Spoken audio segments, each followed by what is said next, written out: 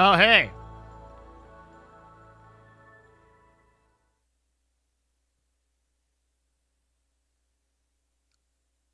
Hey. Uh-oh. Do we have a third vibe? We're in trouble. This one.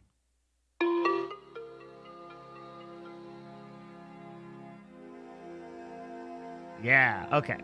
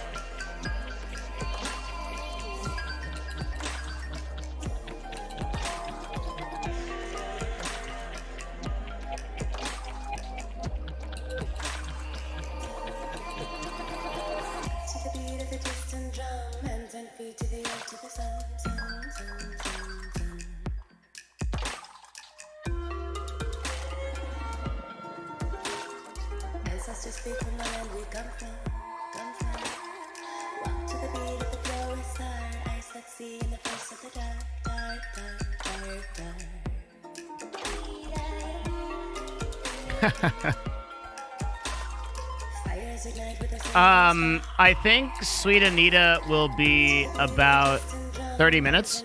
So we're going to chill till then. Talk about stuff. I'm going to make some tea. Because she's running a little bit late, which is okay. I already fucked up because it actually all worked out.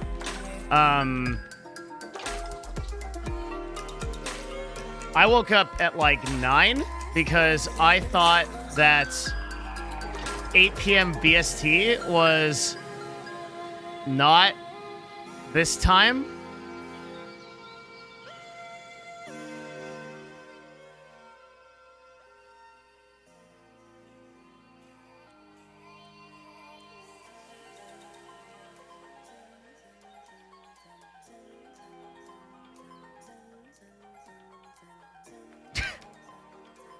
And so what I did was I woke up, got to the office, and I'm like, fuck, I have like 2 hours.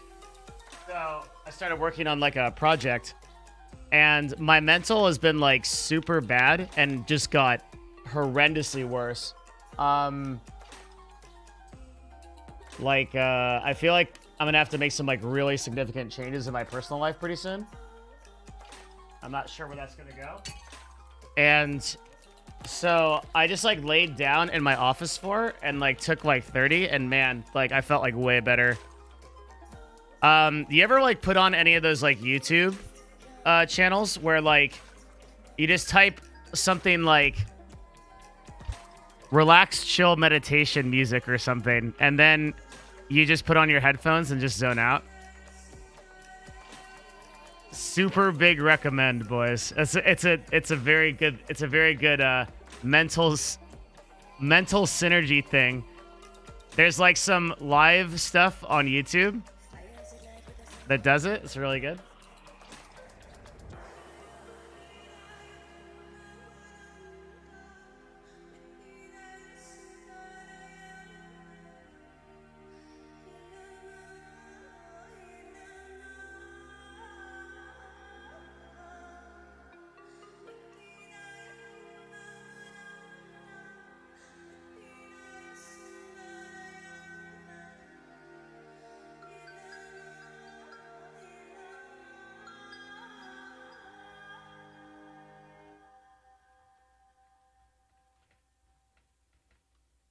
Oh no. Okay, hold on.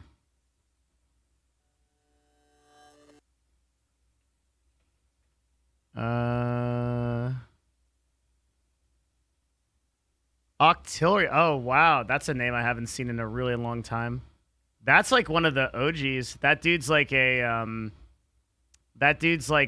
like 2000 like 12, 2013, dude. That's actually fucking crazy. Wait, this is not what we want. We want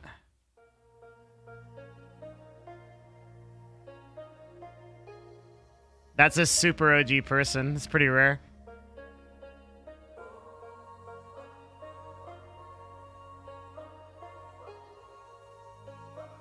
No, I have like 20 Discord DMs right now for some reason. That's why I'm doing this. Really like your stuff. Thank you. Appreciate it, Svenska. Good shit. So today, in about 30 minutes, our special guest is Sweetanita. Until then, we're going to chill. Just talk, chat, hang out, probably look at stuff. Duchess Death Row, thank you very much for the tier 1. That was awesome. Appreciate it. Came here from YouTube. Very good. Yes, I need to step that up. I've been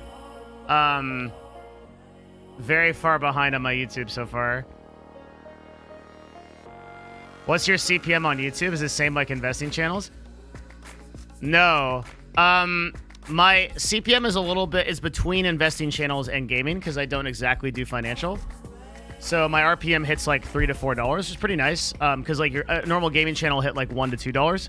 So I make about twice as much as like a gaming channel does. But Graham Stephan makes like, for example, is like $5, $6 RPM, like some fucking insane amount of money.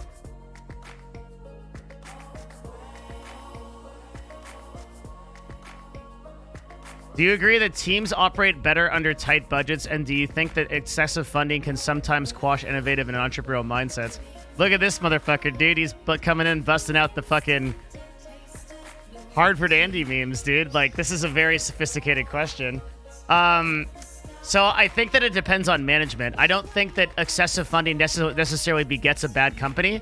However, because good managers understand how not to spend a shitload of money. I've had a couple of times in my life where we had like $1 million or $1.5 million infused in cash into the company. And it's like, there's such a thing as actually expanding too quickly. Actually, funny enough, I run into this problem more than I have. Like, I've never really had a problem of like, oh, fuck, we're out of money in the businesses that I've run. I guess it's just because I'm a good manager. But like when you have the problem of like, okay, we have too much money, right? Then you want to be really careful because if you start aggressively hiring or expanding, your operating costs in the months following might actually exceed the amount of initial investment that you made because that initial investment takes time to realize. So let's say that you hire like 6 salespeople, right?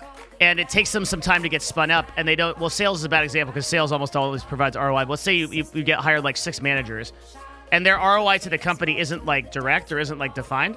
What could happen is that your operating costs could go way up. They could buy a bunch of shit. They could run teams. They could hire people themselves and things like that.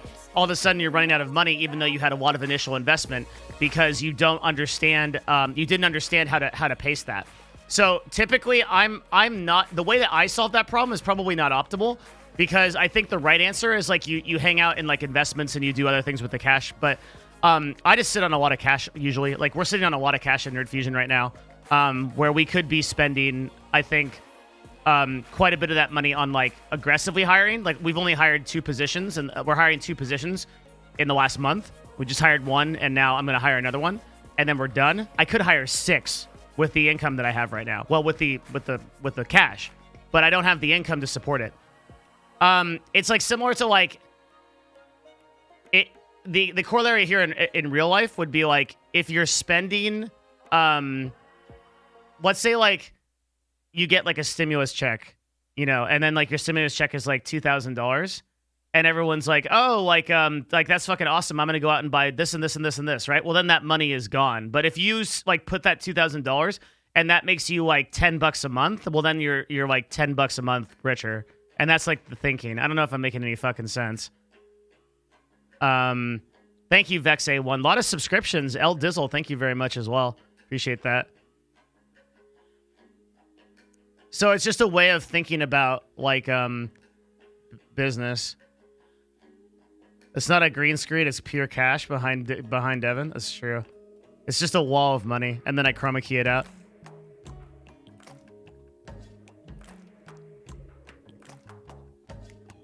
The last point lost me. So if you have $10,000, okay,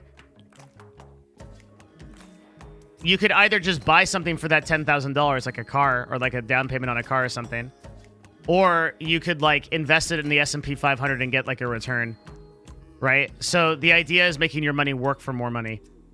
And in business, you can really easily, like, there's a lot of ways to hire people where it won't actually produce ROI for your company. I actually think a shitload about this now.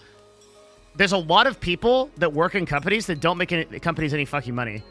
Like a huge amount. Like, a lot of, like, PMs and a lot of people that, like, some do, right? But, like, there are a lot of, like, people that just don't make any money. They're, like, managers, and they, like, run a team, and they kind of do some stuff, but they don't actually make the company any fucking money.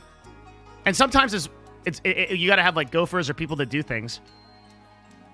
But a lot of the time, it doesn't exist. So, like, I've started to think that, like, man, if I can't objectively prove out that this role that I'm hiring for is going to make the company money, I shouldn't hire for it. And I'm, like, double and tripling down these days on salespeople. I think salespeople are fucking god tier. Like, I should just have a whole company of salespeople, dude. Because, like, what is business besides sales? I mean, I guess at some point you need people to manage the people that are selling. But, like, you know what I mean? Like, that's my current thinking. That's, like, that's where I've gotten to after 10, 15 years of running companies. We need more sales. This is more salespeople. I just want 10,000 salespeople. Like, that's it. And then I guess I hire, like, one really stressed out intern to manage all the deals they do. That's where I'm at these days. A product? No, fuck a product, dude. Just get a bunch of salespeople and sell an idea.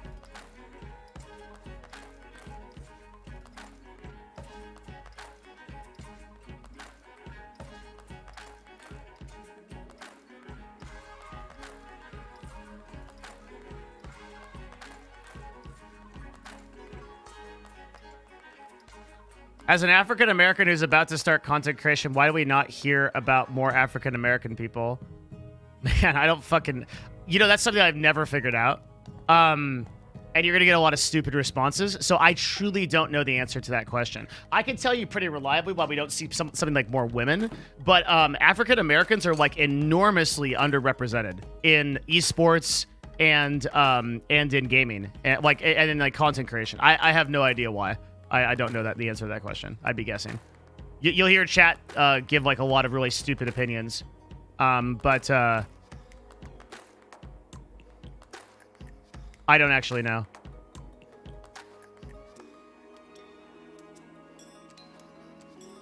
Dude, Fall Guys is doing some, like, insane tier marketing, man. 30,000 followers on their Twitter to 1 million in 7 months. That's a case study someone needs to write up. Armored Ukulele, thank you. A lot of subs. Good. 12, congrats.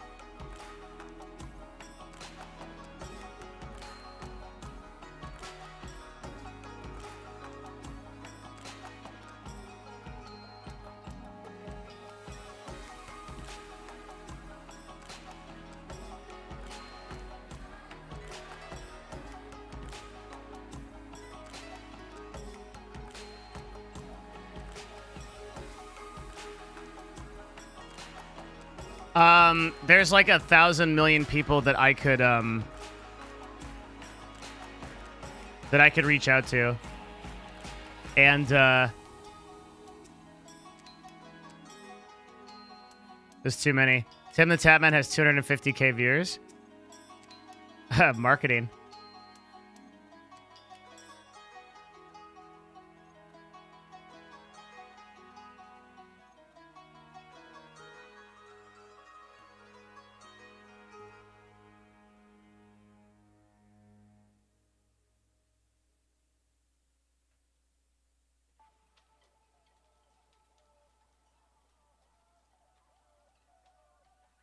Dude, is this just me?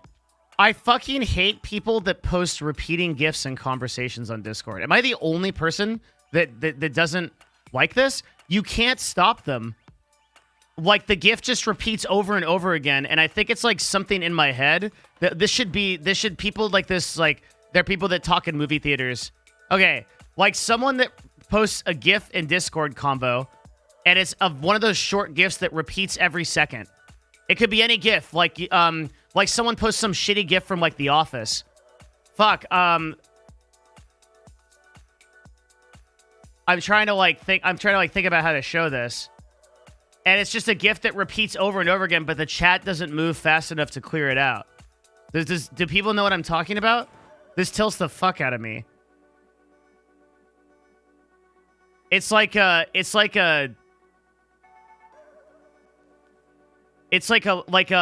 from The Office, and like someone's going, but it's just this over and over again. And I lose my mind. I'm like, fuck, like turn off autoplay GIFs. Can you do that?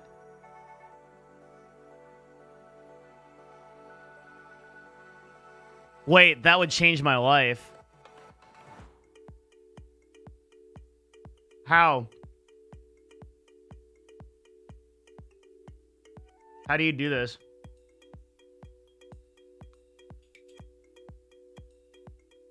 Text and images. Automatically play Discord when Discord is... Oh my god. Oh, you can even disable these stupid animated emojis. Oh my god, you guys have changed my life. You've saved me. Thank you so much. This annoyed me for months. Did it work? It did. Oh, I'm so much better. Wow. You guys should be like elevated.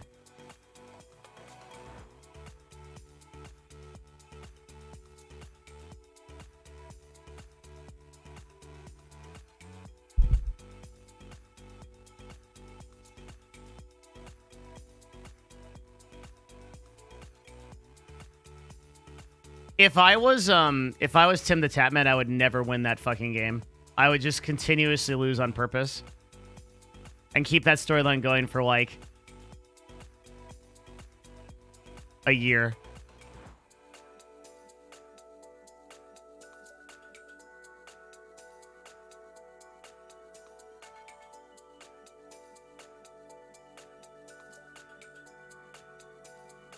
Why does Tim have 240k viewers? Because this meme started that he was going to... This meme basically started that he was going to, like... He was not getting... He didn't get a single win on Fall Guys. And everyone wants to see if he gets a win now. It's one of those I was there type of things. It's really weird because, like... People won't care about any of this in, like, a week. But, like, it's like everybody thinks, like, they just, like, have to be there for this, man. I don't know. It's like...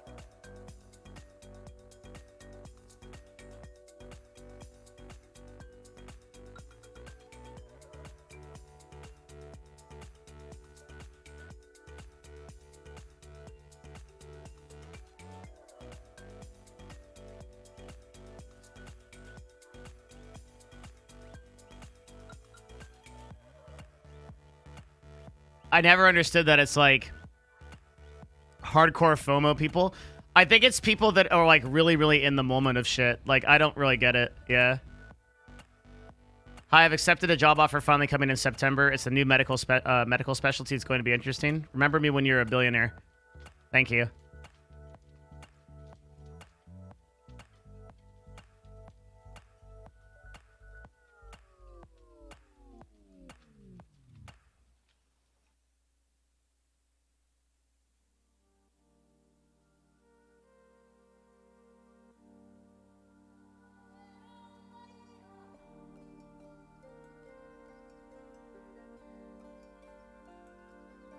Does special in the title mean it was planned in a short time? Special in the title means that we have a guest on.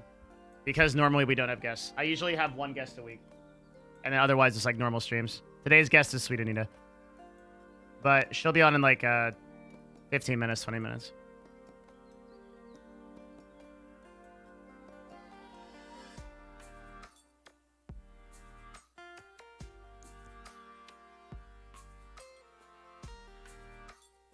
It'll be a really good conversation. How's your day been so far? My personal life is a shit show, and I think it's about to get like way worse. So I'm not, and also like my work life is also. It's not, my work life is not bad. It's just very busy. So I'm like not in 100% of the best of places. Bula, thank you for the Twitch Prime. Twitch is all about being there in the moment. Yeah. I don't understand a lot about live event marketing, I think. I think that live event marketing is like on Twitch is really weird. This is something that a lot of contemporary marketers understand that I don't understand.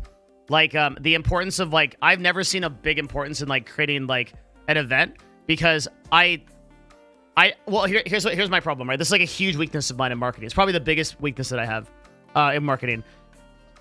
Sometimes you can create a live event and then that builds your brand passively. Like Tim the Tatman will be a much bigger broadcaster and like because he's on the map today and he's like doing something that like everyone's talking about.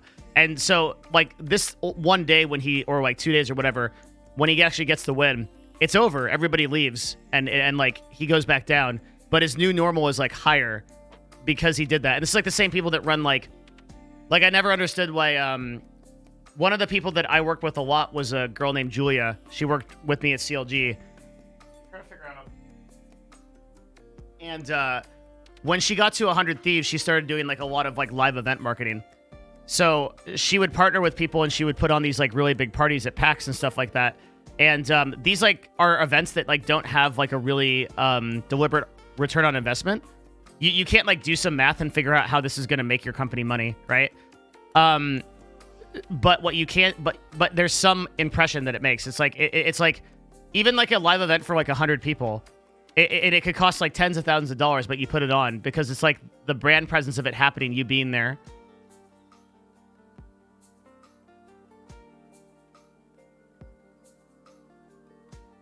You know, like and that's like, I don't understand like how to create those experiences at all. And it's like a huge fucking weakness.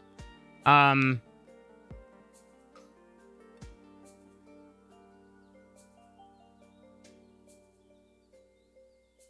don't know. Like, it's a pretty big weakness of mine that I've been trying to think through.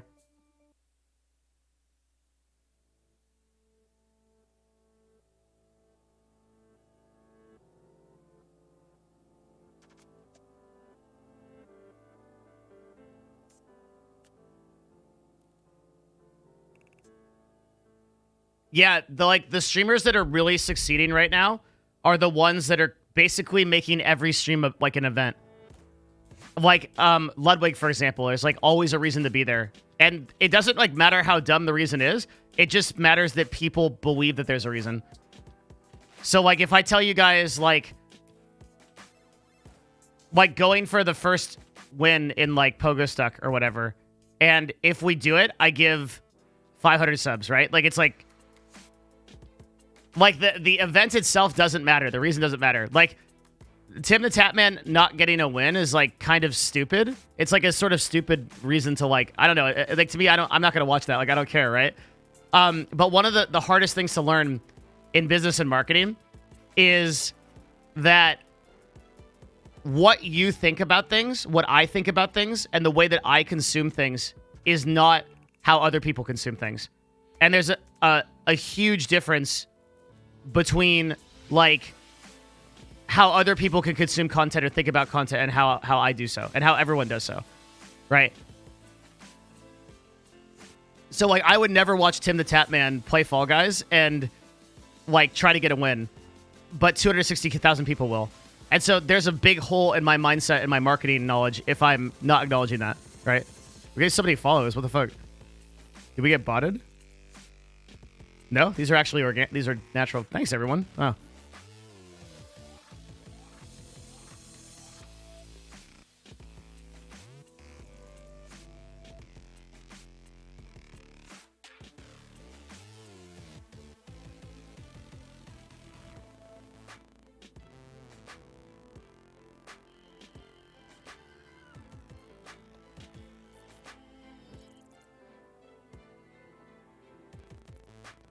Well, Fall Guys Twitter is like on another level, dude. Like, they're doing some crazy shit. I don't like really totally understand what they're doing. Why does Tim have so many viewers? I literally just explained it. I just explained it, chat.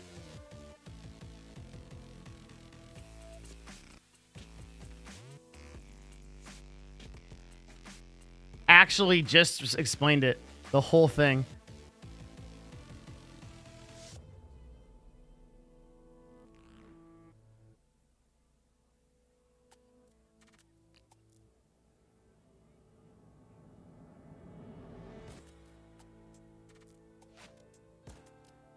It's like the thing to pay attention to today. That and Cash App's WAP party. But WAP makes me lose faith in humanity. The Tim the Tatman thing doesn't. That's good.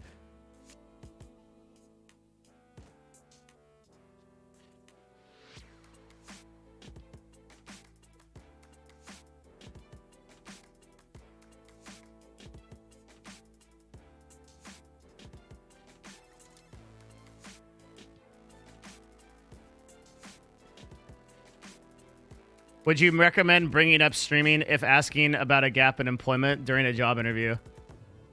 No. Hopefully you've learned some other skill in between that. I would laugh you out of that interview, and I know exactly what streaming is, right? Like, and that's for someone that's like totally familiar with it. Broadcasting gives you no skills, so basically to me you're unemployed.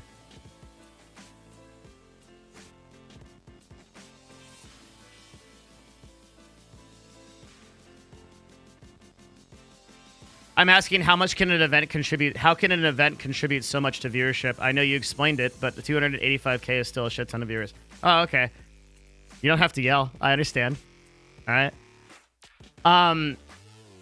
There is no cap on how much a live event can get viewers, okay? So if Jesus comes back to Earth and is like, floats down in the clouds, and he's like, I'm Jesus, right? Well, Jesus could get 7 billion viewers. If the live event is significant enough, then there is no limit to how popular that a live event could be, right? So it's just a perception of how many people think that it's important. And what's happening is, I don't understand this trend like completely. Well, Jesus won't get all 7 billion viewers because there'll be some of you doomers there. They'll be like, I'm not going to check that out. I just want to play video games. But, you know, he'll get a lot of viewers. Definitely. Like, so what I'm saying is, like, something's happening on Twitch and YouTube now where stuff like Tim the Tatman or like Shroud's first stream or whatever, these are like some enormous like Twitch never had this kind of cap for viewers before. I don't know what's with that. Like when Shroud came back, like nobody had like a 400K stream since like Ninja and Drake. So I don't know what's with that. It seems like more people are like getting on board, but also like a lot of social media is like supporting the Tim thing too. Maybe Twitch is just becoming more mainstream and I don't see it yet. In terms of like a live events platform.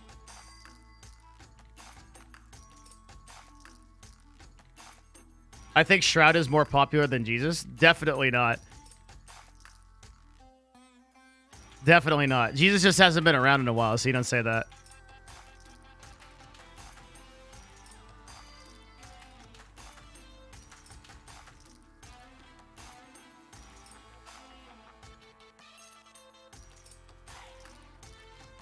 Dude, what if Jesus already came back, but he decided to start streaming on Mixer? And then Mixer shut down, so no one ever knew that he came back. And now he doesn't know what to do with his brand. And he came into my chat and asked how to grow a stream, and I yelled at him like I yell at everybody, and then he left.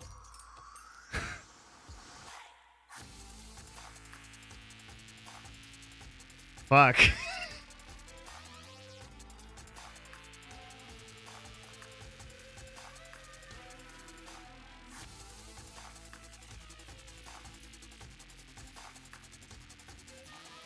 And now he just like plays video games in his basement.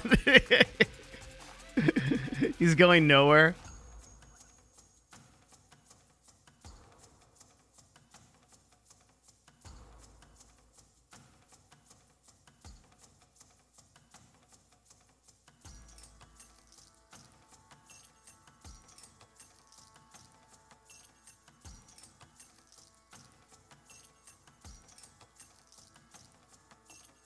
Yeah, it seems like the cap for like big events and things that are going on,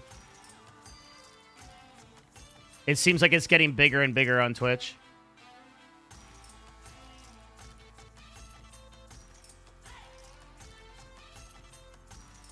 Which is really interesting to watch. Like, if you can imagine,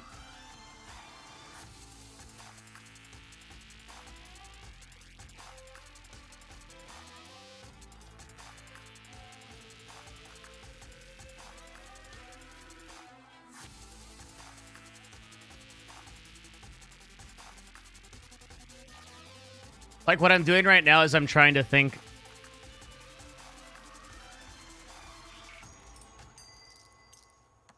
how to like actually present this or research this in a stats perspective. So at 263K, like Tim is the most popular on Twitch. Games Done Quick is actually doing like it's interesting. Like Games Done Quick is like the event of this week. Holy fuck, dude. Twitch is definitely growing in terms of DAUs because I remember when streamers were terrified to stream during Games Done Quick because it would literally take viewers from the entirety of Twitch. Games Done Quick would be the only thing that people watched for that week. And if you were a video game streamer, you were fucked. You were just like, well, guess I'm not streaming this week because Games Done Quick literally took everything. But Games Done Quick last pre-COVID hovered at like 120 to 130K. And right now is like anywhere between like 70 to like 50K. It's way less. I think a big reason for this is because for whatever reason, like Games Done Quick, like they index so heavily on like the speedrunners that they want, and they end up choosing like really, really weird games like Klinger's fucking quest for combat. And I'm like, what the fuck is this game? Like, I've never even heard of this.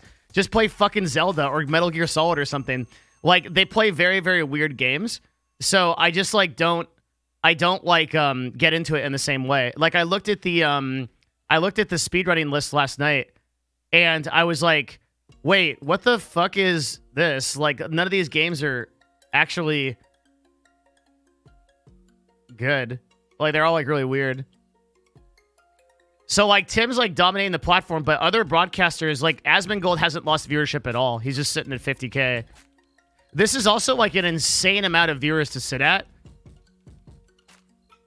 Like, even a few years ago, this would have been like not half of Twitch, but like 3 or 4% of Twitch as a total audience. But now someone like Asmon can actually holy shit. Asmon can play Fall Guys with Tim the Tatman on and still get his consistent viewership. So he didn't lose any viewership at all playing Fall Guys. That's interesting. He must be waiting for something in WoW. Or is this the new World of Warcraft update and I'm just not up to date with what these Zoomers are doing? Oh, he got hosted by Dr. K. I see. Okay.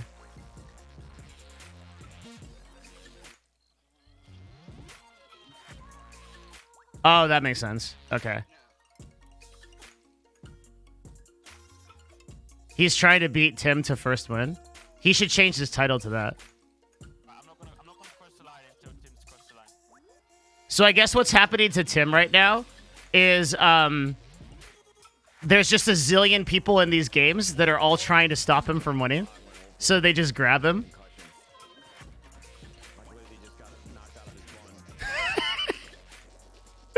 So he just gets fucked? That's fucking great. Holy shit.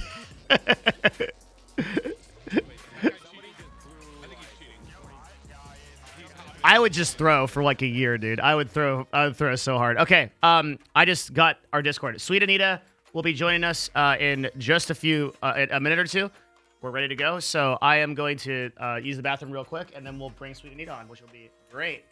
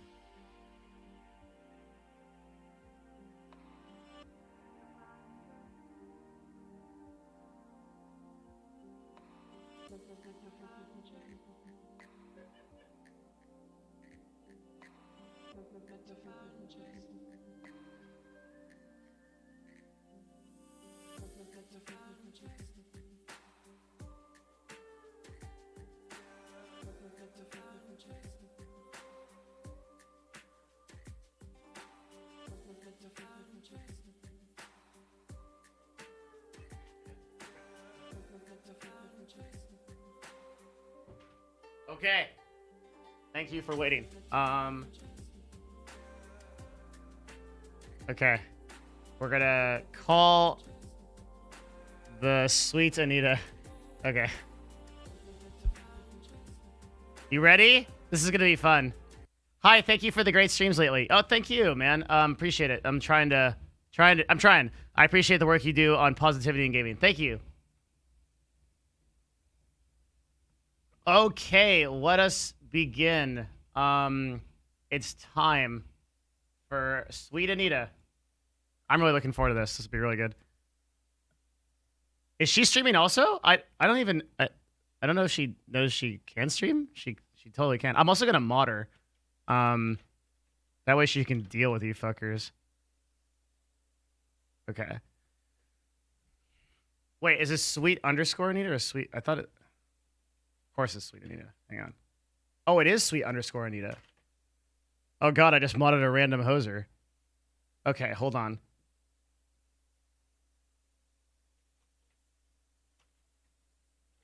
Sweet Anita. Okay. Okay. All right. Blap.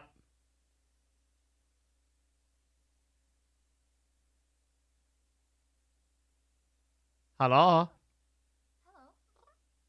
Hang on one sec. All right. You're a boomer. That's super true. I mean, and that's okay if you want to lead with that, but yeah, I'm well aware. So I've been told. Okay, hang on. Blexit. Yeah, breakfast. How are you doing, bud? I'm good. How are you doing? I am so glad that you are patient. You have no idea. Of course. I'm sorry I'm late. Oh, yeah, I've been told to ask what happened. Okay, so I said you're allowed because like sometimes people are too polite, but it's actually not that bad. It was just that I was like, cool, I'll get everything set up because I got I'm gonna hang out with Devin in a bit, and then breakfast. My mom rang and I sat on the bed and she started talking because she makes miniatures and stuff, and she likes putting her mice on like these miniature sets that she makes, and she takes pictures of them and everything, and Yeah. she's really excited about it, and she's telling me all these stories about all sorts of things, and I was like, and the next thing I know, I'm dribbling on my arm, and it's 20 minutes past the time I was supposed to speak to you, and I was like, fuck. You fell asleep? I did. I fell asleep, and she was still talking. And she didn't realize. She did not realize at That's all. amazing. What? So I'm so sorry. Oh, it's totally okay. I could talk to chat forever. Like, you know, that's our job anyway, right? So it's like we could just chill. So are you not streaming? I don't usually stream at this time. I tend to stick to my usual streaming time. So this is Friday evening, right? Or is it Wednesday evening? It's Wednesday evening. So I usually stream in the mornings. This morning stream was actually huge. I did because on Wednesdays, is a morning day for me, and I did. There was 10K people just sat in chat for like most of it. It was really scary. Why? Because I played Among Us with some other large streamers like Soda and stuff, and then Soda raided me after, and I expected everyone to just come in, see me for like 5 seconds and leave, but like most of them stayed for like most of the stream. So I was just like, Among Us is actually crazy on Twitch. It's the like streamer collab stuff is so wild. It's like I'm watching that and Fall Guys. And like this is what everyone's doing right now. Among is with an S. What? Among? I'm looking at the stats right now. Among. Okay, I did it almost. That's intolerant. There we go. Okay. Yeah, Among Us is up 507% in hours watched over the last month. Wow, that's insane. Yeah, it is a good game to be fair. Yeah, I don't know. It's like Mizkif kind of started the like late night. Well, for you, it's like morning, right? Like it's your stream times, but like late night sort of like crowd. I think he started it with Monopoly, and so he had like he played like Monopoly with I think like XQC and like Asmin at night, and then Among Us came out, and now everybody's doing that. That's like the meta right now. It's awesome. It's absolutely awesome. So you But get, unfortunately, it doesn't really go well with my tick. Like, as soon as we get into a little chat afterwards, and they're like, "Okay, so who did it?" Whether I'm the killer or not, I'll immediately go, "It was me!" Just like every single time. do you do you really think like this is something I just don't understand? I need don't have to like Mhm. answer this. I don't know. I'm just like really curious. Just because Yeah, you're cool with like answering questions about it, right? totally. Do you like are these things that you sometimes are thinking about and don't want to say but say anyway, or are they just purely random? So it's so high emotion is quite well known to be a trigger of Tourette's. So anything, it could be anger, fear, but it could also be love or excitement or happiness. Anything can cause like an it's Dr. K actually put it really well. It was like an inflow outflow thing. So Hmm. if you have like on one side all the stimuli coming in, and then that builds up as energy, and then when it builds to a certain point, it quite often comes out as a tick on the other side. So if I'm not doing anything with that energy from the input, like say really focusing on what I'm saying, or if I'm making music, or if I'm doing something like gaming, I've got somewhere to put the energy. But if I don't, it's more likely to come out as a tick. And the thing is, when you know something would be inappropriate, you don't have to be thinking it or feeling it. You just have to know that it would be inappropriate to say, and that in itself can make it more likely to become a tick. So not necessarily. I mean, I'm not thinking about dicks and sheep and kittens constantly, but I, Yeah. have those ticks.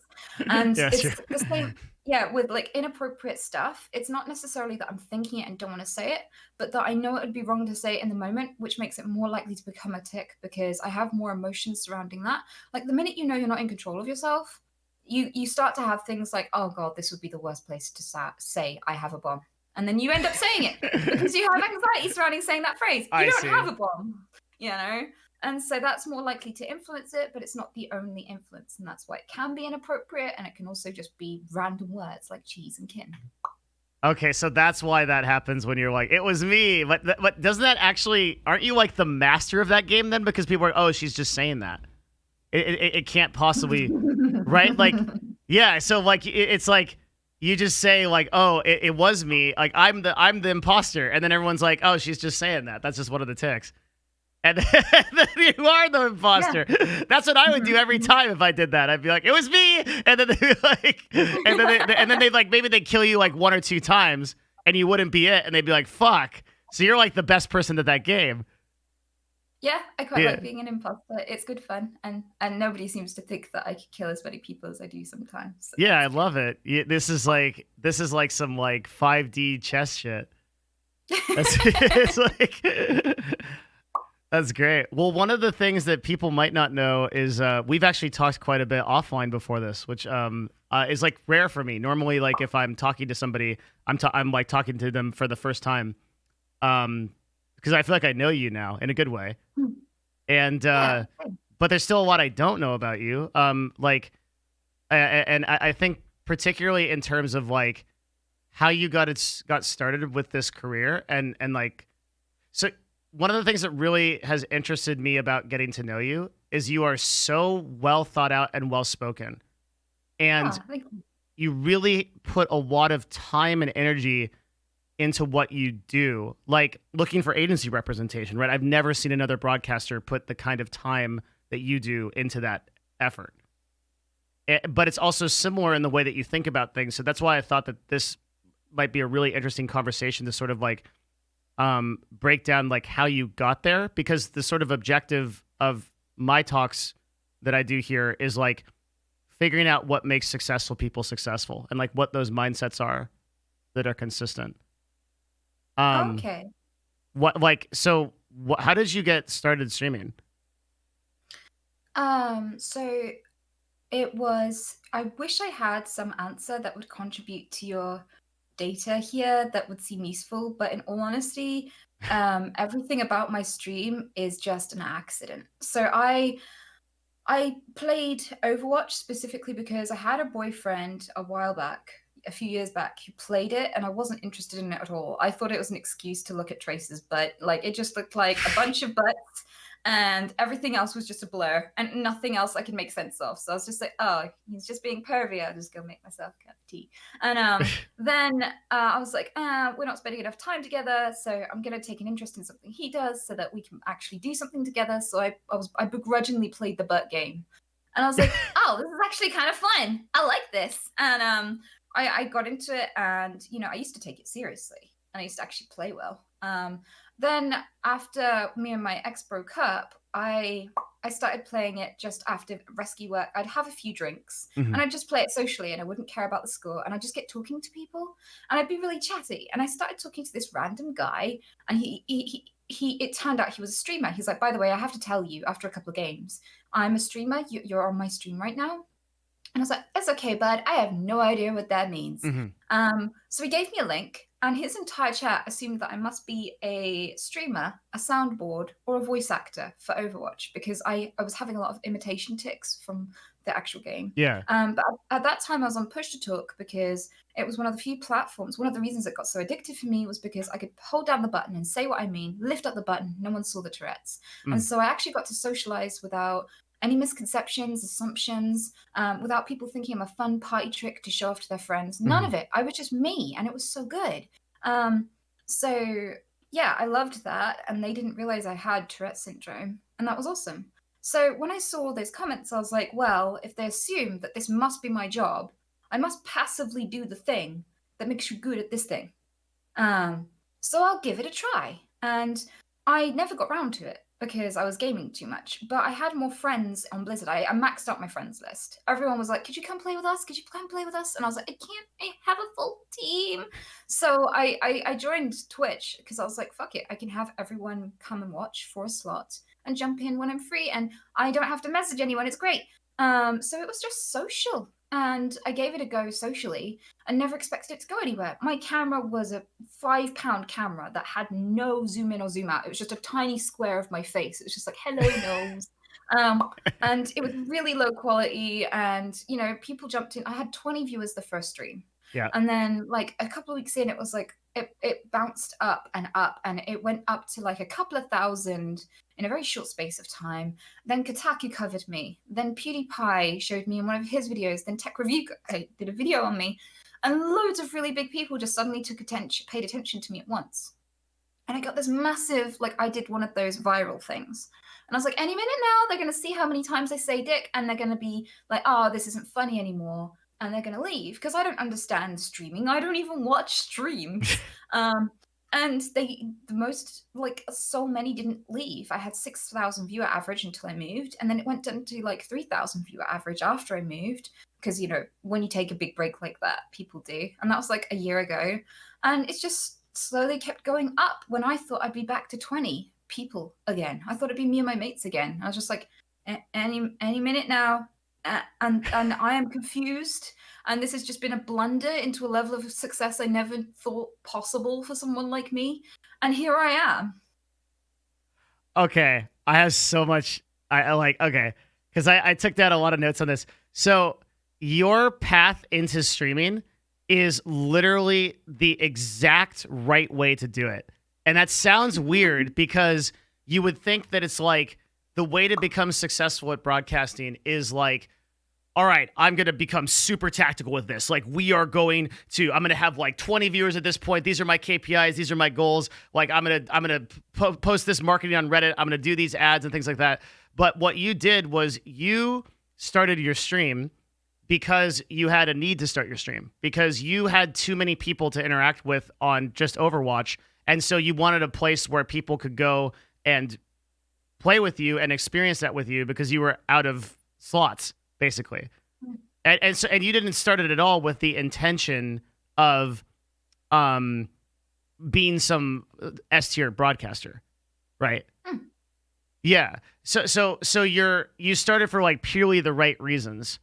And I remember because we have a bot, we being the agency, we have a little bot that it exists in every chat on Twitch above, I think, like 10 viewers or 12 viewers, I think is what it is. And it aggregates many things, but one of the things it does is it can tell when a broadcaster is getting a huge amount of viewership that's abnormal. And so I came into your stream when you had like dog shit quality. Like you had like you were playing on like 60p. It was like and you were like, guys, like I'll be able to like, but at this point you had like 1 or 2,000 viewers and you're like, guys, like I want to get another computer, you know, and then I can like stream better. And it was like exactly the camera that you said, plus like a really, really bad like setup. And Overwatch was like clunky and you could like barely see Diva and like, but people were just into it because your personality was so engaging and what you were doing was so different. I had no idea that it was different though at the time because I didn't watch anybody. I was like, I'm probably not gonna do whatever it is you guys expect. I think I dipped into like Dr. Disrespect a couple of times, and I was like, oh, it's one of those like shows where you have a high budget and you have like gags and you have like a script and a plan, and Mm-hmm. there's just me. I'm just gaming, and yeah. Um, and so I just genuinely did. I thought that I was just like, I wasn't trying to model myself on anything, but I had no idea what I was supposed to be doing. I was like, is this going right? Why? And at what point did you start watching people on Twitch? I think shortly after I started, I Mm-hmm. looked in on a few other Overwatch streamers and just engaged with them a little bit. And I usually tended to go towards the people with the fewest amount of views. And it wasn't because like I was trying to understand what should I do. It was more like I just wanted to give other people some positive reinforcement. Because one of the first things that I noticed when I started streaming was I felt terribly self-conscious. And I was like, oh, I wonder if other people in my boat feel the same way. So I went out to like people with 20 to 40 viewers and I was like, you look great today. How you doing? Oh, your music's great and stuff. And I was like, yeah, if I could do it, I'm sure I'll bump into other people who'll do that too. And I'm going to go back and up again. I'm going to be okay. Everything's okay. and it was just like reassurance, like a mutual reassurance of me and other streamers my size rather than like any kind of like learning. Wow, that's so cool. That can make a really big difference to somebody. The other thing you did really right is I'm looking at your analytics. And the first couple of broadcasts, you already had an established user base, which is something that a lot of people don't do. They start from 0 viewers or 1 viewer, but that difference, especially in like a smaller category between like 0 and 20 viewers, is really important. Because like 0 viewers is when I think 0 viewers in a category, I'm like, this is probably some kid that accidentally turned on Twitch on his phone. But if I think 20 viewers, it's like this is something that there's a potential to discover, right?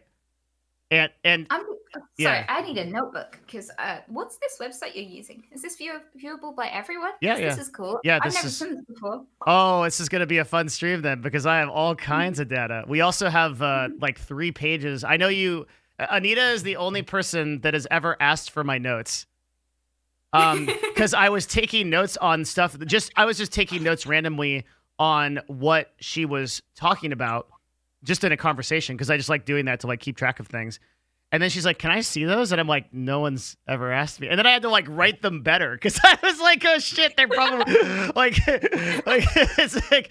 So yeah, I could totally, and I'm writing notes and I'm writing them better in case you ask me again. Awesome. Yeah. And we have a whole setup, like a few pages of stuff that we found, just like about the brand and everything that should be, I think, really valuable, hopefully valuable. But Yeah. this one's Twitch Checker. So this one, I'm looking at sort of a chronological history of your broadcasts. And Yeah, you see that jump to like 10,000? in October, Yeah. what happened there? That's insane. So I got raided by this Italian guy first, and he had like 2 or 3,000 viewers that he dropped on me. Hmm. And I did not know what was going on. I did not know what a raid was. I just suddenly went from like probably about 40 viewers to someone nudged me like in game and was like, have you noticed your viewer count? what the fuck's going on? Your poor mods. And I looked and I was like, oh. And I should have felt excited, but my belly just went through the floor. I was like, hi. And what I didn't know is that there was an Italian streamer watching my stream. I didn't even know that was something you could do on stream. Watch other people stream with your viewers. Okay. Yeah. And he was doing that and he donated. And I went, oh, thank you. Can I fuck your biscuit? As a tick. Yeah. And he went, porco Dio, she wanna fuck on my biscuit. And everyone was like, laughing and all this sort of stuff, right?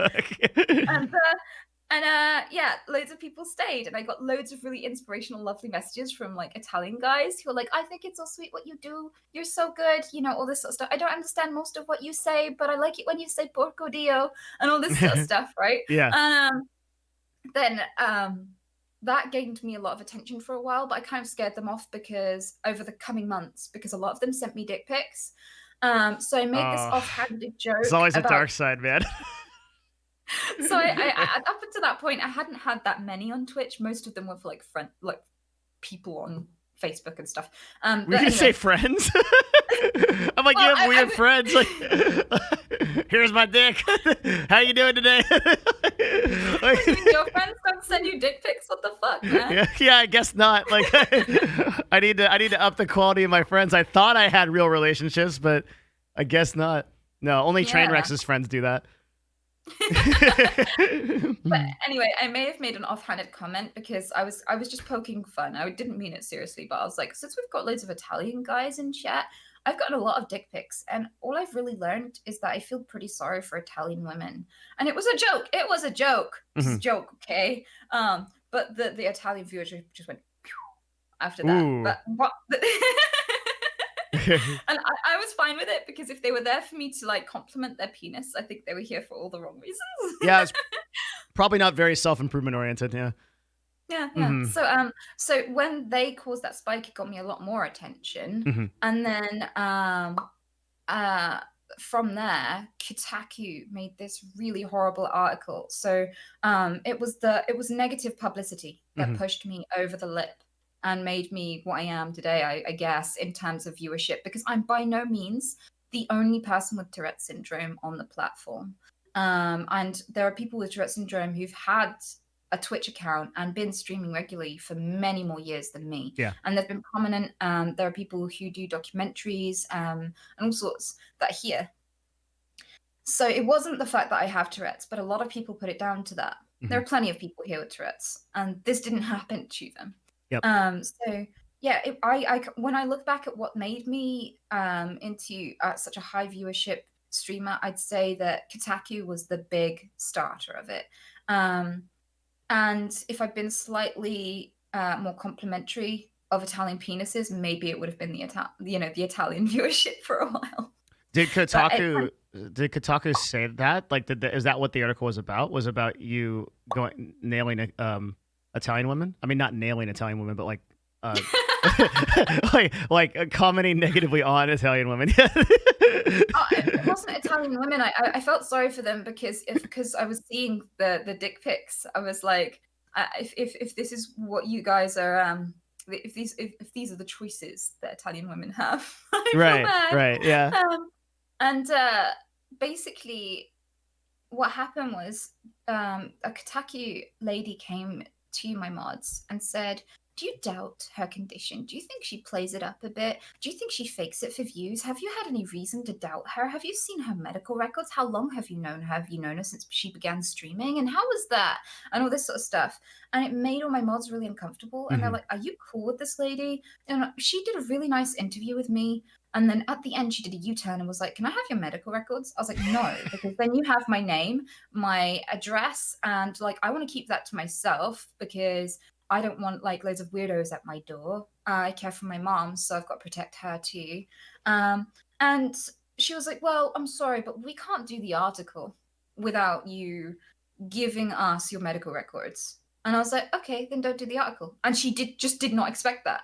She thought that I would just be like so happy about. Yeah, because she thinks you're clout chasing. Yeah, but you're like, I don't give a fuck. Yeah. Yeah. I was like, okay, go to the article then.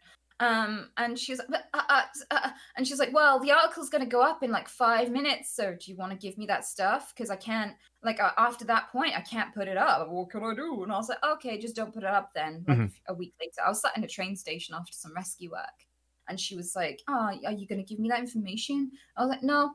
And then, like, she was like, oh, I guess I just can't do the article then. And then, lo and behold, a few days later, the article's up. Yeah. Um, and it's so full of doubt.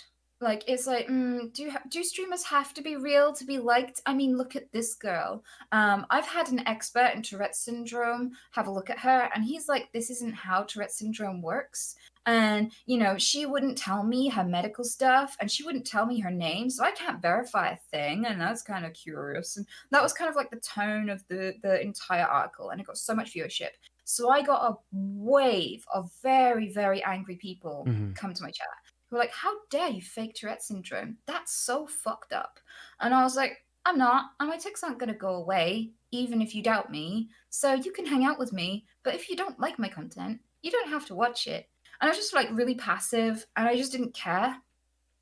And I think a lot of people came and watched to be angry, and I was getting a lot of donor messages and stuff going, actually, I think your condition is real, and I'm sorry you're going through this. And like a lot of people coming to rage and then doing a U-turn, and that process lasted for so long. I think even into the next year, I was still people coming in going, I found you through Kotaku.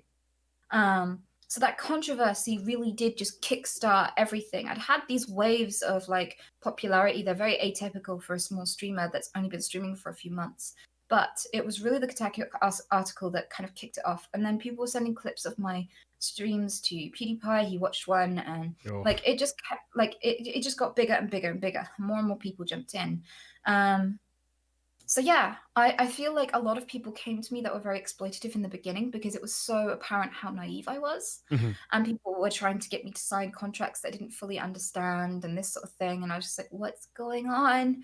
And so I'd say right from the get-go, if you ever hope to get into streaming, even if you don't plan to get big, do your research into basic stuff, like what to expect from certain kind of contracts, understand who you're talking to and what their job is, because a lot of people will overfluff what they can do to you, do for you, in order to make money out of you with as little return as possible. 100%. Yeah. Yes, and Mhm. that definitely happened to me a lot in the beginning, and I was undersold as well. Like people coming to me for sponsorships knowing I had no clue, and when I ended up having management in more recent times, they were getting me like 3 times the amount of money with half of the viewership, Yeah. you know? So like yeah. So I learned so much, so much in the past couple of years. Um, but as well, like I think the biggest thing is to just stop trying to prove anything. In all this time, I all I did with my medical records was I've always shown my management.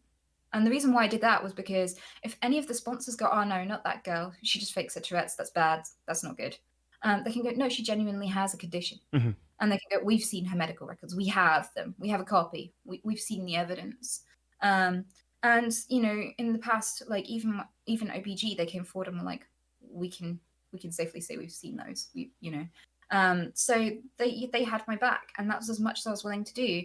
I mean, poor Anarchy, he had a command where you could just put exclamation mark this, and he'd get his medical records, and they just pop up for you to look at yourself. Wow. It's so sad that you Jesus. have to do that. Well, Yeah. every single one of us gets doubted. Every single one of us. It's just a thing. Well, it's so interesting too, is like you've been on this platform now for 2 years consistently. So like if this is an act, you are like a prestige level fucking like you are living the like you are living the moment. Like every so like the Prestige, the movie where the dude has like the goldfish bowl under like you'd be living every single moment of this. It would just be it's fantastical to believe that you have that it's an act at this point, right? Like unless you're like literally like fucking Christian Bale level of method actor, like right, like and why, it's just like why, yeah, Honestly, I wish I was acting to a degree because I'd be able to switch off when I come off camera. right, And,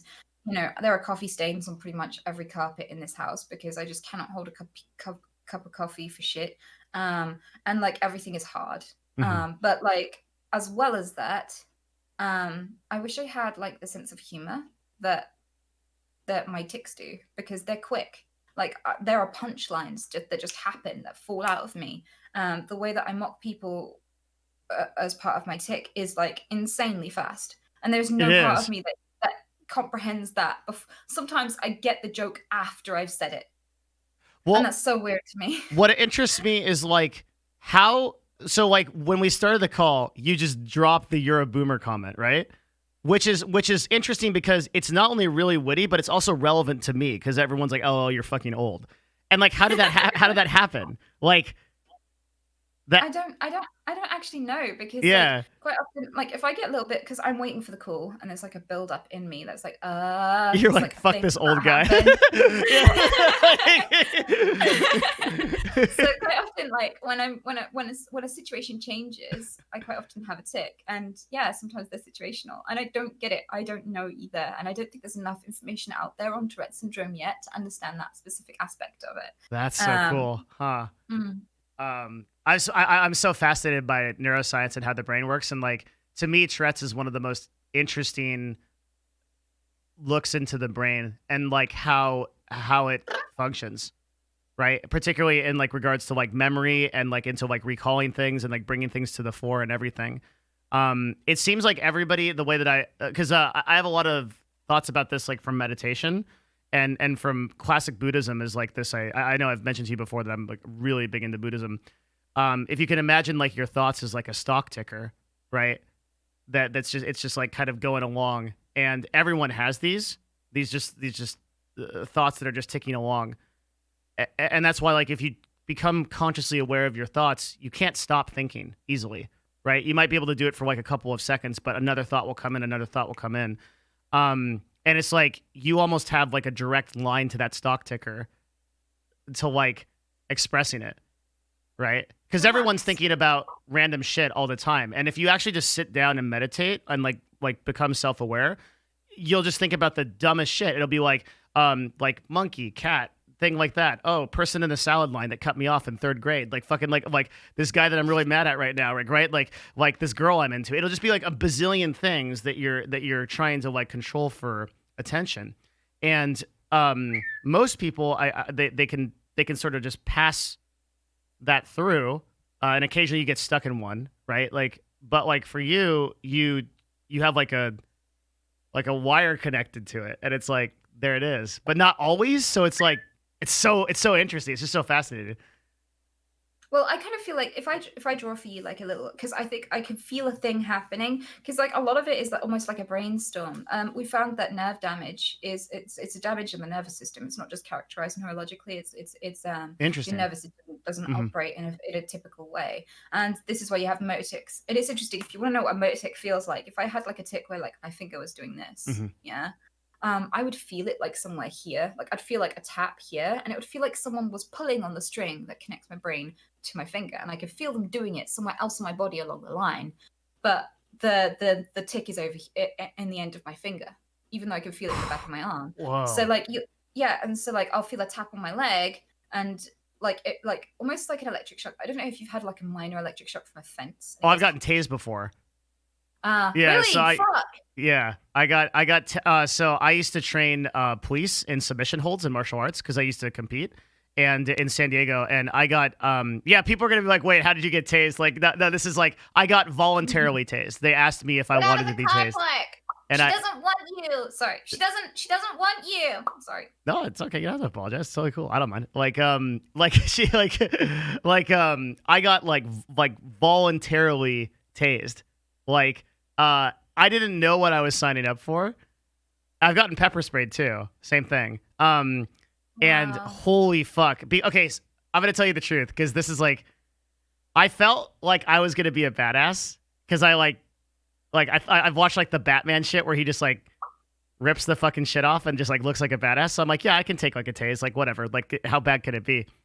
And they were like, no, listen, like this is gonna fuck your shit up. And I was like, we'll see. Like, okay, I can do it because I'm like a martial artist, so I'm like really fit. Like I can handle it, right?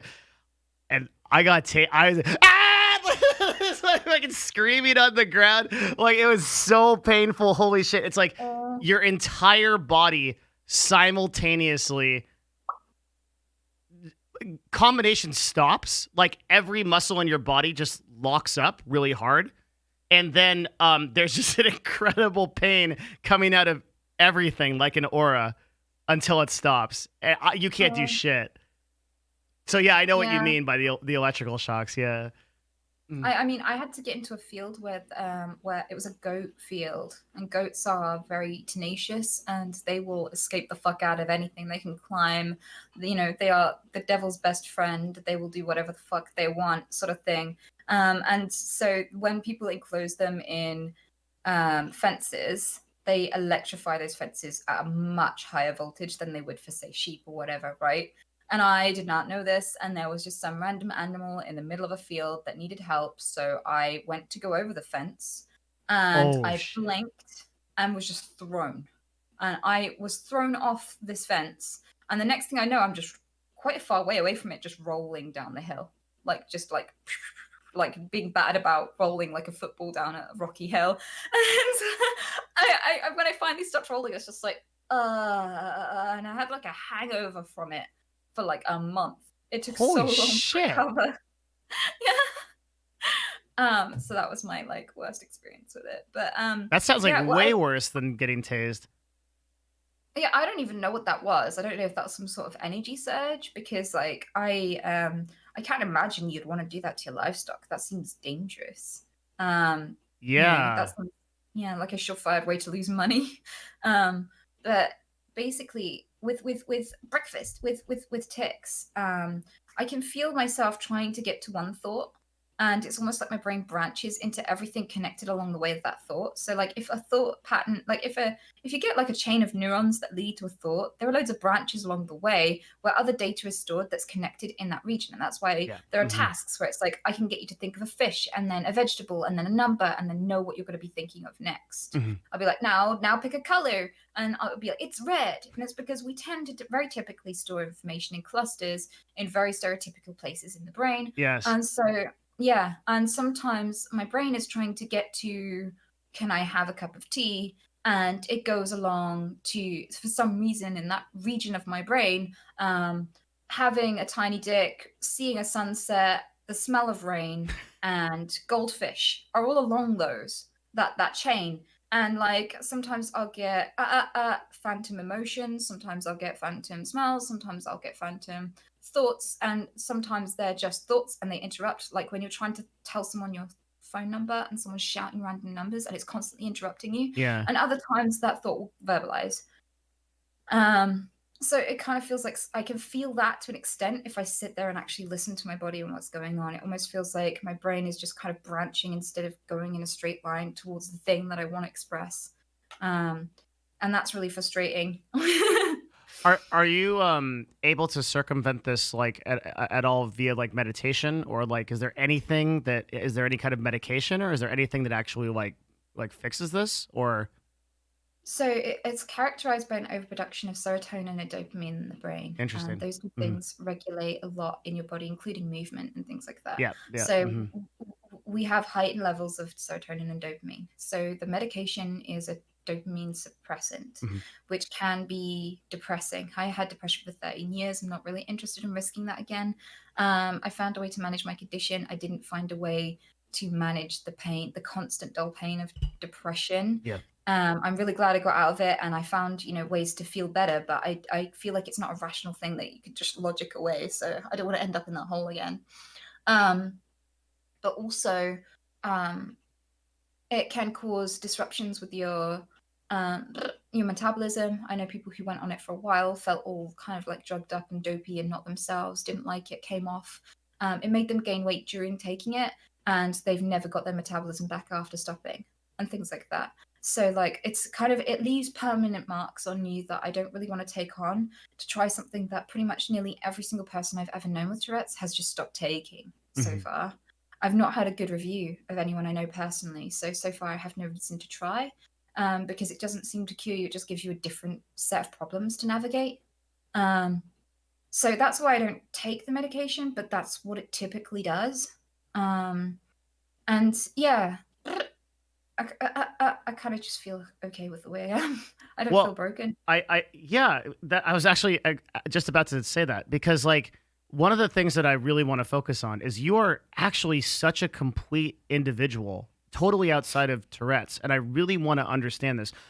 For example, when you mentioned that there was a ton of negativity that was coming into your community initially from the Kotaku announcement and everything, um, why were you able to shoulder that? A massive amount of toxicity with and I've seen I don't think I've ever seen you like flip out at someone. Um or anything. You seem to be really in control of like your reactions and your and also another really impressive thing is I think in talking to so many people about like what makes people successful, you start to see trends. And one of the trends is in broadcasters is can they keep up a consistent performance in the sense of like can they stay positive? Can if you go to a stream and one day somebody's like, "Hey everybody, like what's up?" Like, "Yeah, we're like killing," and then the next day they're like, "Fuck you guys, like I fucking hate this." Like you're like, "Whoa, like this is like so." It's really off-putting, right?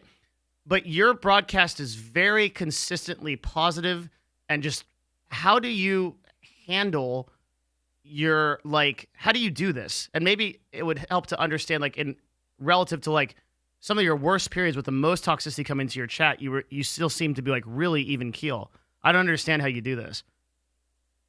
Um, okay, so I think there are like three explanations that I can immediately think of. And one of them is that I used to do a kind of rescue work where sometimes people would make a call out and like there's a hurt dog on the side of the road. And what you don't know is someone is hurting the dog on the side of the road. Mhm. And you get there, and the first thing you do is you record evidence. So you get proof so you can prosecute this guy. He can't do this to dogs again. Mhm. And he'll come over to you and be like, "What the fuck are you filming me? You can't film me. I didn't give you permission to film. What are you doing?" And sometimes I would be with a friend, other times I'd be alone because we were understaffed. And so there was this person here who's like confronting me and being mean, and I'm alone by the side of the road. Mhm. um, and these sorts of things where I was just like, yeah, it's worth it because for as long as nothing happens to me, I get to keep changing lives. And I'm one life, but if I keep doing this, then the amount of decreased harm outweighs the harm to me. So I rationalized it, but I was shitting my pants still. Yeah. And like I would go out there like I'd feel terrified, and it's really difficult when you have a condition that could potentially escalate things.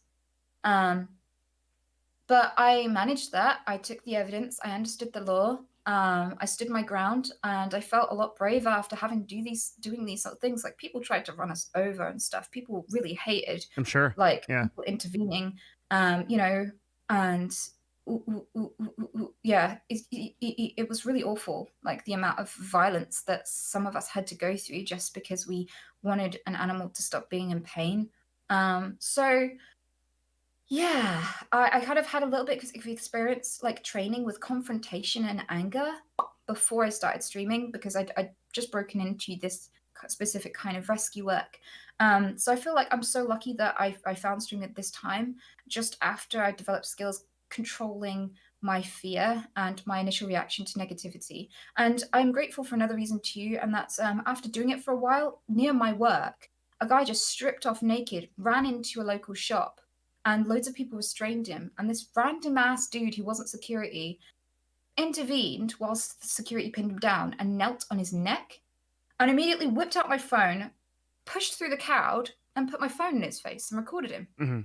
And he's like, "What are you doing? Stop putting this on YouTube. He's naked, mate. Have some fucking dignity." All this sort of stuff, Mhm. being all angry. And I was like, "No, you're killing him." And when everyone asks why a restrained man got murdered in front of everyone while having an episode of mental health, I want them to know it's you, and I want the police to know it's you. And I was really calm. And as someone with social anxiety, like there's no way I'd have been a bystander right at the back, not wanting anyone to be near me or touch me or anything, just like what the fuck is going on. And after doing that rescue work, I was the kind of person who stepped in. And because I was filming him, he lifted his knee off and was like, I'm not. And the guy got some air in.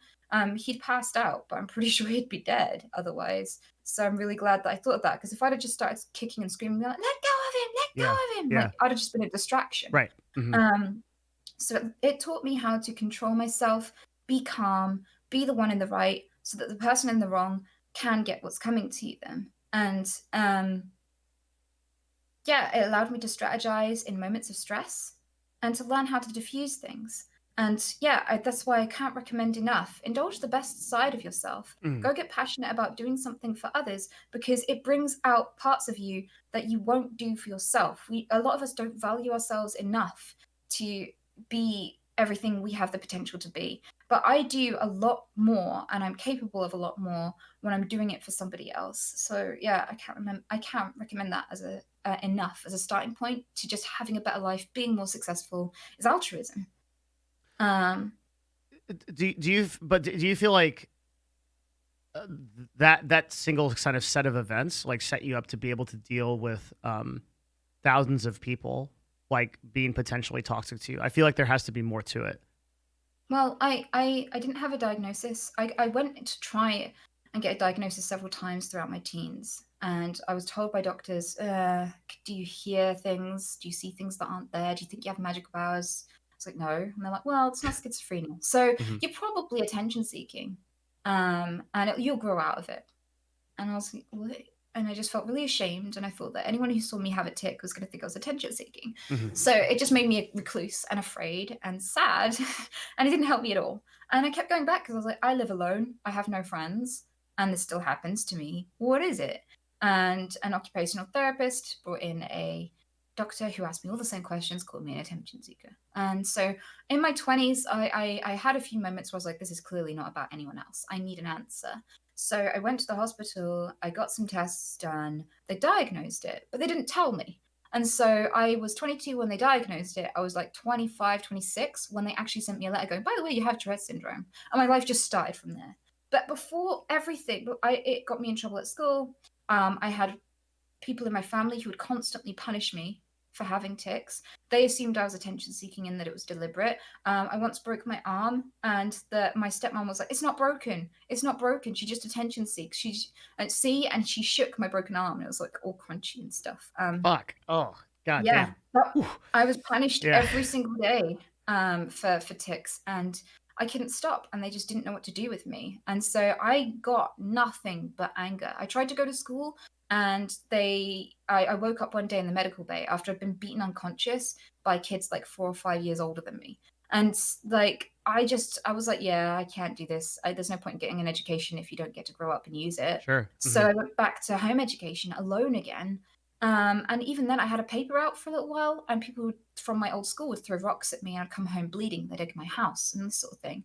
So I just felt really like every moment of my existence, I was justifying being there and not very well because I was such an inconvenience. And um, yeah, I just constantly have dealt with persistently all my life people hating me. I've tried to be nice and I've tried to be kind to others, but then if you intermittently just shout bitch at them and stuff like this, it just doesn't, people just, no matter what, they always think you're mean and they get angry with you and have less empathy with you. And so having no diagnosis for most of my life, I already dealt with that anger every single day. If I wanted to get up and get on with anything, I had to accept that people were going to be mad at me for it. And so sitting there in stream, I wasn't mad at people. They're like, I would actually get donor messages and stuff like, why on earth are you doing this? Don't you think it's disrespectful to people who have Tourette syndrome to cash in on it like this? And I'd just be like, I can understand why it's difficult to understand. Like, I didn't understand my condition, and I'd just be really patient. I'd be like, yeah, it's a really strange disorder. I can understand why people have trouble wrapping their head around how such a complex action can be unintentional. And I'd just talk about sleepwalking and stuff like that and go, yeah, there are loads of examples of this happening in other, mental disorders and stuff. And like people, because you're just reasoning with them, if you're just like, yeah, I can understand why. You don't have to watch if you don't want, but here's some of my theories and stuff and all the rest of it. And people just, it just calmed people down. I don't know. So there's this is so talking to you about this is everything I wanted it to be. You're quite possibly the best person to talk to in this regard. Like this is very cool.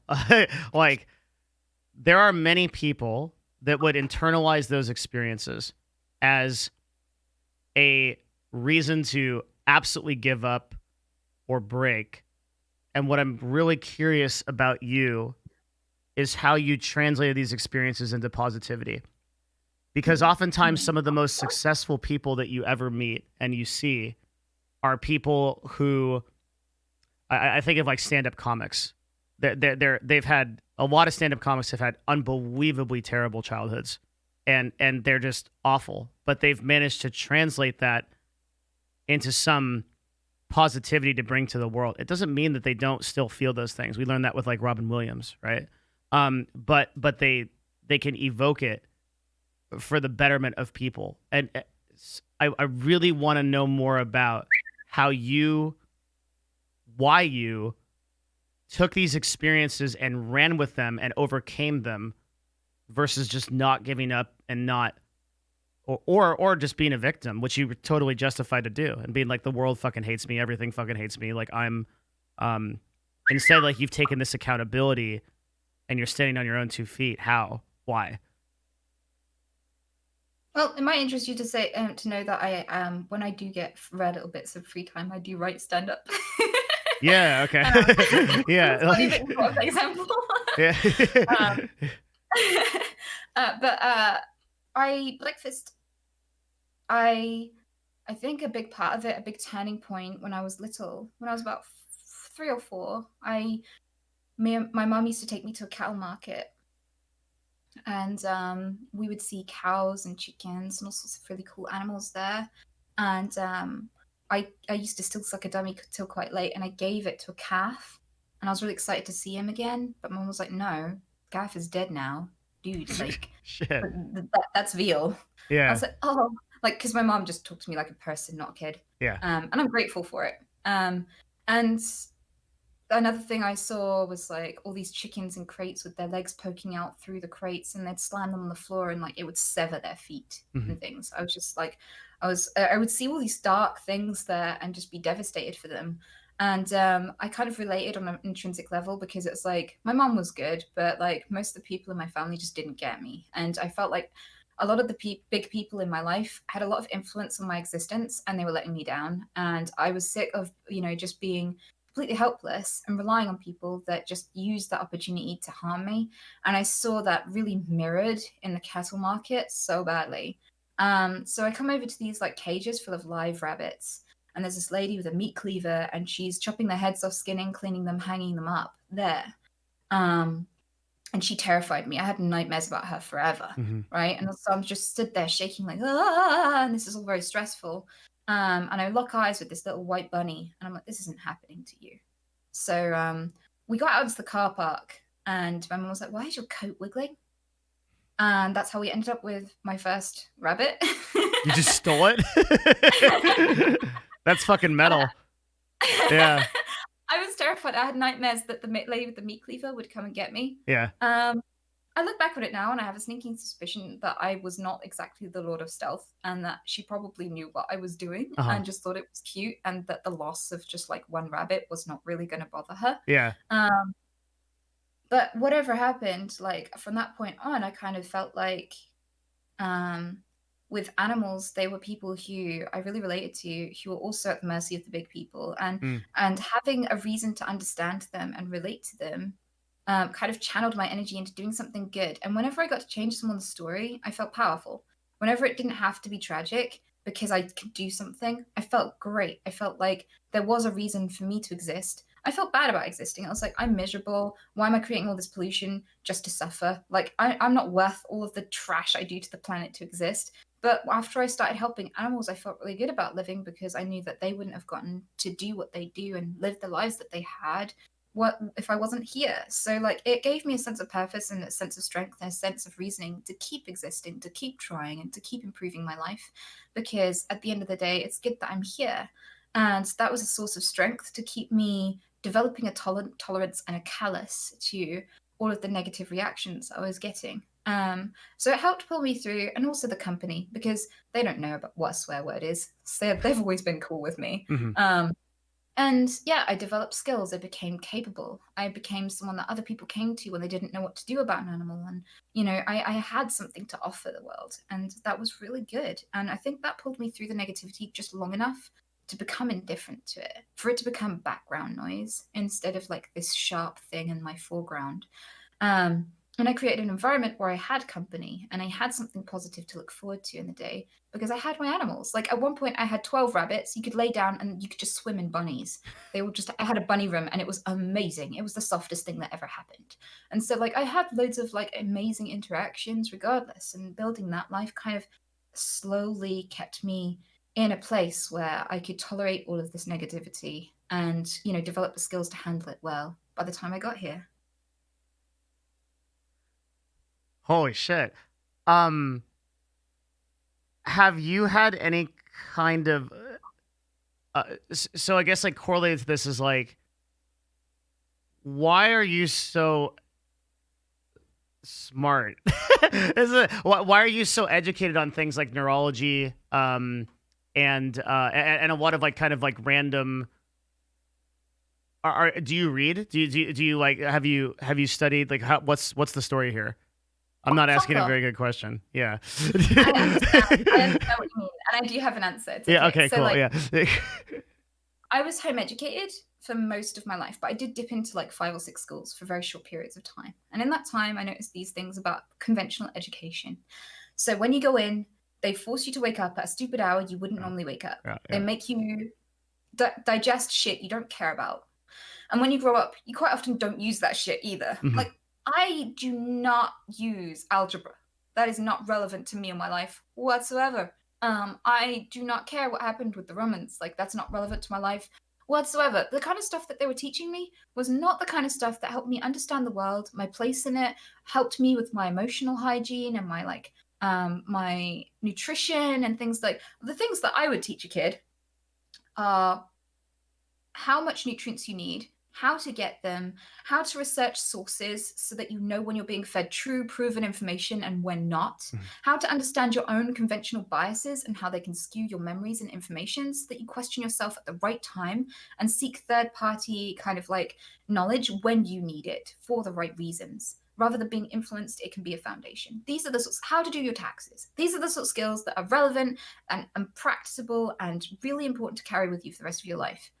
Algebra, maybe not so much Not unless so you do very much. specific lines of work, Yeah. right? So I didn't take from school loads of knowledge. I took from school loads of social interactions from really socially inept, half-formed people that were desperately afraid instead of adults, learning normal, adult, mature social conventions that I could apply when I'm thrown into a world full of adults. Yes. Because at the like when everyone's crying over having the right kind of shoes so they don't get bullied, that's not exactly so much of a problem in at least my social circles now. Like Mhm. this kind of stuff is like none of what was actually being put on my plate in school made me enthusiastic to learn, curious about the world, or excited to know what was being said next.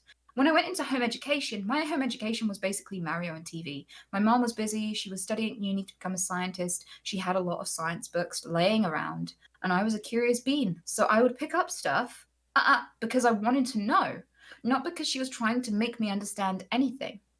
And when she did sit down with me, she'd be like, right, write me a report. And I'd be like, on what? And she's just like, just teach me something. You have all these books. Here's a library card. Teach me a thing. And so I would give her a presentation on like ancient pagan beliefs before Christians came because it was hard to find that information. Um, and she would even ask me hard questions when I was like 8, like, why do you think that we don't hold on to this information and teach it as much as conventional kind of like Christian history after the invasion and stuff like that? And she made me think critically. And I was learning out of curiosity, which means that I was invested in retaining the information and I enjoyed finding it because it was about me and what I wanted to know. And because I wasn't being force fed a thing, nothing killed my curiosity. Nothing wore away my enthusiasm to learn. When we think of learning now, we think of it as a chore because we were forced to as a kid, but I wasn't. I was allowed the room to indulge my curiosity and learn how to research things and gather knowledge. So I grew up not only enthusiastic to learn, but I learned how to learn, how to teach myself. It's one thing to be taught shit, but I learned how to teach myself. And that's so much more valuable. That's going to stay with me for the rest of my life. That means my education runs long after my formative years. And I think that this is why I was allowed the space to develop a curiosity about psychology, neuroscience, epigenetics. I wanted to be a mad scientist as a kid. I wanted to bioengineer a parasite, a neuroparasite modeled on toxoplasmosis, because toxoplasmosis makes you more of a risk taker because it's supposed to live in cats and rats, and because it's Yes. cycle. When humans have it, it makes them more likely to be in car crashes and shit. But Mhm. anyway, I wanted to make something similar, but it would create an overproduction of oxytocin and dopamine and things like this, and make people feel more passive and satisfied and connected with others, and also develop a tolerance to oxytocin so that they need a harder hit in order to really feel it. So they'd be more invested in social interaction and cooperation. And I was going to sneak it into the water and have no side effects, so everyone would have it before they realized, and peace on earth. And that was like my 9-year-old ambition. Oh yeah, and getting men pregnant. So Well, I'm glad you became a Twitch streamer because I really don't want to get pregnant. So I'm super glad that you switched your career choice, because I genuinely think that you're equipped to do these things. That's insane. So yeah, and I was given the space to grow into myself as well. I think it's so important to have silence, because I didn't have the internet until really late in my life. I didn't have a lot of breakfast. I didn't have consistent roof over my head. So when you don't have a home, you don't have computer games and music and all this sort of stuff to distract you. You have your thoughts. And so I processed a lot of who I am, what I want to be, what the meaning of life is, a lot of philosophical stuff at a very, very, very, very young age, because I had time to myself to grow into the space inside me. And so I feel like we keep ourselves small and underdeveloped when we're looking for distractions constantly from ourselves. When if we can't eat without watching Netflix, and we don't walk anywhere without music or an audiobook, like, how are you going to know you if you've never listened to you? 1,000%. You've had me think about so many things. I never really realized this until the way that you put it, but I had a very similar experience when I was growing up. When I was in public high school, I got thrown out of high school for fighting on my sophomore year. And the way that kind of happened and got involved was I was just constantly fighting, just being a bad dude. I had like, I was a spaz when I was younger. I got diagnosed with like unstoppable ADHD, right? To the point like that, like we went to a pediatrician, not like, you know, a huge serious diagnosis, and they were telling me that, like, I couldn't sit in class for more than 5 minutes. So my parents put me in martial arts when I was really young as a means to try to, like, one, just expel that energy, and also to, like, learn about discipline and meditation so that I could kind of control it. And so the side effect of that was, like, by the time I got into high school, I felt really badass. I wasn't, but I thought I was. And so I would get in a lot of fights, and eventually I got so many warnings and so many pink slips and stuff that I got thrown out. Like, the police had to come a bunch of times. I was a really bad kid. And the only alternative, because at that point you're thrown out of the public school system, you're expelled. So was my parents had to kind of get together the money to go to a high school. And the way that this high school was accredited, and the way the high school worked, was you had to do some of the accredited courses, because America makes you take certain amount of courses that you have to take, like geometry and shit. But a huge percentage of the courses were elective. So I chose to do, like, I was really interested in computers and just, like, learning about how computers work. So I got a computer instructor. I was also really interested in anthropology and so we went and found an anthropologist who taught me about stuff, and they would introduce them on contract, like 1099, and I would do all of these different things, and I got out of that exactly what you got. I learned how to learn, and I loved learning, and then I never lost that. And then going into college, I was exploring all these things, philosophy, and another thing that my parents had me do that at the time I didn't understand was research the world's major religions. So I read the Bible 4 times. I read the Quran. I've read the Bhagavad Gita, the Rig Vedas. I've read the Buddhist scriptures, long, medium, short. I've read like dozens and dozens of these religious texts over the years. That has informed the way that I look at Western and Eastern societies, particularly because they've been influenced by these archetypes for thousands of years, right? And I've never heard anybody put that the way that you have. That's like, you almost got given permission to learn and permission to love how to learn. And yet in our society, we actually discourage the opposite by throwing people into these fucking public school systems where they just get they end up hating it. Right. And then you see that the stats play itself out. Like after college, very few people pick up a book again and try to learn or anything. Like college is basically the last point besides like an on the job orientation that you ever learn anything. Yeah. Yeah. And it's kind of sad. I kind of feel like Yeah. if you give children respect and the freedom to choose things for themselves, a lot of people rise up to that. There are cultures and even schools where they give kids like pocket knives and they go out and like use it in allotments and stuff like that. And this is a sharp object most parents wouldn't trust their kids with Mhm. here, but they're really responsible with it. And because I went through a lot of volatile situations where we didn't have a lot of home stability, we didn't have a lot of food stability, I didn't have consistent education, there were long periods where I was very isolated. A lot of my needs weren't very consistently met as a little one. Um, and I kind of feel like I rose up to the sense of responsibility for myself because I knew there was huge periods of time where nobody was ever looking out for me, and my decisions would have an effect on my future, my potential to exist, Yeah. continue existing. And that kind of, I didn't find that stressful or traumatizing.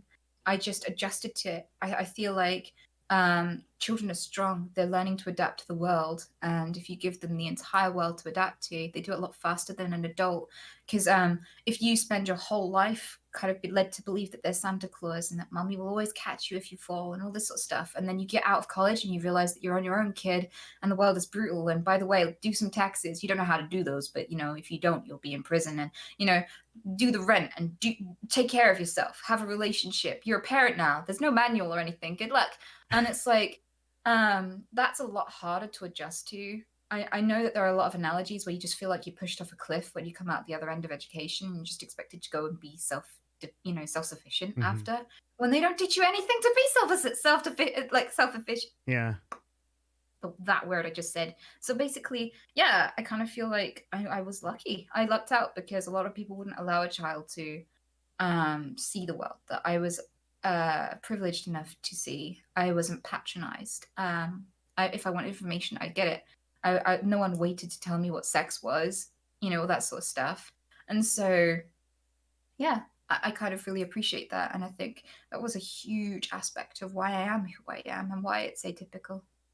Did you put conscious effort into how you speak at any point? Because I feel like a lot of people, when they speak, they want to add a lot of words. There's a lot of ego attached because they want someone to think a certain way. So they speak in a way that maybe encourages the projection of what they wish someone else saw of them, if that makes sense. Ego. Yeah, in the sense that like so Mark Twain has a really good quote that's I'm sorry that I wrote you a long letter because I didn't have time to write you a short one. Yeah. Yeah. Being concise takes energy. It it, And it's it takes a lot of energy. And particularly I'm curious because it seems like you've put a lot of conscious attention into the way that you speak so that the meaning of what you say is conveyed with very little projection. Um like you don't have a lot of attachment as to like how people receive the information, only that the information is concisely and well said.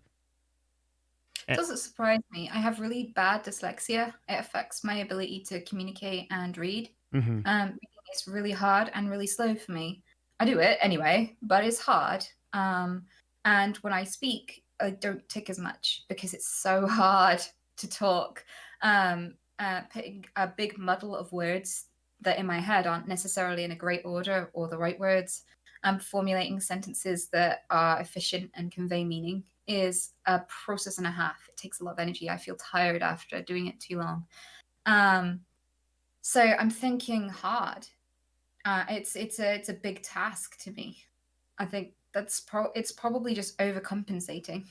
I'm probably just being a tryhard because I'm already insecure about how difficult it is. Have you put some conscious effort into like studying how to speak well, or No, it's just a passive. The way I speak now is just a passive. I grew up in a council estate where everyone punctuates everything with like, "All right, mate." I do, mate. Like, you know, everyone like has a bit of a slack jaw. They chew gum. They're just Yeah. like, "Am I bothered? Am I bothered though? I'm not bothered." Like that sort of thing.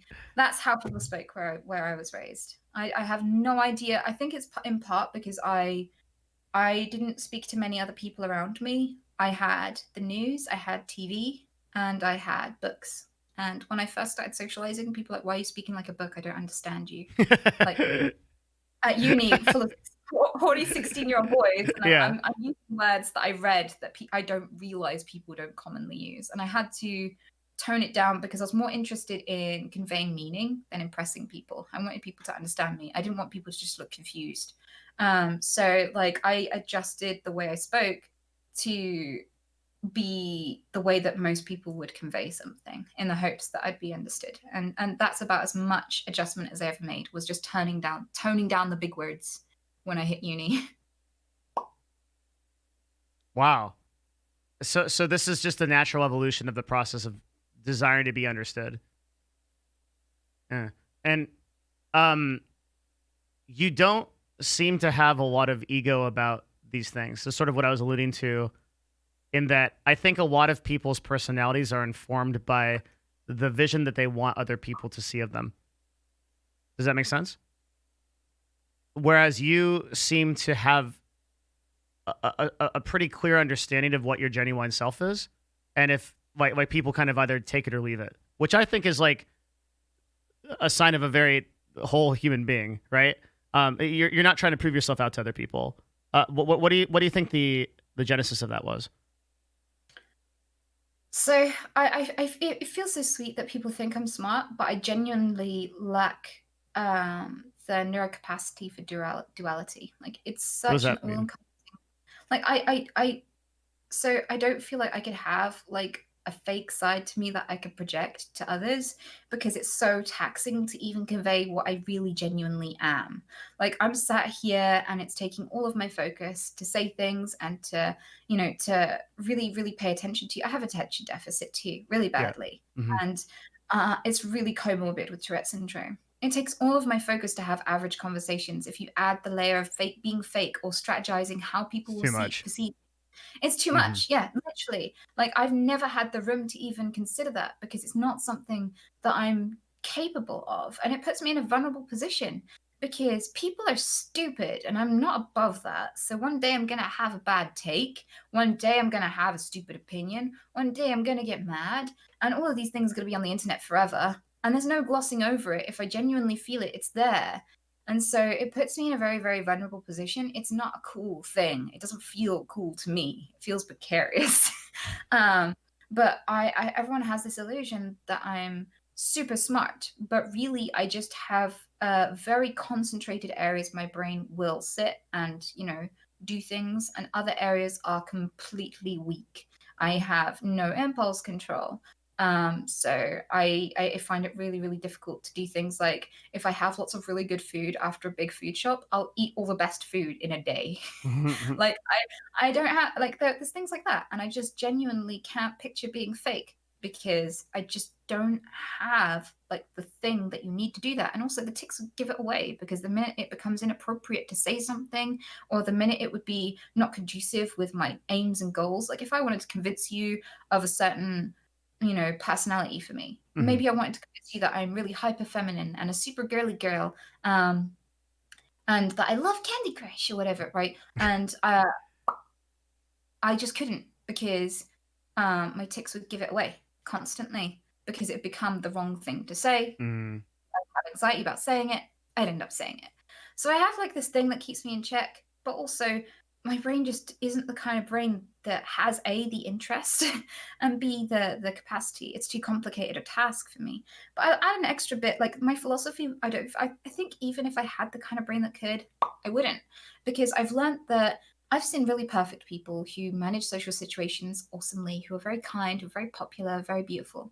And people fucking hate them still. So like I can't find a version of humans that would be beyond criticism. So if I'm going to be criticized either way, I might as well just relax and be me. is this why you run shorter streams? Because this amount of like dedicated focus that it takes, the effort that it takes to your streams typically around like 2 to 4 hours, which are the same duration as my streams.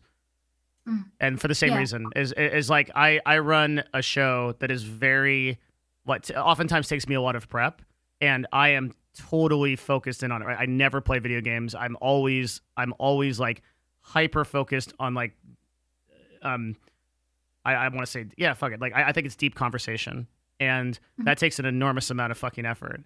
So like after like 3 or 4 hours, I'm like I can't deal with this. I'm out. Is that a similar line of thinking for you? Yeah, I mean, the standard came back when I was easily triggered because you can get trigger words for Tourette syndrome, and they vary depending on who you are. So for a while, if I saw or heard the word banana, I'd start screaming about bananas. I remember this, yeah. Yeah. So people were making me do it so often that my throat was starting to bleed, and I'd need recovery days. And I just was not able to shout about bananas for more than like 3 hours. So that was how it started, and that's why I only did 3 days a week consistently for a short period of time. I increased that after the trigger went away, but I couldn't do like full days of streaming just because, like it's so mentally taxing to use this kind of brain to talk to people and engage and have this stimuli. I kind of feel like I'm operating at a disadvantage because conversation is hard, reading is hard, and all of being a streamer is reading chat and talking. Have you gotten better at it as a result of being a broadcaster?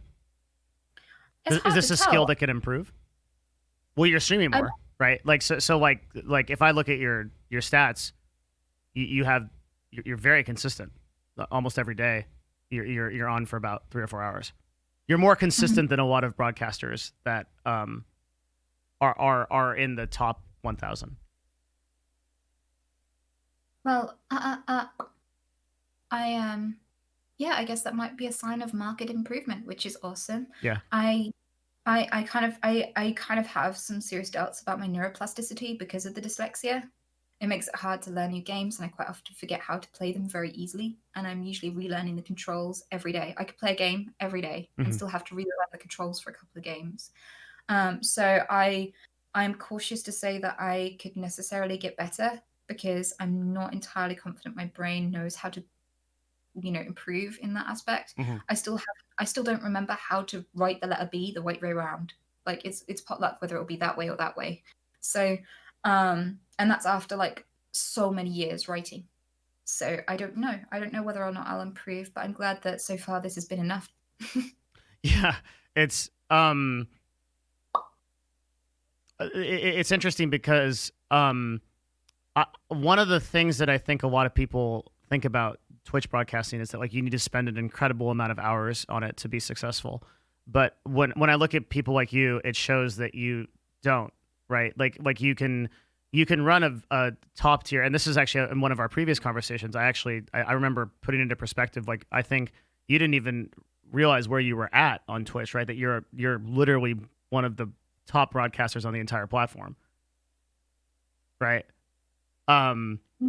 Yeah, you were the one who told me that. I didn't know. Yeah, like you're top 1,000 right now. But what's also interesting too is you're also one of the fastest growing. So right now there's only 66 broadcasters on Twitch who are growing faster than you in terms of new followers. Wow. And in terms of actual viewership, you are top 100 by every metric. Sorry, excuse me. No, that's right. Holy shit. So excuse me. You're actually top. Yeah, you're actually a top 100 streamer, not top 1,000. What? That can't be. Like, what? That can't. No. Like that doesn't make any sense. How? Because there are people like Asmongold and XQC. Yes, they're way ahead of me. Are people like that are way ahead of you, but very few of them. So like if we can actually think on and like it pretty easily, right? Like XQC, Soda Poppin', right? Asmongold, like to think about these people that have 20,000 viewers or 10,000 viewers or more. It seems overrepresented because we see them so prominently. But in fact, it is a very, very small number of people relative to the rest of the website. Wow. So having so you sit at about 3,000 concurrent viewers. Mhm. This is an insane amount of people. Now, like another good way that I like to put this into perspective is let's think about this in terms of so I spent about 8 or 9 years. I had like a kind of formative period after college. I was in Lake Tahoe, Nevada, which in a very small town of about 400 people. Okay, Mhm. so that town has stoplights, police, a hospital, school, and there's 400 people in it, right? Mhm. A stadium can hold about 14,000 to 20,000 people. Madison Square Garden, when it's full, as if you put every seat up, is 18,000 people, and that means that when someone like Tim the Tatman today was playing Fall Guys, right, and he had 200,000 viewers, that is like 30 stadiums full of people.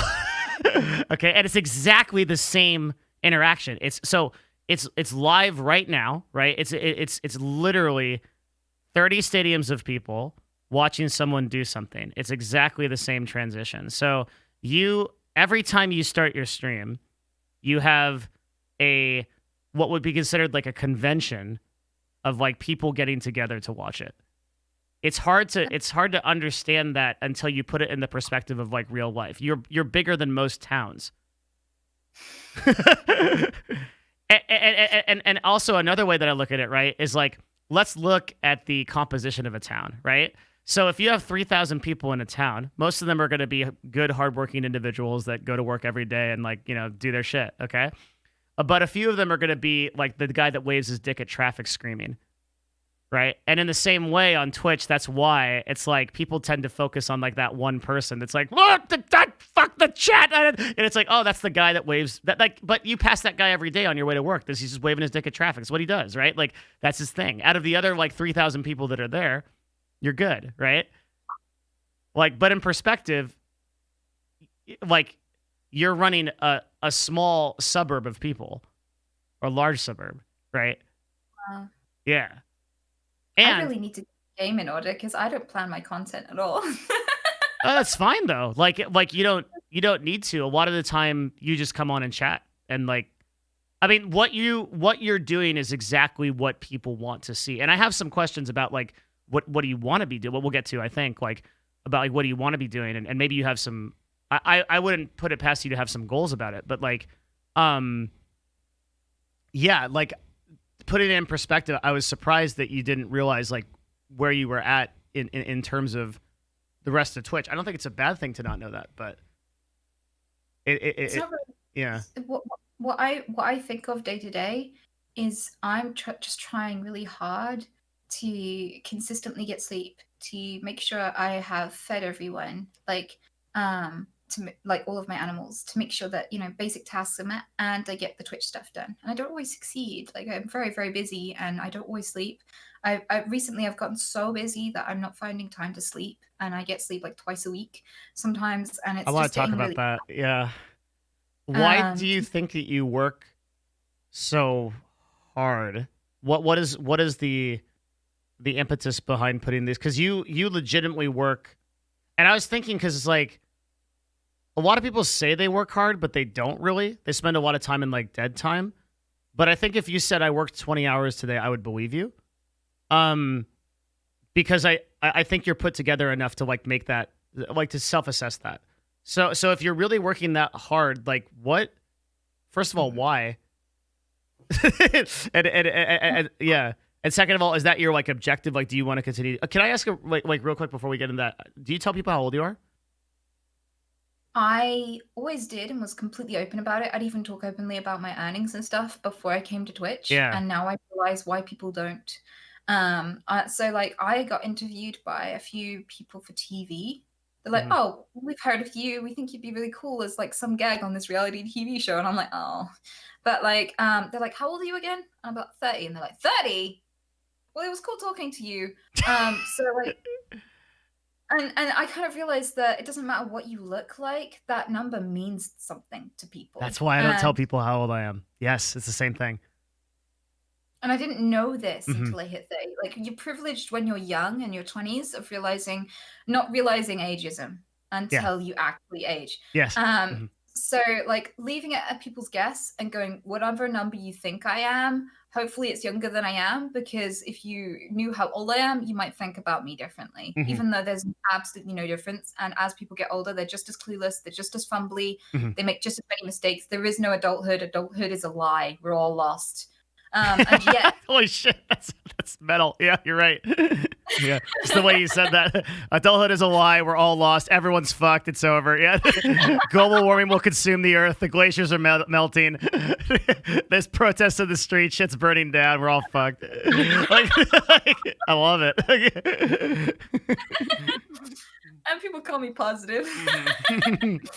But like, yeah, so now I'm like, oh, that's why it's impolite to ask a lady's age, because it's like, now I'm just like, I am however old you think I am, because the youngest digit you can think of when looking at me is going to get treated better than the digit I actually am. Yeah. You know, so that's it. But when people hop into chat, I don't hide it really. Not when I'm talking to chat. It's just not in my bio or anything, because I'd like people to meet me, not my age, and gloss over me. Yeah. So yeah, that's kind of my stance on it. But a lot of people don't really realize that I'm 30, which is interesting. A lot of people don't think of me as a 30-year-old person. And I kind of find that odd, because so many people say you're so wise for your age. Like, that's how I know when I'm being mistaken for like someone younger. It's because people are like, how did you get here at that age? And I'm like, how old do you think I am, Yeah. buddy? You know? But sorry, could you ask that question again? Because I did have an answer, but I ADD'd the shit out of that. Yeah, hopefully I didn't as well. I believe my question. Fuck, chat. What was it? This is what I do. Before we said the age, what was the question I asked? It was important. I used them as a fucking library. Yeah. Me too. Okay. I got it. Okay. Why the fuck do you work so hard? Okay, so Yeah. I was really stationary and static for most of my life. I felt like I was stagnating. I had social phobia, I had agoraphobia. My life wasn't changing, and it was painful. I Mhm. realize now why people torture people by putting them in isolation. I realize why that's an interrogation and punishment method in prisons, and all sorts of things. Like, it hurts. It's a kind of pain that's difficult to describe. And I felt like I had no future. I was terrified of people. I had this condition which made me inappropriate around them. I didn't feel employable. I spank people. Good luck trying to work in a shop if you yeet things. And like, I was scared. I was scared that my life. I have that. It was extremely relevant, and I couldn't stop. Okay, yeah. Sorry, I have this button that like. Oh, do you Yeah. have that? That's so cool. I have this because I have a public PO box, and people send me horrendously stupid shit. Oh, Yeah. okay. Yeah. Yes, it is hard to work at a retail store if you eat people. I agree. Yeah. Yeah. Sorry to interrupt. I'm terribly sorry. Yeah. That's okay. Mhm. So basically, you're a simp. I basically felt like my life was going to be a glory hole. It's going to be me just caring for my mom until my mom is dead, and then I'd be like 40, 50, no work experience, Yeah. no idea what to do with my life, and I was like, fuck. Well, that's depressing. Anyway, let's on with the day. And so when I finally had opportunities to do anything, I reached for them. Every single one of them, greedily. My life is on an elastic band. I got pulled back and held back, and I regressed so much, and the tension was so high that it hurt. And then finally, when all of that stuff holding me back let go, I pinged forward really hard. And I don't know how to say no to it. I want to be an animal rescuer. I want to look after my mom. I want to do a stream. I want to go skydiving. I want to have friends. I want to I want to work out. I want to be fit and healthy. I want to learn things and read, and I want to watch Netflix. So fuck it. I'm going to do all of those things, and, sleep be fucking damned, because I've been desperate for this much interaction and difference and change my whole life, and I just don't know how to say no to it. And then this list never ends, because there's always more you could be doing. Like, if I actually got the tasks that desperately needed to get done today, I'd be like, but there's so much I could improve on to do with the stream, and there are overlays. And, my friend, I need to check in them. And I've got like 87 friends that I could probably go in and check on. And I probably should, because they're really cool. And I'm really lucky to have them in my life. Hmm. And they'll probably think I'm an asshole if I never speak to them. So let's go do that. And, I'm just like constantly thinking of more, more, more. And I don't think of me in any of it. I don't think like, is this healthy? Is drinking this many energy drinks healthy? Yeah. When did you actually last sleep, and all this sort of stuff? And that level of health management is the thing that I'm letting slide the most. Okay, so I might be able to impact here. I used to do exactly this. I still think this, right, mentally. I think life is way too fucking short to like. I never understand people that are like, I'm bored. Like you're bored. What the fuck? There are so many things to learn. Okay, like I can be fucking learning Japanese horse archery or fucking Chinese or fucking like fucking I can learn how to brush my teeth, but there's anything I can do, right? Like I'm never ever bored. There is so much to do. I totally agree with that. One of the things that I think changed this methodology for me was I realized this is actually something I learned from being an executive, is that oftentimes if I go talk to a lot of the top executives of multi-million-dollar and sometimes multi-billion-dollar companies, you would think that these people are like these fucking like workaholic 24/7 all-in people that are like, it's like they're at the office at like 2 a.m. on a Sunday, right? But then you look at people like the owner of Square and Twitter, Jack Dorsey, and he takes like 10-day Vipassana breaks where he like goes and like gives away his phone and meditates and doesn't speak a word, or he doesn't eat for 3 days, and he takes every weekend off. And you're like, how the fuck does this happen, right? Like, and what's happening is they've realized that, let's say that you don't sleep, you sleep 2 hours in a night, okay? And your decision making is some percentage compromised because of that, 20%, 30%, something like that. The cost to you of making decisions at that lower value is far greater than if you had taken the time off. Does that make sense? Yeah. And so I started to become obsessed with effectiveness instead of quantity. And now like a lot of people come into chat because I have 2 full-time jobs, right? And like they're both very intense. And then I have like a whole life I do. I exercise. I'm a very avid player in a game called EVE Online that I play super religiously. And I do a lot of shit, right? And people ask me like, how much do you sleep? Like, what do you do? I sleep 8 hours like every day, right? Like, and I feel like I have a lot of time. I'm just really, really effective with the time that I have. And I've like put an enormous amount of effort. Like at one point for an entire year, I marked down every hour that I spent doing anything on an Excel spreadsheet, just so I had consciousness of it. Like, so I wasn't scrolling through Reddit or my phone or Twitter. I just had conscious attention to that detail, so I knew and was in control of my time. And that might be something that would be productive to think about, because like I don't know what if I can't imagine that you're sleeping 2 times a week and not sacrificing some level of effectiveness, because I would be a shit show if I slept that little. I would be like I got up at 9 today because I can't understand London time, and or wherever you are, English time or whatever. Or whatever, BST, yeah. And I was like so tired, and I had like I've just been doing a lot of work, so like my mental wasn't there. And then I like laid down in my office because I realized we had more time, like chilled out for 30 minutes, closed my eyes, listened to some chill music, and then I was in it, right?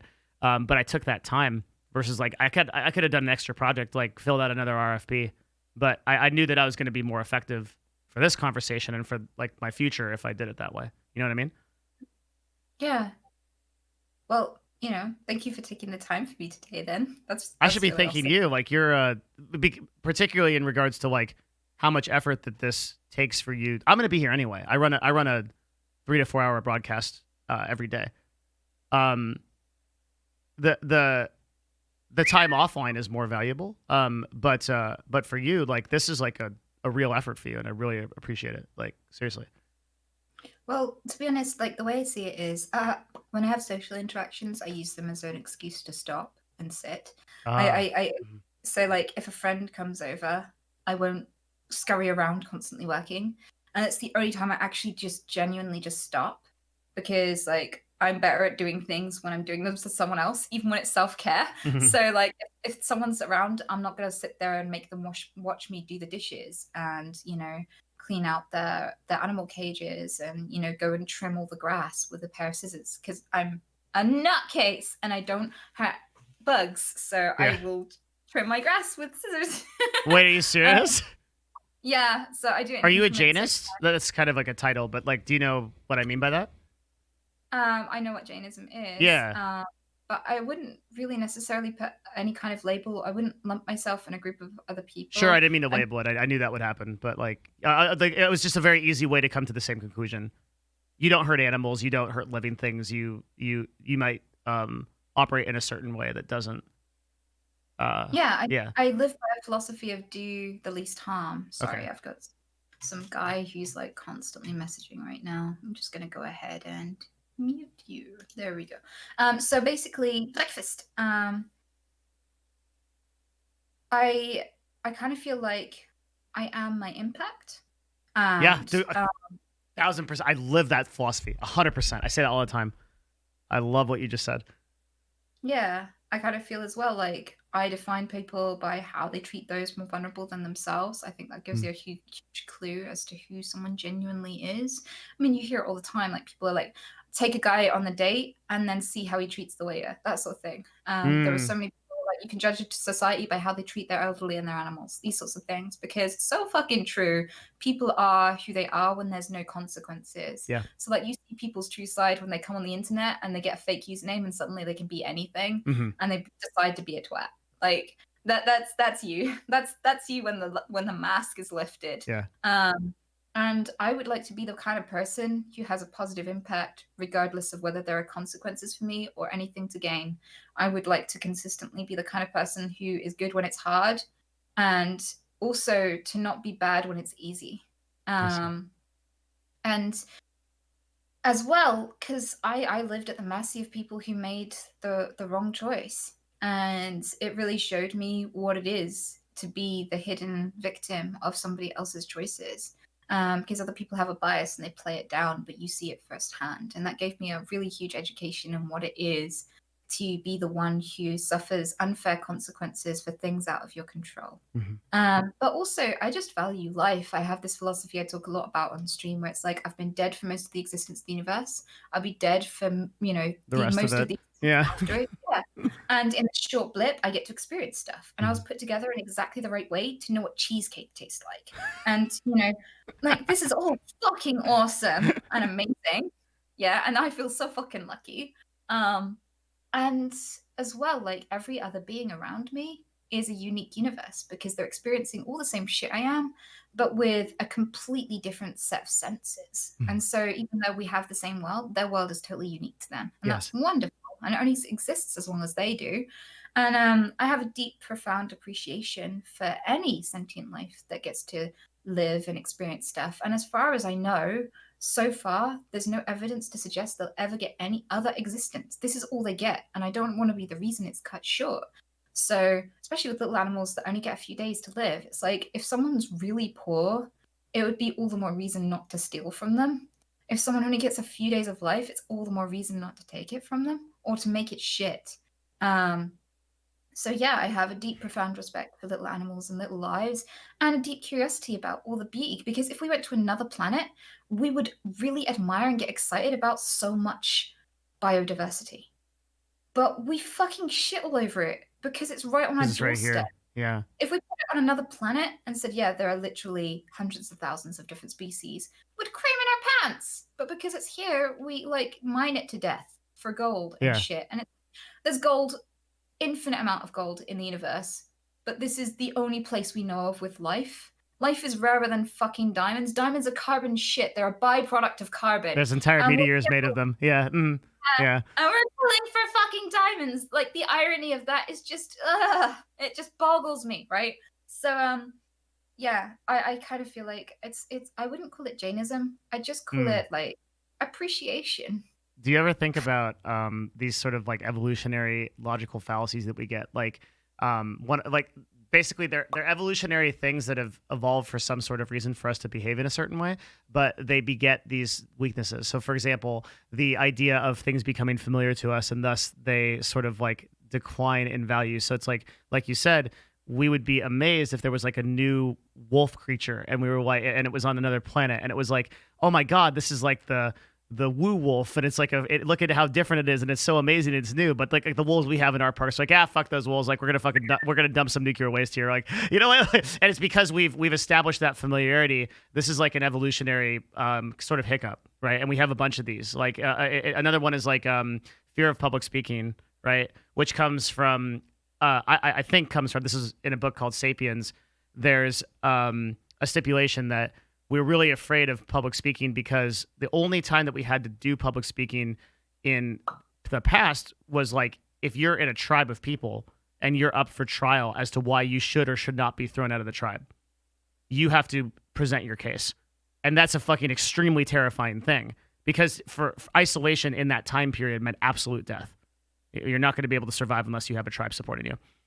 So you're literally speaking for your life, and we've evolved to be like to get that anxiety, like, you know, like when something is when we're going to have to talk to a large group of people. Like, do you ever think about the like all of the sort of weird evolutionary hiccups that we have like that?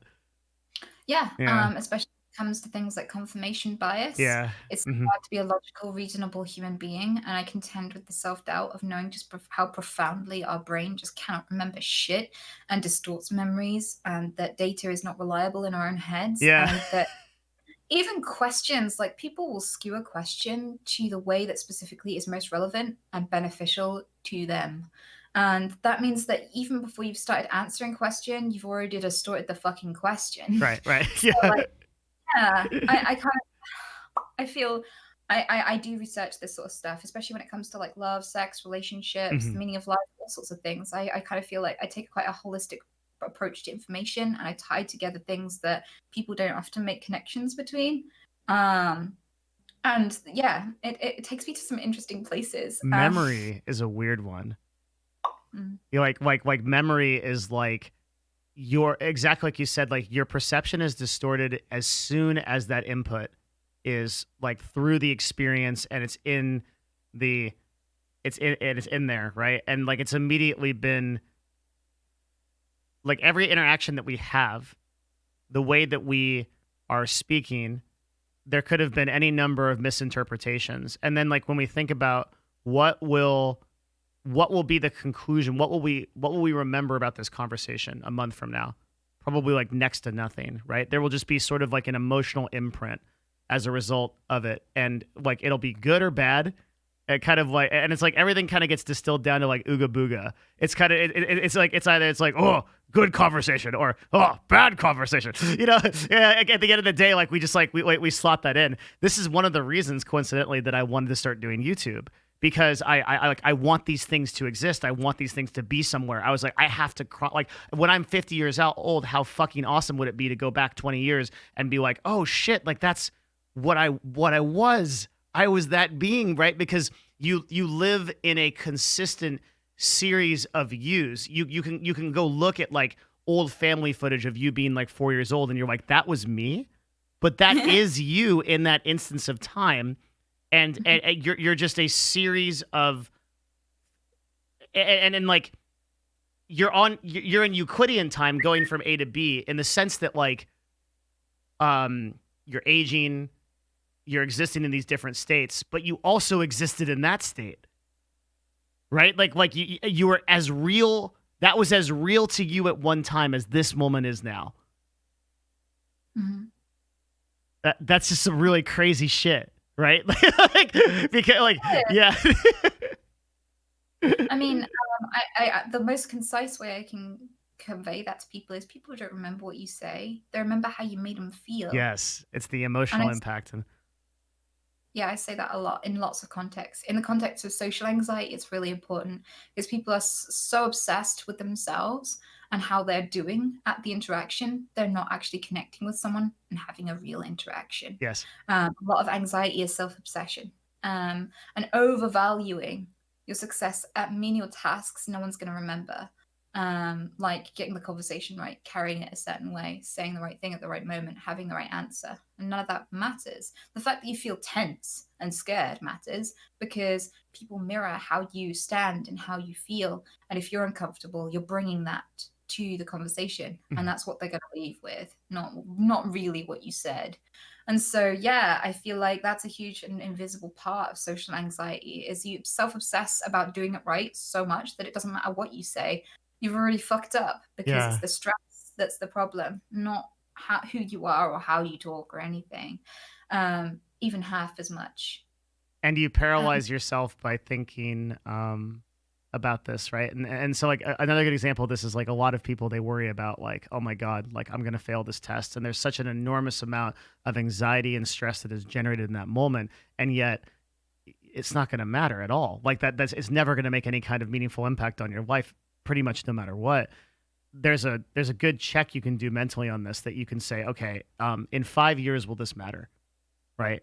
And then you can extrapolate that. Where I'll do things like where I'll say, okay, is this going to matter in a month? Is this is what I'm doing right now going to matter in a month? And like 99.9% of the time, it never does, right? Like even severe things that happen, like if I say something really wrong and it's like a top Reddit thread and like there's hundreds and hundreds of negative comments, like in the fullness of time, that is incredibly irrelevant and probably very quickly. Like at this point, we're consuming information at such a breakneck speed that like probably within a like it's at the point where it's like I can literally just take a day off streaming and come back and like everything's normal again. Everyone's like that's whatever, because like they're on something else. It's like now it's about Tim the Tatman and Fall Guys or whatever. Like no, like nobody cares, and we spend so much time. Oh, like you said, I wrote it down. Overvaluing something that matters in the moment, but doesn't actually have any real value, have any discernible value to anybody, and caring about yeah. that. I mean, I breakfast. I say exactly what you just said about will this matter in a year? Will this matter in 5 years? Because so many people, I don't know why I get asked this in particular, but people are like, how do I get motivation to get up in the morning and go to my job when I really don't want to? And the same answer for as like questions like, how do I find what I'm passionate about, or like, um, when people ask, what do you think of this streamer? What do you think of trans people? All Mhm. this sort of stuff. Like, and it's like spending time complaining about people just because they don't live the same way as you. Is that going to be, are you going to be proud of that in five Yeah. years? Mhm. Are you going to be proud that you trolled someone's chat in Yeah. 5 years? Are you going to tell your grandkids about the time that you called, like, I don't know, Pokimane a bitch in chat? Mhm. Like that kind of stuff, like sometimes having some perspective can really diffuse useless anger, because anger, I keep telling chat, anger is a resource, and it's an awesome one, Mhm. because without anger we wouldn't have gotten women the vote, we wouldn't have ended slavery in loads of places, social progress, and even like technological process has a rooting in anger. It's a beautiful thing, but it's a Mhm. painful and destructive thing too. It's bad for your health, bad for your blood pressure, it's bad for so many fucking things, right? And the problem with it is breakfast. If you misuse it, you get all of that increased blood pressure, all of the bitterness, all of the friendlessness and With isolation. none of the And productivity. Yeah. yeah, Mhm. so when you think about your anger, try to imagine whether or not it's a waste of it. And if you're wasting it on YouTubers because they're not producing the content you want to watch, you're wasting your anger. 100%. Yeah. That's whereas that same energy could be redirected towards something that's like going to be an enormous positive in your life. Like you say, I'm fucking fed up with my weight. I'm fed up with like I'm completely fed up with like this style of my life, or the fact that I'm always like this way to people, or that I do this, and you can use that anger to kind of transform into something that is way more productive. Yeah. Hmm. Yeah, I completely agree. So I try to use my anger carefully. I get Hmm. angry at things like misconceptions that lead to awful disasters. Um, there's like the history of rape is a good example. There are literally people who come to me and say it's natural, and it's like everything in nature points to the fact that it's considered a disaster that nature works really hard to eradicate. Hmm. And you've become misinformed. And why did you have a bias to believe it's natural? Because that's what I want to focus on. Like, why did you want to believe this when there was no evidence that that's the case? Yeah. Because that answer came from you, Why? And I point out little things like that. Those things make me angry. And you know what I do with my anger? I research Mm. angrily. Like tell when Ang- someone's on and yeah. when someone's wrong on the internet, the keyboard is clacking hard. Yeah. But it's not because I'm writing some hate message to some dude. It's because I'm finding out all the information that can resolve this without me ever having to berate someone. Because no one goes, wow, that person called me a judgmental asshole. They have such a good point. I better change. Like, and even with information, people tend to forget it if it doesn't fit with their worldview. You can literally prove someone wrong, and within 3 days, they can go back to their comfortable idea of the world. Mhm. Information doesn't matter as much as the way it's received. So, anger kind of can get in the way of fixing the exact thing that you're angry about. Yeah. And this goes for like conviction rates. When you stereotype someone as as an ex-convict, and you go, I don't want to give you my job, I don't want to give you a house, I don't trust you, I'm mad at people for making the wrong decisions in life, you don't deserve those things, right? Then Mhm. you trap them doing the exact thing that you hate them for, because how are they going to live unless they do more crime? And so this is such an important point about anger, is if you misuse it, you waste it, but you also compound the problems that made you angry in the first place. Man. Can I get some more tea for a minute? Uh-huh. Is that okay? Yeah. I don't know if you're logged into chat or whatever. I don't really read it during these conversations, but I made you a mod so you can kill all who oppose you. If you, yeah, yeah. I will be right back though. I'm just gonna be real quick. Just grab some more tea. I've loved this conversation so far. It's been awesome. Breakfast. Well, hello, chat. It's just me and you now. Breakfast. How you doing? How many of you are actually fish fisters? Can I see some like fish fister emotes in chat? How much of my community is here? Breakfast. Hello. I can see a few hearts and fishes. Yeah, it's been so long since I've seen that fish emote. People barely use that in my chat now because I got it back when I first started streaming, and one of my most common ticks back then was can I fuck your fish? And so people named themselves the Fish Vista community because it's just like a couple of my ticks mashed together. So I became like, my community is the Fish Vistas. That's why we have a fish, a surprised and shocked looking fish. That's what that is. That is so weird. I never thought that little icon of a terrified fish would represent me. I'm nice to fish, believe it or not. Fish have a special place in my heart. So if I told my 6-year-old self that thousands of people would spam a terrified fish whenever they thought of me, I'd fucking laugh.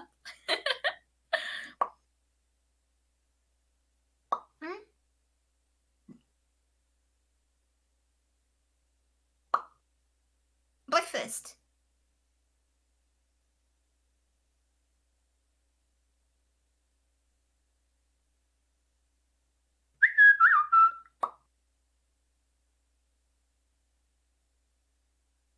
I was going to ask that. Do you have common ticks from time to time? Yeah, so there are ticks that tend to be more common at certain time periods, and how long that lasts really varies. I've had ticks for literally years and years and years that never changed, and I've had ticks that I've just done once and they disappear, and everything in between.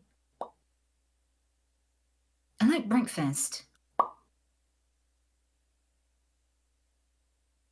Is that popping noise a nervous tick or just a tick from Tourette's? I don't, as far as I know, have any nervous ticks.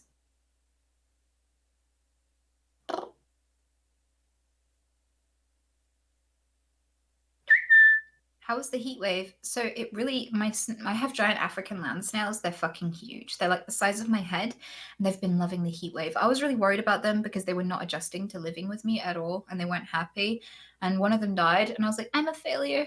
Why? But now they're really happy, and I realized it's just like where they were living before. They didn't really have that much in place to keep them like at a certain temperature, but their resting temperature was different. And there was no measurement to tell me that because they were just living in a plastic box. So once I found the right temperature for day and night, they've been loving life. And the heat wave kind of helped me figure that out. I make them a special breakfast every day. I go and pick blackberries and I mash them with apple and cucumber and special calcium powder. And I get it on my finger and I offer it to them and they zoom over to me. They have like this butthole mouth that goes nyom, Yum. And it just makes me so happy. I love them so much. I spend a lot of time with them.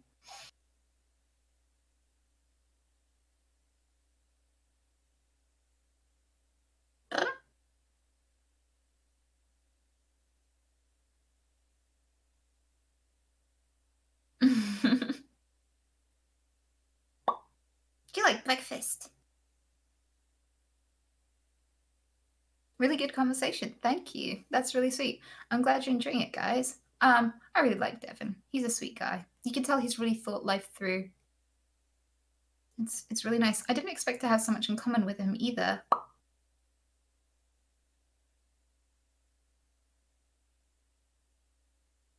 Uh, uh, uh.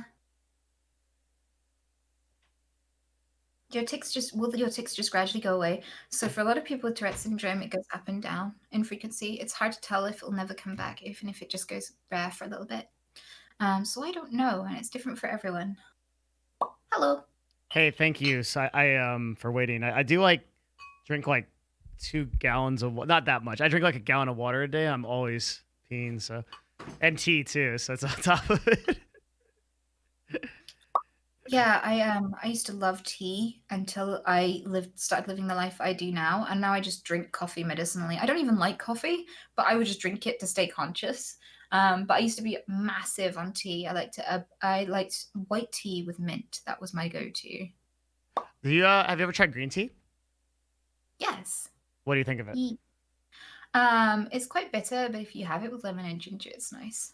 So, I am a very big tea nerd, and like I import teas from like China and Japan, and like a very smooth, good green tea gets rid of all that bitterness because usually that bitterness comes from a component called tannins, which are like when you steep a tea too much, it overbrews, and it makes the tea bitter. But if you get it just right, it's like an amazing, like smooth, clean taste, and there's a component of it called L-theanine, which is an amino acid that kind of is it an amino acid? I think it is.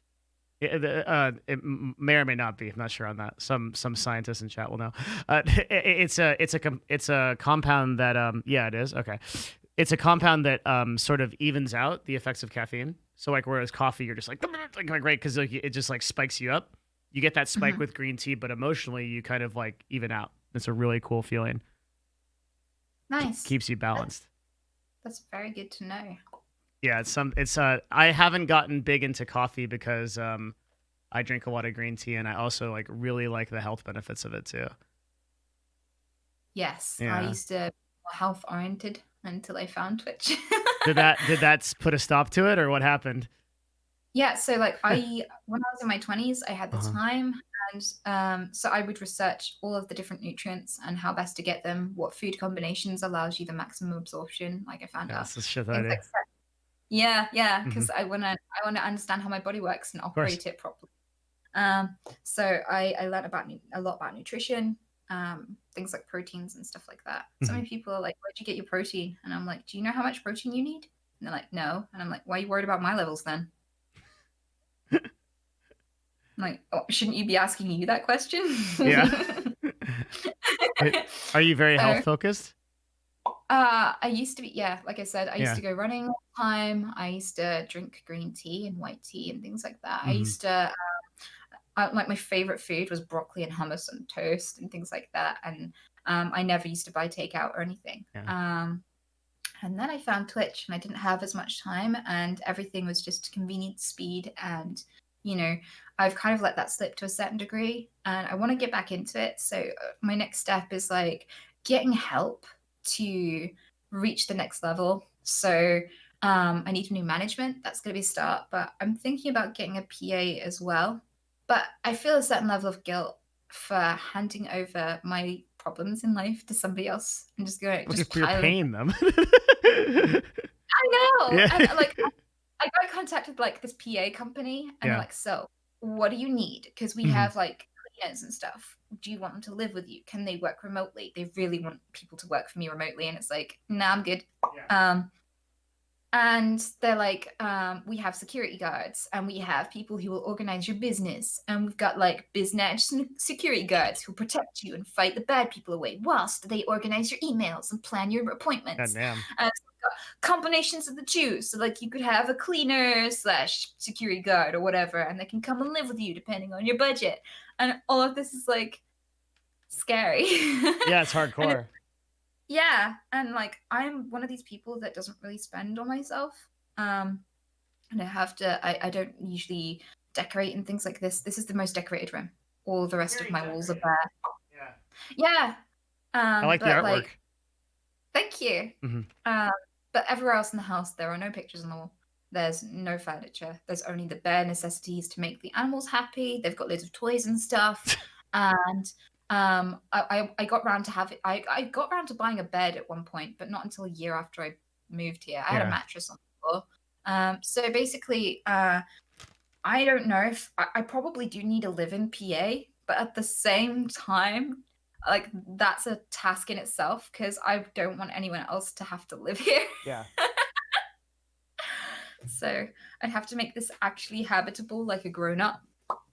11 PA is a big step. I think that one of the big things, the big differences between, like there's an example I use. Is like, do you know what, fuck, it's probably not a British company.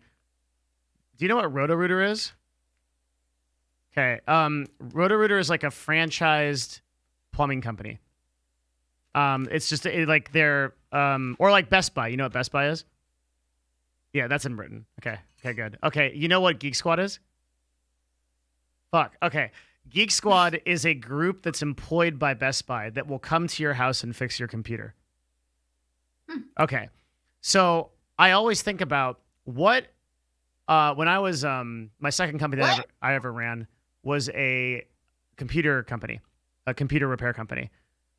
What is it that stops somebody from building like a Best Buy Geek Squad type thing where you have like a huge franchise, right? Why is it that some people are just plumbers and then they're just like independent plumbers for like 30 years? And the answer is delegation. The answer is that it's hard for a lot of people to get out of the mindset of, okay, for example, like I look at Pokimane, and Pokimane has a team of 12 people, right? Which at her level, for her broadcast and her brand, she should absolutely have. That makes like perfect sense to me. And Dan, you went hard on that water. That was like, yeah, I did. Props. I did. I was like, damn, I thought I drink a lot of water. Like, and in the same way, I think that what limits a great deal of broadcasters in terms of like what they could be is that they are unwilling to, usually because they have this perception that delegating to other people is going to sacrifice quality, because they think I can do something the best because I understand it from that first degree perspective. But I've found over the years of hiring people and having people do things that oftentimes people do things better than I do if I hire them for that task, especially if I'm hiring with the objective of someone that's smarter than me in that thing, that someone that thinks more about that thing than I do. And I read you as a person who, like, you're on the first, I want to understand your goals, and like what you actually want. I don't see you as a person necessarily that wants to be like a 20K Andy type of thing. But I don't know. And so maybe I'd ask you that first, and then from there we can kind of transition into like, well, what ought we do to kind of like make that happen? Because I think that hiring people is going to be a pivotal part of like actually growing your brand. Or yeah, like, you should tell me more about that. Yeah, I mean, I already do pay a team to a degree. Mhm. I have my editors. One covers gathering clips that are relevant to future projects that we have on our list Mhm. and making like TikTok stuff and like short, snappy content. He's really good at that. And then I have one that's for big projects, which we work on together and collaborate on. He's a documentary maker, so he's good at designing a feel to a video and stuff like that, and he's very artful in what he does. Mhm. So I've got a snappy editor and I've got like a big project editor, And then I have my mods who I give money. I give them my ad revenue. I split it between Really? them. I don't benefit from any of my ad revenue Do you run ads? no, I don't run ads, Yeah, but you but still get paid quite a bit, like because of pre-rolls and passives. Yeah, that's actually I know yeah. that's a lot of money actually. Yeah, wow. Mm-hmm. That's cool of you. So as my stream grows, that amount of money grows too. So Yes. they have to work harder because there's lots of people. It reflects in how much they receive. So I feel like that was a logical thing to do. And I disclosed that to everyone. And what I used to do was I'd go, hey guys, I'm going to go for a pee. I'm going to run an ad for now. It's to support the mods. Please don't go anywhere. But if I leave an empty chair, people stay and the numbers grow faster enough that I actually make more ad revenue by not doing that. So I don't run the ads for the mods anymore because I know the mods will get money if I don't, which is such Yeah. a weird Yeah. thing. Mm-hmm. But I do that because I want to give back to them. They give me their time. They look after me. They make the community safe. They help me with things that I really struggle to do. Especially during stream, they'll research stuff for me if I ask them a question, and they help with changing titles because I've already got so much to focus on that sometimes I forget to and stuff. So yeah, I feel like that's a good way to give back. And when we talked to Dr. K about, two of the people were like, paying mods should be a thing that's more done. And I had this look of confusion. I didn't get to actually say it because it was like a big team of people speaking, but I was like, wait, isn't that standard? Like once you get to a certain size, don't you have like an absolute responsibility to give back to the people who fucking look after you and give their time? Because like modding is a hard thing to do. You get so much flack in a community that you're so proud of and so you love to be a part of. Like it changes the dynamic and stuff. They're making a sacrifice to help you out, and they're giving time, and they're dealing with the worst people ever. Like sometimes after I hop out of a stream, I go, hey guys, and they're like, hey, and it's not because they're unhappy to see me, it's just because it's exhausting. They're tired. Yeah, so like how can people not pay their fucking mods? Do you talk to your mods on a regular basis? Like, I love my mods. Some of them have been around since before I even started streaming, so yeah. hey, sorry, what guy? I promise I will think about what she's saying. Okay, like I understand you guys work really hard, and we should set up a system. All right, okay, just fucking chill. I get it. Like, yeah, okay. And I'm literally feeling like Hitler right now.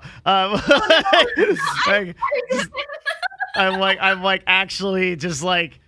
I'm actually just like with like what like she's just like, God, people that pay mods don't pay mods are such shit people. Like, God, like how do these people even exist in this universe? Like, how do they not just die? That's what they should do, just die. And I'm like, oh my God. Like, because I've been trying to construct a plan to like support.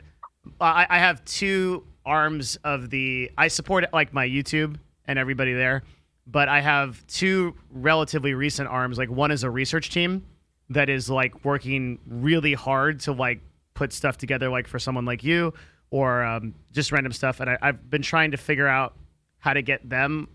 We recently started syndicating videos to Facebook and to podcast form, and so I want to explore like how to get them and the mods like paid within like the next like short period of time. I think that's a really good idea. Awesome. Didn't mean to put you on the spot there.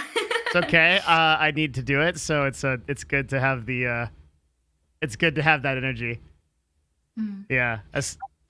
I'm quite open about things, and it's scary to do so because when you talk about money and everything on Twitch in particular, because people don't see the hidden work behind streaming, people contest whether or not you deserve the money. So it's scary talking about wages. I was really open about my wages before I started doing Twitch, but I think according to my accountant, I don't even know. I should probably think through saying this stuff before I say it, but according to my accountant, I spent about 24K on staff, like just on people around me. In what period of time? In a year, apparently. Which I was like, oh, damn, that's not enough. But I don't have anyone full-time working for me. But I kind of feel like when you pay people, you're contributing to their quality of life. And I don't have any full-time people. They're all working for other people. They have other jobs and everything. So luckily, like that doesn't that doesn't equate to every single person like being like really, really poor or anything. But I feel like I want to be a good reason why people get more time to themselves and more resources and have better quality of life. If I'm going to be a source of income, I am part of what builds their quality of life. So I want that to be good. And so like I've taken that as, oh shit, I want to increase that this year. But that means doing better as a streamer too. So like it's a challenge on two levels, not just to make sure that I am increasing my gratitude. Because already with editors, like we'll agree a certain amount and then I'll usually overpay them without talking about it. Like I'll just go, nah, they did a really good job. I'll give them an extra this amount or an Hmm. extra that amount. Um, or like I can afford to give them more, so I will. And then if I can't the next week because I didn't do so well in the streaming or like there wasn't as many numbers or donos, I'll explain it sometimes. I'll be like, I'm sorry, it's less than last time, but it's actually still more than we agreed. It's just I didn't do well enough. And I gave you a bonus last time because we just had a lot that Yeah. month. So like, yeah, I try to make a conscious effort to be the reason why people, really get appreciated. I like to notice when people are doing a good job, and I like to talk to people about what makes them so great at what they're doing, because I feel like that feedback's important. So yeah, that's what I try to do for the people around me. Um, and it's weird because I haven't had that discussion with any other streamers, and I'm being made aware that that's just not the standard. That Definitely as you not. grow, the people who support you should grow too and benefit too, because they're the reason that you're growing. Without my mods, I wouldn't be where I am. I couldn't do my stream without them. They are entirely the foundation of this stream. So for me to be the only one that benefits is wrong, in my view. Um, I wonder if I could contest that a little bit. Like, I think that so we could really easily put this to the test, right? Mhm. Let's not put mods in the chat for 3 days, and then let's have you not stream for 3 days, right? And see which one is more impactful. Like I respect what you're doing, and I don't want to take away from it, but I do feel like you're shortchanging yourself quite a bit. The I mean, you're the foundation of the stream, right? And the moderators are, we don't build a building with one person, and like we don't design a road with one person. But there's certainly like the head contractor that's like directing all this stuff and making the things go right. There's a reason why people get paid, some people get paid more than other people and things like that, right? Because in an ideal system, we're in a meritocracy of value, right? Where a person that produces more value earns more. Now, sometimes this gets fucked up, like in the case of like the classic meme is like CEOs get paid too much, sort of thing. Although this is a much more nuanced discussion, and but a lot of time it works the way that it should. That the people that are providing the most amount of value are earning the highest amount. So are you transparent with your wages? Like, do you tell people what you earn? No, I Yeah. don't really release that. Just because I want to, and I'm comfortable with people knowing because I don't think it really equates to my worth as a human being or anything like that. Mhm. But I kind of feel like I get enough hate mail and stuff that it would just increase and compound resentment, and the people really invested in trying to shut down my stream and all this sort of stuff because a lot of it is heavily rooted in things like jealousy, insecurity, and that sort of thing. Mhm. So it's just out of like not a fear of backlash, but just like feeling the fire of like the darker side of being a streamer. Yeah. Hmm. Um, what are you so like? What is your brand goals? What do you want to accomplish? Do you want to accomplish anything? Are you at a size where you're happy? Do you want to be bigger? Do you want to be what do you want to do So in a I've been broad forced sense?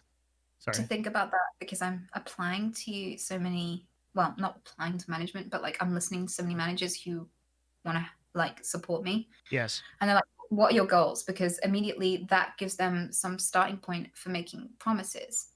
That but I have never really made plans. And so far, my approach to streaming has been to be grateful rather than expectant. Like every day, if I make a quid for playing computer games, that I'm so lucky because most people have to lose wages, giving time to things they genuinely care about or enjoy. A squid? A quid. Quid is like slang for pound, £1. Oh, Which is like a British pound. Okay. Mhm. It's like, why do you want a squid? I mean, you're a pet person, so I figured like you wanted another squid or something because like you like them. I was like, she must like squids. It's like, okay, got it. Okay, yeah. So yeah, so Mhm. I haven't really had any plans, and I've just been trying to do my best and not really had anything long term. But like one of the things that troubles me is like I really love caring for my animals. I really love rescue work. It's challenging, it's hard, and sometimes it's scary, but it brought out the best in me. Whereas I'm sat at a computer just talking and gaming, and it feels self-indulgent and it feels less impactful.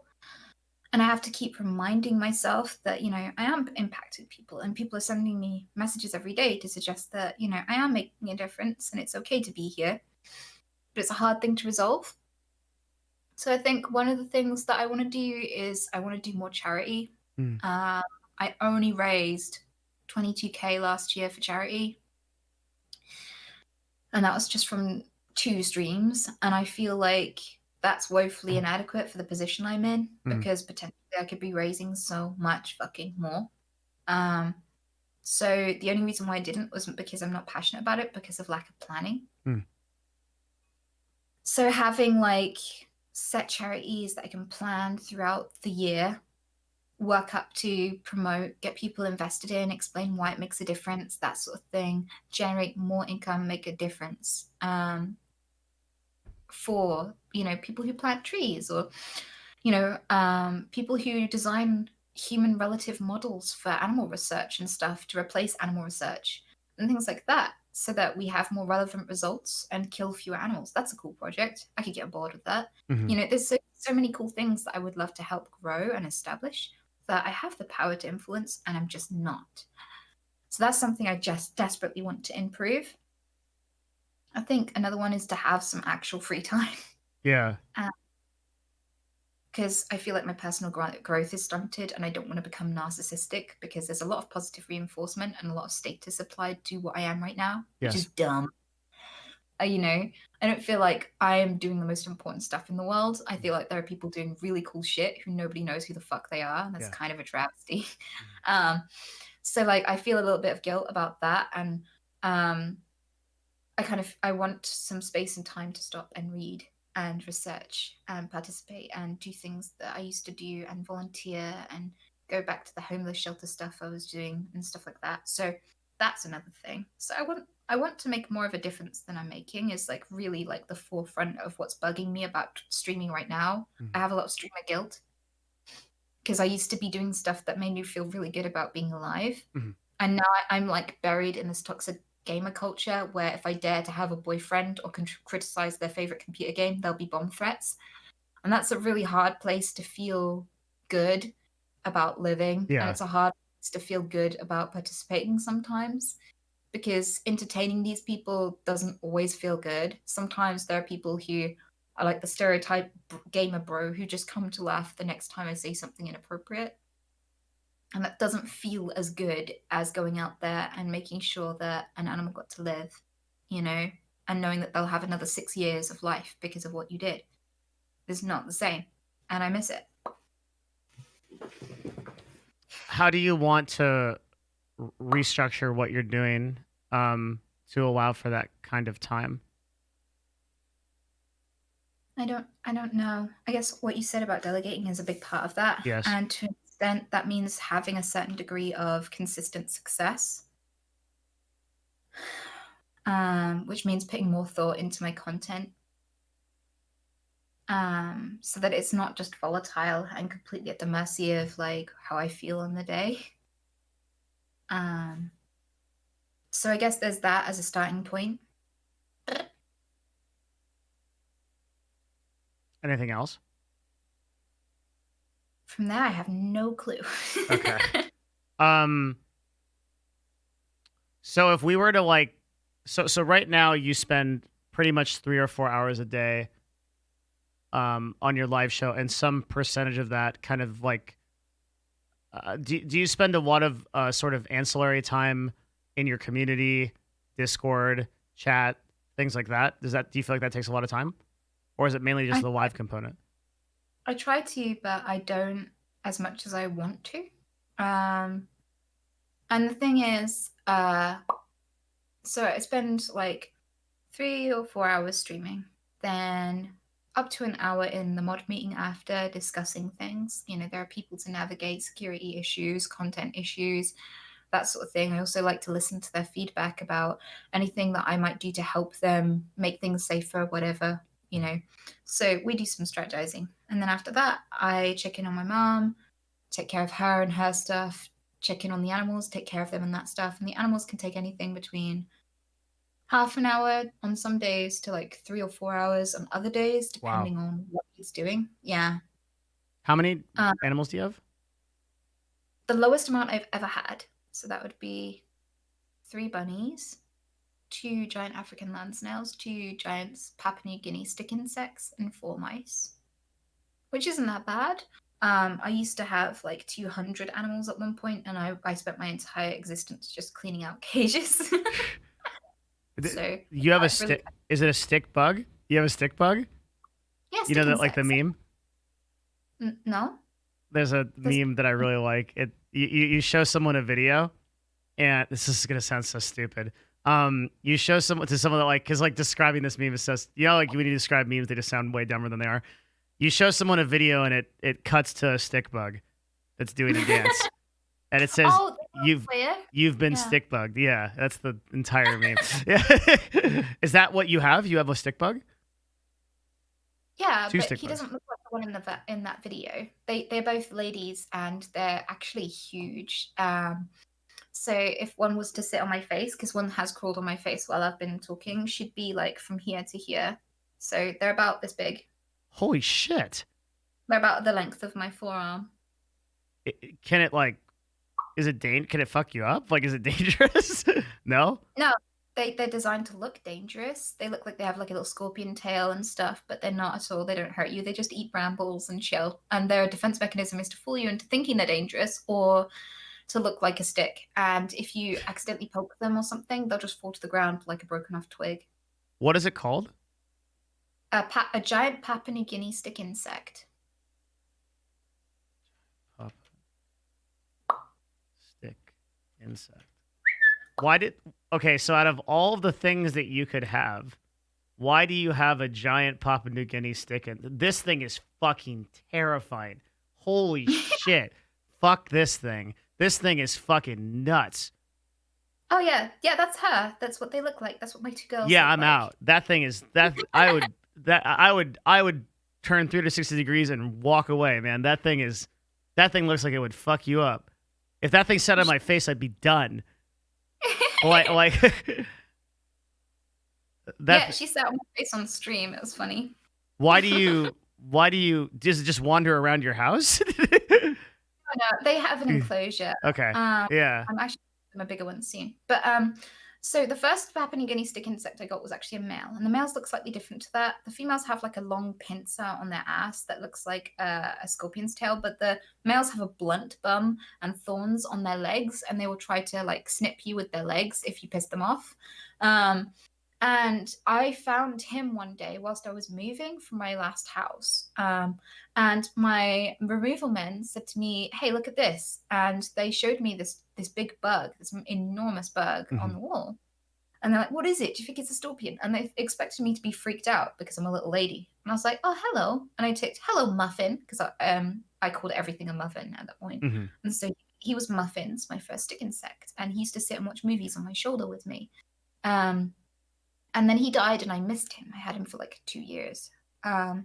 And my editor has a friend who cures people of their phobias, and she has a lot of exotics. And she got some giant stick insects, but she had hoped to breed them for sale, and none of them was selling. So she gave me her last two, and no, she gave me her last six, but unfortunately, 4 of them passed away from a bacterial thing that's Mhm. like prolific in my area. But the other two are fine. and they're really happy. And that's how I ended up with them, because they needed a home. Basically, I don't buy animals, but I'll take anyone who needs a home. Anyone. If someone gave me a horse tomorrow, I'd find a way. Shit. So Are so mostly, and that's by reputation. People mm. just hear about me. Are all of your animals rescues? Yes, Okay. consistently. I was I'll gonna say, never like, buy. why not just like have a cat or something? Because I'd be good with like a cat. I'd be like, that is my cat. Like, but you're like, man, I need this South African attack fish. Like, like it transforms into a Gundam when it gets angry or something. Like, it's just like some crazy shit, you know? Like, seems like some very like exotic choices in pets. Yeah, I'll Yeah. just take whoever needs me. So like is this one of your months? Who was that? Someone just posted a video of it if you want to see. I'm sat with her in chat. Oh shit, I'm not in chat. Hang on. Oh, okay. Let me see. So Beck TV added you. I got it. All my animals. Let me see if I can position myself so you can get a better look at her.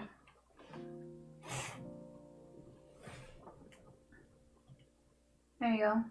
So those are my girls.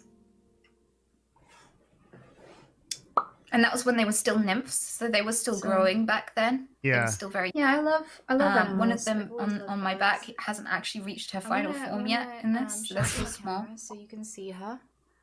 She's very pretty. Definitely worth looking at. They seem very peaceful, actually. You see her? Yeah, Cute little they eyes. don't really run too fast. They're very gentle. They're very like nervous little creatures.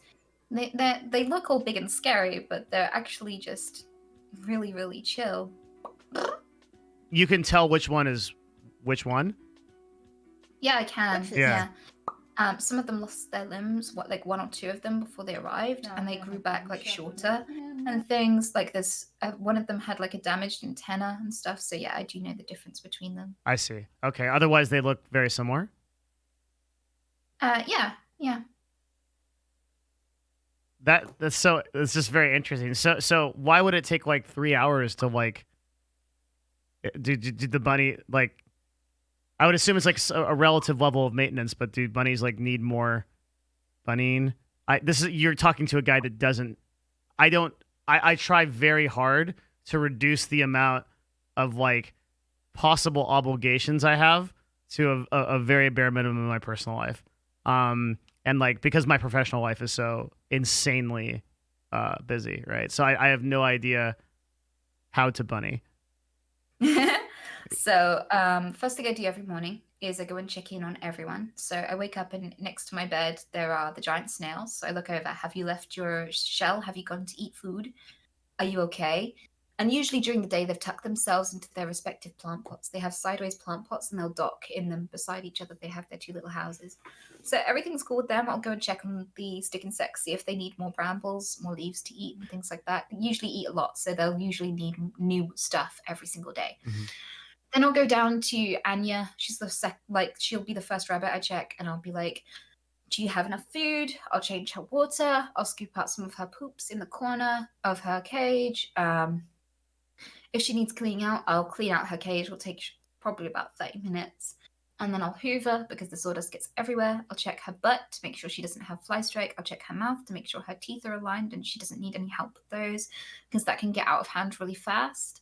And then I sit down with her and I stroke her for a little while. I make lots of eye contact and stuff, and I give her some social interaction because they're very social animals. They live in a warren. They need company, and she's really grateful for that. So I'll sit and check my messages, my emails, and, or I'll listen to some music and stuff, and I'll just spend some time with her. And that's not just for her, that's also for me because she's cute and squishy, but it's also really important to keeping a healthy, happy animal.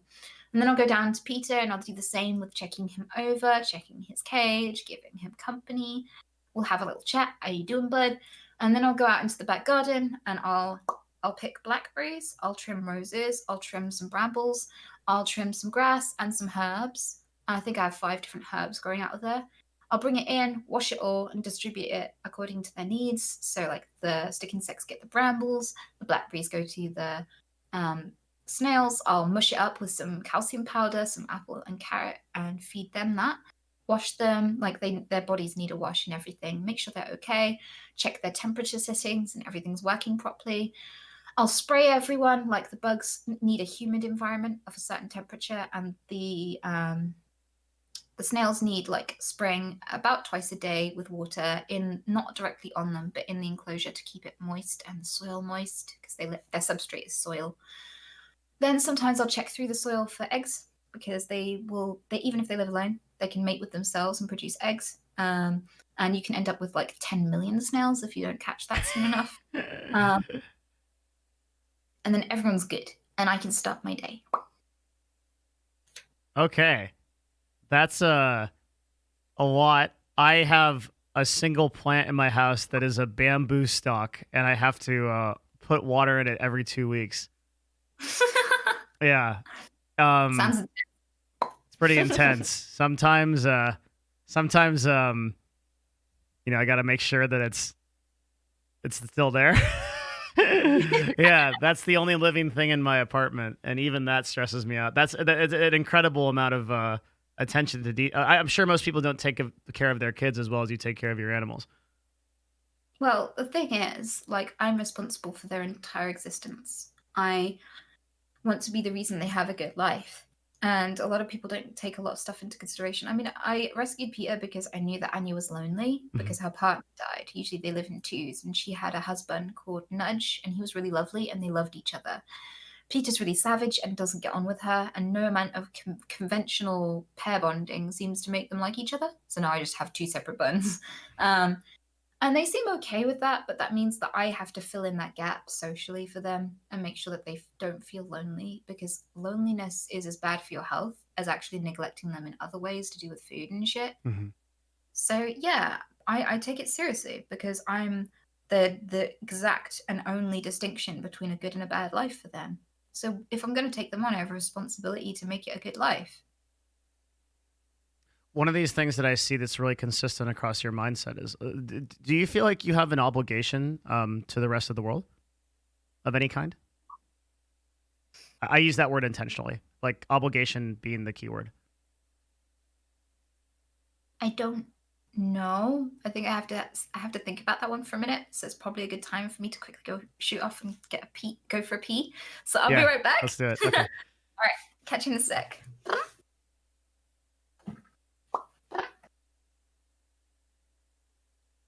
Y'all enjoying the conversation? This is one of those conversations where normally I can provide like a lot of value, but I feel like Anita is just dropping the value bombs like constantly. That's pretty amazing. Super incredible how a person can. One of the things that's like so exciting for me to see is like when a person has a choice. One of the best ones you've had. Thank you. Yeah, I think so too. Like one of the best ones is like when you see someone who has very clearly thought through how to really be a person of significance. And when I say significance, what I mean is like a person who through many of their actions, if not most of their actions, is making the world a better place. And that there's a conscious effort towards that end.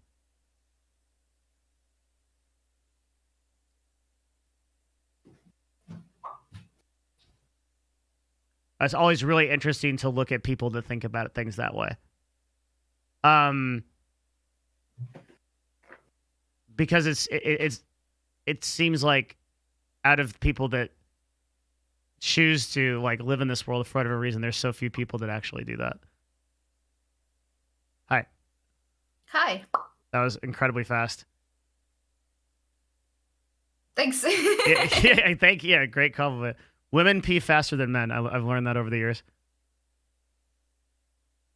Yeah, it's good pee. Yeah, that's good. So I had to think about it, and I think I do feel an obligation to the world because I'm very cognizant of just how damaging it is for me to exist.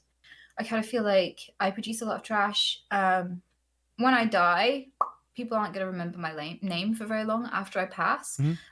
Everything that I ever gave a shit about, all of my opinions are going to be gone and forgotten very, very fucking quickly. Mhm. And that's average. Like, very few people have, like, any words they've ever said yawn on into the expanse of the future after they've gone. Most of us just die in obscurity and are forgotten Yep. very quickly. And But your trash outlasts you. Like, your like, if you imagine how many tin cans of food and shit we get through, that stuff's still here. It's like plastic can last for 1,000 fucking years. yeah. There's 1,000 years now ago that 1,000 years from now that are going to be a monument to your existence. And the most longest standing one is the environmental impact you have in a very fucking negative way. And so, like, I kind of feel like when I think about myself as I am my impact, one of the most lasting things I'll ever do is just make trash, which is sad. So I feel like I'm already operating at a deficit before I even start. And I see the world as this beautiful project. I want to leave it a better place than I found it because it's a rare gem. We don't know of anywhere else in the world where, in the universe, where there's life. And I think this is an amazing, beautiful opportunity. I ended up being one of the lucky bits of matter that gets to be conscious. Most of the universe is like drifting unconscious matter, bits of dust and gas and all the rest of it, right? And we got to be the conscious ones. And that's so cool and important. And as long as it's here, it's the rarest, most beautiful thing that's ever happened in the universe. So I like it. I love it. I think it's awesome. I want to be a reason why it continues. I want to be a positive impact on this thing that's going on. It's so cool. And I don't think I can do that by default. By default, I am a destroyer. And I have to really try to get out of that deficit and that debt before I can actually be a positive thing for the planet. So yeah, I try really hard and I take it seriously. Can I read you something? Mhm. It's one of my favorite quotes. It's exactly about this. We are going to die, and that makes us the lucky ones. Most people are never going to die because they are never going to be born. The potential people who could have been here in my place, but who will never, in fact, see the light of day, outnumber the sands of Arabia. Certainly, those unborn ghosts include greater poets than Keats, scientists greater than Newton. We know this because the set of possible people allowed by our DNA so massively exceeds the set of actual people. And yet, in the teeth of these stupefying odds, it is you and I and our ordinariness that are here. We privileged few who won the lottery of birth against all odds. How dare we whine at our inevitable return to that prior state from which the vast majority have never stirred? Yep. Yep. I agree with that sentiment. I also feel like I have an obligation. It's Richard Dawkins. I also feel like I have a obligation to, and I felt like that for a really long time. I think it was born from, I always listen to people that have really difficult lives, especially through childhood. And in a way, I'm almost a little bit jealous of it, which sounds like fucked up, but like my life was incredibly perfect. My parents were supportive together, invested in my education. I by every metric, I was privileged to every extent of the word. I never struggled. And in doing so, I grew up with an almost like a pretty large feeling of guilt that I have an obligation. It's like if I waste my time and don't invest my time back into the world, like holy shit, after all that I've been given and everything that I like have that I haven't earned, how insane would it be for me to not give back? And that's why I use that word deliberate with you, obligation, because I see a lot of similarities with you and I in that sense of like you wake up in the morning with like something that people would call purpose, but it's more than purpose. It's like it's really a need to serve. That that like without that, you aren't, you're not living how you should be, and like there's something like really fundamentally wrong in your soul when you're not living that way. Yeah. Yeah. I think that's kind of like the activist perspective though. Especially if you see something that's wrong and you desperately want to fix it and you can't rest until it's fucking fixed. And it doesn't matter how small or big it is, it could be the world, and you'll still fight even if it kills you to change it. I think some of us just can't settle for how things are. We Yeah. have to keep making them better. And nothing else feels the way that does. Nothing else feels worth doing by comparison. I completely agree. Nothing else feels worth doing by comparing. Yeah. It's like everything else takes us. Even though you also, it's like contrasted by knowing that most of, if not all of what we do will not make a difference. It's like still that desire to add because of the time impact, right? Like we're not even a blip on the radar of even like geological time, of even like rocks moving, like mountains forming, right? Takes like it's millions and millions of years of like a rock going like and then it like just like kind of like goes up gradually and it becomes a mountain, right? It's in so much it's like but aside from that, it's like you've been given such an incredibly short amount of time. It feels like to not add value to someone or to not make the world a better place is just a total squandering of that unbelievably rare resource. Mm. I agree. But it's difficult as well because there are lots of things wrong with the world. There are lots of things to improve, and you'll never have enough time to and enough knowledge and enough anything to fix it all. Yeah. There'll always be stuff to hurt over. There'll always be stuff you want to fix. There'll always be animals I never got to save, for example. So it's quite a burdensome and difficult thing to wrestle with, especially in its infancy. When you first start feeling this thing, when you start realizing that, this is what you have to do, it's so hard because it's a much bigger project than any one person can complete. You'll never be satisfied. Absolutely. There's no satisfaction being this way at all. That's true. Yeah, it's a very how do I describe it? Almost like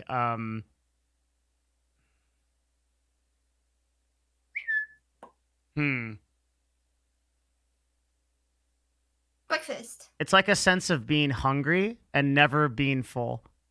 That like you're actually there's a Buddhist analogy to this. It's called a hungry ghost. It's like the way it's illustrated is like a big fat ghost with a little mouth, and it can't eat fast enough to like have its like consume its like big stomach. It's like that. It's like you're always desiring to add more, and then you go back and you're conscious of like the fact that you didn't add enough, and that's always an ever living, ever present fact. You never do enough. You can never be enough. I got in a big fight with Dr. K about this because like in one of our episodes like together we were talking about this because he comes from I think a more classical psychological perspective, which is like, well, you're already enough, because in Eastern philosophy, which he borrows from quite a bit, your wholeness as a being is defined by your beingness. You don't need to go anywhere. This is why a lot of the Eastern societies progressed slower technologically than like European society, because they didn't feel a need for machines or industrialization or things like that. As far as they're concerned, they're on a Dharmaic wheel. They're traveling through time 10,000 times, rebirth, reincarnation, everything. So what the fuck does it matter? Like, I just want to be here with my family and enjoy my shit and, not make too much of a negative impact and, try to improve the world in a little way. And so I got in this with him because I actually think that things like imposter syndrome, which you've probably had a lot of thoughts about, yeah, and I have too, are sort of the shadow that allows for the light. And do you know a philosopher, a psychologist named Carl Jung? No. Carl Jung was a protege of Sigmund Freud. And he's kind of the reason, a lot of like what we base Western psychology off of is because of Jung. And in one of his examples, there is this idea of like an anima and an animus, which is essentially like a shadow and light form that for every, this is also illustrated in the yin yang, which is my sub symbol, right? Which is like, you can't take these pieces apart. There's an element of both. And so something like imposter syndrome, which seems so damning and so destructive to us individually, is also what is getting us up in the morning to do better and strive for people. And you can't take that negative part away, even if it's painful, to progress. It's a necessary part of your strength. It's baked in. That makes sense. Yeah, I think a lot about that. Yeah, I think a lot of people who think that they deserve to be here on a fundamental level may not be able to progress as far as the people who don't think they do. I think that's why imposter syndrome is so common, because it's just a symptom of being a genuine person. And I think to a degree, it like Twitch pisses me off. Not Twitch, like, but like the concept of Twitch. Like, there are these people who may not have any necessary skills for survival or anything like that. They sit and self-indulge and eat cereal, watch computer games, watch videos, play computer games, and self-indulge. They do what every dude does on their day off on a Saturday, like, and they get paid an inordinate amount of money to do so. And it's fucking stupid. I sit there a month and I'm like, nobody deserves this much money to do anything. And I got it by just playing Overwatch and shouting at pervs. So this doesn't seem fair, and I don't deserve this. I don't think I could ever be the kind of person that deserves this, and I kind of low-key think nobody can, and that, you know, it's not possible to deserve this many of the resources when it's more than enough for me to, like, be happy and comfortable and have everything that I could possibly want or need. And I just feel very profoundly undeserving. And I think if I was the kind of person who was like, can I have, like, hey, Twitter, I'm almost at 1 million followers. Yeah. You guys just follow, because like I'd like to have 1 million, please. I clearly deserve 1 million followers. Then nobody would fucking follow. Yeah. Like I see that pitfall all the time on Twitter where people are like, oh my god, I've almost reached my sub goal, guys. Keep following, keep following. It's like, no, you don't ask for follows. Followers are representative of your content, not your desire to have followers. And so, like, there are people who, you know, see goals and see an amount of money they want, and see an amount of subs they want, and see amount of fame they want, and an amount of status they want, and they never fucking get anywhere. So yeah, I agree with you, but I'd never really verbalized it or thought about it. But yeah, I think that there's a certain level of self-doubt that we all feel. There's a certain level of insecurity that we all feel. There's a certain level of imposter syndrome that a lot of us feel. And I think that that is just a side effect of being genuinely, authentically yourself. You have a first-person view of all your flaws. Of course, you're going to have a slightly different view than everybody else, because nobody sees you fuck up as much as you do. Yeah. So yeah, you're right. It's baked in. I've always been thinking maybe I'll work on this and maybe it'll change over time, but I don't think it will. Yeah, and it's interesting. It's like it's one of the things to like look at your weaknesses and be like, man, should this like really change? Because I think about that with my imposter syndrome as well, which I originally got from esports. Was like I actually remember a time where I didn't have this. So it's important because that I was conscious of the transition. And when I was running an esports team, and I would have these like really crazy failures that are really pronounced, because like when you lose in esports, like you fucking lost. Like you don't. It's not like, well, we kind of won. No, you fucking lost. Like that's it, right? It's like getting like when you lose an Overwatch match, you fucking lost the match, right? That's it. And I became conscious and started to feel really conscious about everything I said. And then like I went immediately to sort of the Western especially the 2020 like psychological answer, which is like, you know, you sit down with a therapist and they'll be like, you are enough. You are wonderful, you know, and then like somebody that like makes you like you have imposter syndrome. They're like, no, Anita, like don't feel that way. Like you're great. Like you run such a great stream, and that's like what your chat does. They reinforce you, right? They're gonna be like, you're great. No, like that. But I'm not telling you like, no, like you should fucking have that imposter. It's great that you feel that way. It's like, yeah, like if you feel like you're not doing enough, like fuck yeah, like you should. That's a motivation to step it up and do more, right? Like I love that feeling. Like yeah, like if I feel like I'm doing shit, then I feel like I'm doing shit. I'm on the right track. If I feel like I'm fucking awesome and killing it, there's like the little guy in the back of my head. It's like, it's like because something is terribly wrong if I feel that way, right? Like, like I'm too confident something is. That's when you know something is wrong. Yeah, I agree. I mean, I try to tell chat to be happy with their dissatisfaction, to know that they're not meant to feel happy, satisfied. Like happiness is separate from satisfaction. And I think if we were ever designed to be satisfied, then we'd never breed, because we could sit home and wank. And everything would just fall apart. And also, like on another note, we'd have stopped at the wheel because this is good enough. It gets you where you need to go. But Yeah. we can fucking fly now, and that wouldn't happen if we were ever meant to be satisfied. And it has bad side effects. Like your phone works just fine. You don't need to replace it with the new model in a few months. That's excessive. Just what are you doing? Hmm. But like the fact that we're never satisfied means that there's always this little niggling thing pushing you to do better. And that's okay. That's progress. It's painful. Progress is painful on so many levels. Usually, to make things change, you have like people don't like change. They're dissatisfied with how things are, but they tend to be frightened of change. Hmm. It's a really horrible misery trap. But it means that if you want to pioneer something new, you're going to get flack for it. You're going to get hated. Yeah. Like a lot of people who've done the most for the world had to live shit lives for it Yeah. because of that reason. So yeah, I kind of feel like I am grateful that I am dissatisfied, and I have a healthy relationship with my insecurities because I see them as a reason to step up, Hmm. rather than something that drags me down. I don't lay in bed too depressed to get out because I'm useless and not pretty enough, and I don't do this enough, and I'm a bad streamer. Like I don't get demotivated by it. I get motivated by the things I'm not happy about. Yeah, this goes back to when you said that using anger as a tool, right? It's the same with me. If I feel an incredibly negative emotion, I transform that into something that I can do to like that's energy that I can use, right? Like a lot of times I'll just get so sounds so fucked up, but like I'll be sitting there and I'll just be like, "Fuck, I am so fucking fat," and then I'll just be like, I just put on the running shoes, like like just like, and I'm just going because I'm angry about it. Like I just want to I want to exercise. I want to evoke that, you know. So I totally understand that. Like I totally use that as fuel a lot of the time. It reminds me of a quote is to progress one must constantly remake themselves, and one cannot remake themselves without suffering, for they are both the marble and the sculptor.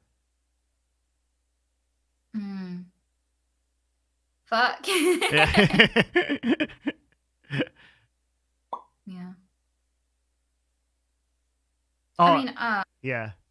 sorry, go on. Oh, the rest of the quote is so one must shatter their own substance with the heavy blows of their hammer. Yeah. Yeah, if you can imagine constructing yourself. Yeah. I mean, I went through a long period of self-harm as a child. It started when I was like 8 or 9, and I get asked about my scars all the time on stream because I don't hide them. And the thing with that is that self-harm came from a place of being a little kid going through a lot and never being handed the tools to navigate that. And so I had to fumble through on my own.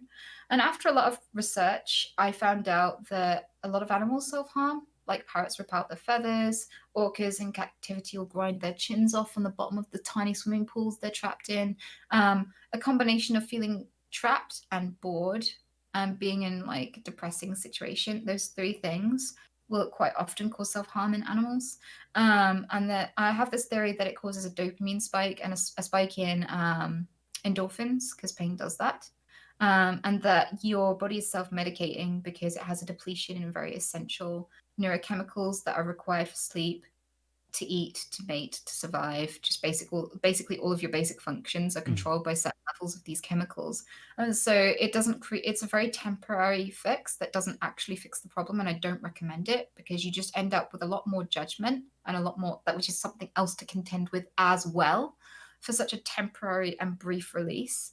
So it becomes very addictive, and it's very difficult to find a way out, even though you do experience the negatives after. But a lot of people come in and they're very judgmental, and they're like, "You're obviously an attention seeker." They make assumptions about my sex life. They're very damning and aggressive. But this was a part of me surviving. This was a part of me crafting myself. I'm not sad that I went through that or ashamed that I didn't have a better way to cope.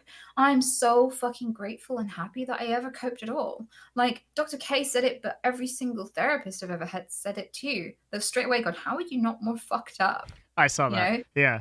Yeah. And I've heard it so many times, and I've got to say categorically that I'm not ashamed of my self-harm scars. I don't hide them. I don't care how people see me. People will find a reason to judge me or hate me or whatever if they want to, regardless of who I am. But I don't hide them because I'm not ashamed of the fact that I fucking survived and pulled through. Like, that's what that represents to me. I was a 9-year-old kid going through more than a lot of adults do, and I got through it. Like, holy shit. I'm cool with that. Yeah, But it just quite reminded me of it. I no, it's really relevant because I think like for like me like as a kid I'm like, man, I'm out of paper towels and like this is an existential crisis. Like you know, having to deal with like something like that is unfathomable to me. Um, and it's interesting because like that quote, right? That you kind of need that suffering in order to transform yourself. I had to self-impose that suffering because I didn't get it from a primary source. So I would self-impose it through either just like learning things or like putting myself in really hard situations or like growing in some way or things like that. I would really like challenge myself every possible way I could. And constantly try to exceed my own level at something. That if I was going to do anything, I was going to do it the best that it could be done, that I could do it, right? And in and I don't think I've gotten even close to like anybody that has had a legitimate story of like that kind of struggle, but it's really cool to hear from someone that did like take that fight and win it.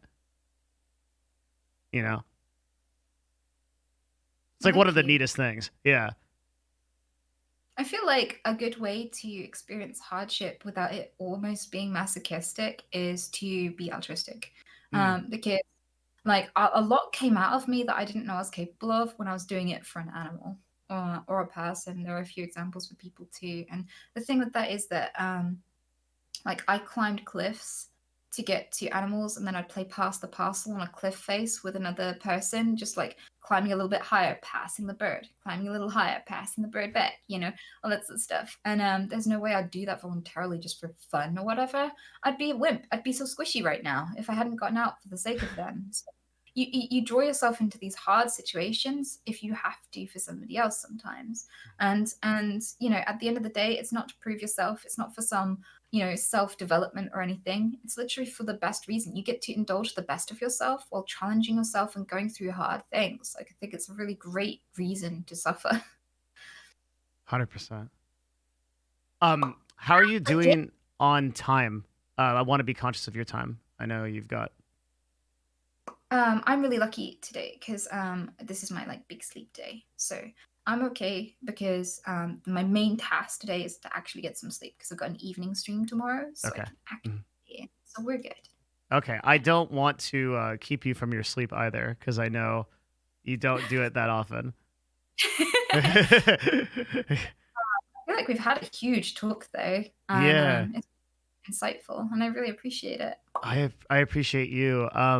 So this is a really interesting thing because normally I can bring someone on here and we can talk some brand stuff and then I'll be like, all right, like here's all the really cool like analytics and stuff that support like your goals. But like with you are like a dog chasing cars. You just do. And so that's a challenge for me because I can't directly provide you any sort of value aside from an interesting conversation. Then why don't we see what other people would normally do in my position? Because I don't even know that. Like, what should I normally in my position be looking to achieve next? Like at this level, what is growth from my perspective? What is a wise decision or a good route to go from here? And what should I be focusing on in order to improve things for my audience? Because at the end of the day, they're the ones allowing me to do all this rescue work and, you know, look after my mom and stuff. So it's a good thing to know regardless. Well said. Okay. Yes, we can work on that. So I think there's a couple of avenues to take here. There's what's good for your audience and there's what's good for you.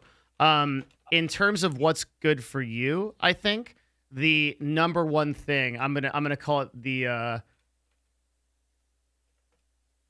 let's see. I'm just writing stuff down. I think it's 2 Ds. Okay, it's diversification and delegation. And so diversification means that you are at a point where you are a top creator on a single platform. And I believe your YouTube is also pretty aggressive in terms of its success. I mean, it's stagnated right now because I'm struggling to get this video out that I've been working on for too long. But apart from that, like, yeah, it's okay. I mean, we do highlight videos to fill out the time between like bigger projects, but I try to avoid that as much as possible because the viewership tends to die off, and it's just a filler. It's not really what I'm, passionate about. It's just like cool bits in case you missed it from the stream, which is kind of like a passive, I guess. Um, So I but think yeah, we talked a down. little bit about your the if I looked at your business holistically, the scariest thing for me would be that the vast majority of your income comes from a single source, which is Twitch. Yeah. We tried to fix that offline for a little bit of context. Anita and I have been working on her YouTube a little bit. So we found some ways to shore up because really you should be making separate full-time income off of YouTube, just completely on its own. The views and the category that you're in beget that. And I think that if we made some of the changes that I had suggested, which you might already be looking into knowing you, that would start to shore up, right? So that's number one. So I typically think of like a healthy brand and content creator as existing in 3 places. For Twitch streamers, I think a Twitch streamer should have a healthy Twitch channel. That obviously goes without saying. Then they should have a strong YouTube presence that's consistently updated, that is getting viewership from an alternative source, so you have that covered as well. Talk to me a little bit about your community. Where does it live when you're offline? Is it Discord? Yeah. Okay. We And have 3K people on my Discord. 30,000? 33, yeah. 33. 33K. Can you tell me a little bit about how your Discord is set up? What it's there to do? Like, People game there, people spend time together. We have like a general where people who aren't subbed can hang out, but mainly like the people who are really dedicated are the ones that return the most. And so we have quite a close-knit group of friends there. We have a lot of people who heavily interact with each other, and we have people who are learning how to interact, who are quite antisocial, who want to be social, kind of passively watching everything go by and lurking, slowly working up the courage to interact. And so we have a lot of people from like a year ago who are too scared to even chat, and now they come into voice calls and laugh and get drunk and play computer games together. awesome. So, like because I talk a lot about forgiving people for being a little bit socially fumbly at first and giving people a chance, because I needed that to become who I am. I couldn't be a good friend if I hadn't let someone let me into their life and show me, because I'd never seen a good friend. And so like I was a bit shit and clumsy and awkward at first, and that's just what you have to do to break out of isolation and being squishy. So I give talks about, how to step out and be social, and a lot of people are like budding into being more social than they ever have been before. I feel like that's the primary good of the Discord. But heavily, it's just a place for people to game and talk about random crap in their lives and stuff. And there's also a separate chat in there for people who hate Twitch chat, because Twitch chat has loads of randomers and pervs, and it can get very, you can end up misanthropic after watching my chat sometimes. Whereas if it's just the dedicated community, like they're actually having a real interaction with each other that's generally quite wholesome, and separated from like, the wandering simps that might migrate in and every now and again. Okay. Okay, so there's YouTube, Twitch, Discord, and then just gonna ask some qualifying questions that seem really stupid. Do you particularly want more viewers on your stream? Would you want to be a larger creator? I guess it could only be a good thing, right? It doesn't make, I don't see any downside to it at all. So There are downsides. So for example, couple of them I think that you might particularly care about. Your community distills further, i.e. like the number of people that are in that core group that you just described. It becomes more difficult to interact with them, because like the difference between like a 400 viewer stream, where like you remember the people that are coming to your chat on a regular basis, and like a 4,000 viewer stream, and and I was gonna say 40,000, but like 10,000 viewer stream, is in the same way that if you had a like soda, okay, not soda poppin', but like an actual soda in like a bottle, and you kept adding water to that bottle, you would distill that out until the essence of it was gone. Yeah. So there's a consciousness there that, like, for example, I don't want to be a larger creator. I'm super happy with about 1,000 concurrent viewers, and that's always been my goal for 8 years. Because the larger I get, the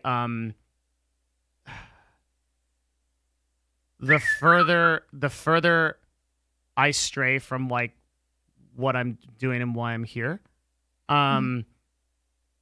So there's one consideration there. Second consideration may be that if you have a reason for streaming or a core reason, like I want to talk to people about like positivity and stuff like that, you may feel it harder to like broadcast that message because there's so many different things and agendas going on. So that's why I asked that question. Like,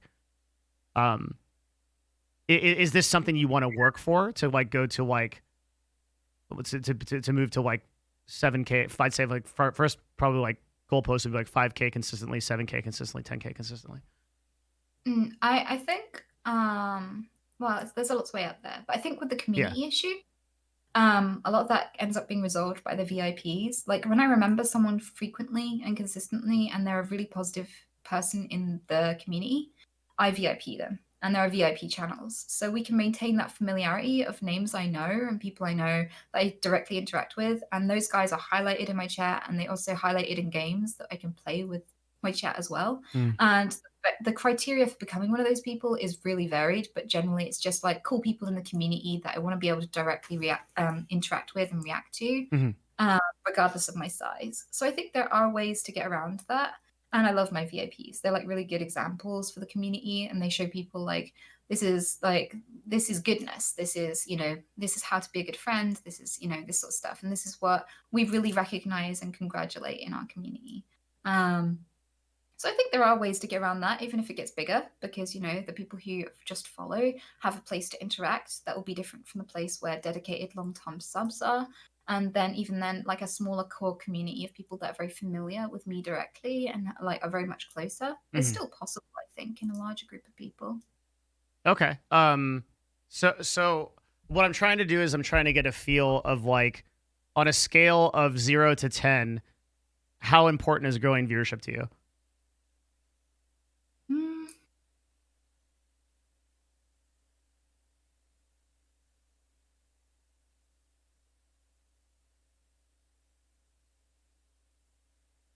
I don't know. I guess it should be really important because I really enjoy having a positive impact. And, a lot of the talks that I have about maintaining a good attitude, shedding anxiety, self-care during and breaking out of depression, navigating things, that sort of stuff. The more people it reaches, the more people get to live a better life, and the more people understand Tourette syndrome. And I think that's why I'm cool with like my clips being posted on Pornhub and shit, because there's nobody I don't want learning about Tourette syndrome and treating people like us in a way that allows us to be safe and use public transport and stuff without coming to harm, because that's what this awareness does for people like me. That like in the time it's taken for people to become conscious of Tourette syndrome and know what it is, I've gone from being kicked off public transport and threatened and having no access to an education to being treated with dignity and respect in public and actually being able to do my own shopping safely. That's transformative. Being a part of that has been a privilege. Literally millions of people know what Tourette syndrome is now and have de-stereotyped Tourette syndrome. So there are loads of people who are in my community who have started streaming, whereas they wouldn't have because of their condition previously. So yeah, I guess increasing viewership helps me to do the thing that makes me feel good about being here. So I guess I probably should focus on it more. Okay. This is, I'm trying to ask these questions to inform of how to move forward, right? Like of what to suggest. To be honest with you, this may be something that requires more thought from me, because this is such a difficult thing to do. One, because to be really completely honest, you're super put together. So there are some like nuances that I can do. Like I think like we can. There were a couple of things I mentioned about like YouTube titles and things like that. But fuck, like. I mean, you're sitting at 700K subs on YouTube. You're one of the top 100 broadcasters on Twitch. You're doing so much right that like I need to like sit back and so a couple of ideas that come to mind. I'm assuming you deliberately don't have an Instagram for a reason. Yeah, because people expect it to be a softcore porn portfolio, and I don't Mm-hmm. do sexual content, and I'm not putting more time and effort into something that's only going to be a disappointment. Because the only reason people pester me for one is because they want to see the size of my boobs or my butt. Yeah. Like, that's Mm-hmm. not something that's really important to me or my content. I know that being sexual could probably help me, and I don't think that being sexual is degrading. I'm cool with people who consensually provide that kind of content, and I find it weird that a platform full of people who literally wank several times a day is so angry at women actually showing their tits. It's weird. It's such a contradiction. But Yep. like, Okay. What if we used it? So sorry, I know this is so I just want to be really clear here. I wasn't like, all right, Anita, the next step is like an OnlyFans. You got to do it. It's gonna make you 30K a month, right? I think an Instagram could be a logical progression if you were to do something similar to what you're doing on YouTube, which is to feature highlights or to feature like games with like the occasional tasteful picture. Is that something that would be productive, or do you think that so many people just ask you for boobs that like it doesn't parse? I don't know. Yeah. At the moment, I kind of feel like it was such a good step to really hardline, like, I'm not allowing myself to be pressured to be sexual when it's not really something I'm into, Yep. because it would have possibly helped my career. I kind of feel like I like the way that it's helped me as a streamer to not have one, because people listen to my reasoning as to why I don't have it. And if I think it's kind of misplaced respect, but they are more respectful of me and understand more of what I'm about because I actively reject having one. Yeah. So like at the moment, I understand it might get me more viewership and it might get me some attention. I kind of feel like it'll be disappointing to most people who go looking for it, which is not the kind of content I want to produce. I don't want to force people to look at shit they're not after. I don't want to trick people into looking at clips of my stream when they're looking for boobs. I want people to be enthusiastic about my content on its own merit. And making an Instagram that's about anything other than bikini shots feels like clickbait. Okay. Click Mhm. Okay. for that reason. The on the scale of things that add to viewership, right? YouTube would be number one, and then Instagram would be a pretty close second. What are your thoughts on Facebook? I'm cool with Facebook. I have like 62,000 people on a Facebook I barely ever touch, and I need to give it more attention. I do. I didn't know that you make money from YouTube. That's really interesting. Yes. Are you official Sweetanita on Facebook? I assume. I believe so. Yeah. So I think that one pretty logical transition here, which you've already done a little bit of actually, of uploading, or someone has of uploading with some success, like with a lot of these are over 10K views. One really simple thing to think about is literally just copying, pasting the videos that you do on YouTube onto Facebook with no other work done. And the Facebook has its own monetization system. And you might be tempted to think, well, won't it be that my viewers will just see the same thing in the same place twice? But they won't, because the way that viewer behavior works, they typically consume platforms independently of other platforms. So there's like a lot of people following your Facebook that don't catch every YouTube video, the vast majority that don't catch most of your streams. So we've done so many tests to this end, and I've read a lot of social media tests about this. You can syndicate a piece of content, copy paste the same piece of content to YouTube, Twitter, Facebook, Instagram. And there are content creators that do this, like Gary Vaynerchuk, that just copy and paste everything across the board. And there is no one in their comment section that's like, you're just copy the same shit. I saw this on Twitter.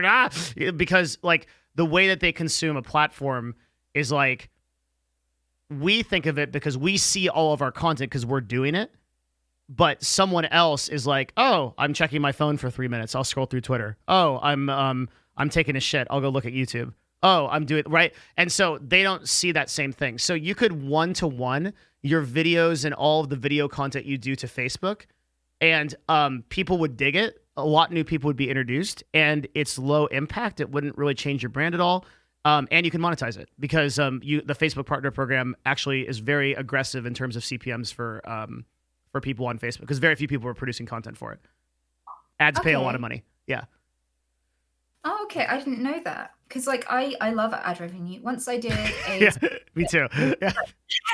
Or like, I mean, sponsorship revenue, because like I did one for Ring of Felicium and divided it between my mods. I was like, surprise mods, I'm doing sponsorship for you. I love doing shit like that, and I think it's a really good way to like give to charity and stuff like that. Yes. Because you don't have to convince people to do anything. You don't have to convince them to give away their money. You can just go, if you watch the stream with me today, you're going to help me change the world. Yeah. So you get to be a part of that. Kudos. Yep, ads are great. And you're taking money from multi-trillion-dollar corporations that have enough of it anyway.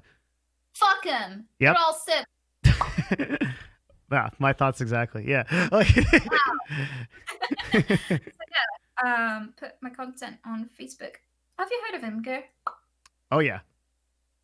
It's like looking into branching out into getting little clips and things and like little mini platforms and stuff like that, where people spend a lot of time just flicking, worth looking into, because it just popped into my head, and I don't know if I've ever seen anything from a streamer on Imgur. So Imgur is a really interesting website because it actually is a little bit like Tumblr in the sense that there's a sub community of people there that actually go through and browse things and upvote things and things like that. So to be totally honest with you, you're ahead of me here. I actually have no experience in how effective Imgur marketing would be, but in visualizing it, I can see why it would be. Because I think if you posted like a funny clip or a funny GIF on there or something like that, people would upvote it. And particularly in Imgur, if you have an album, there's calls to action possible. So like you can label the album, check out Sweetanita on twitch.tv/Sweetanita. And then the album is like a funny clip. And this is the thing, man. I feel like I'm with another maestro here. It's very difficult for me to offer you advice because you're making me think about shit. I never thought about Imgur as a way to market shit. And now I'm like, I can do that. Like, that's fucking awesome. Like that's really cool. Yes, I can totally see how that would work. And I think it would. No one's ever tried it. I get shared a lot just passively on things like 9gag. Oh god, I'm not cool with that to a certain degree because I don't know what it is, but the folks that find me on 9gag usually they make streaming harder. They're the kind of people who need modding a lot. I don't know if it's representing the community or if it's just sick. If it's just like the select few people that are on Imgur that would take an interest in me, take an interest for the wrong reasons. But yeah, oh my god. But at the same time, like when I first started streaming, one of the things I really loved that I can't do so much now is that, you know, we had a lot of dickheads come to my stream and become less of a dickhead for having been there for a while. And that can be quite transformative. So in a way, I'm kind of cool with drawing in negative people because some of them turned out to be really great friends of mine after a while. So yeah, maybe like any platform where people sit and scroll, like Reddit and Imgur and 9gag and places like that, maybe that's a good place to diversify into.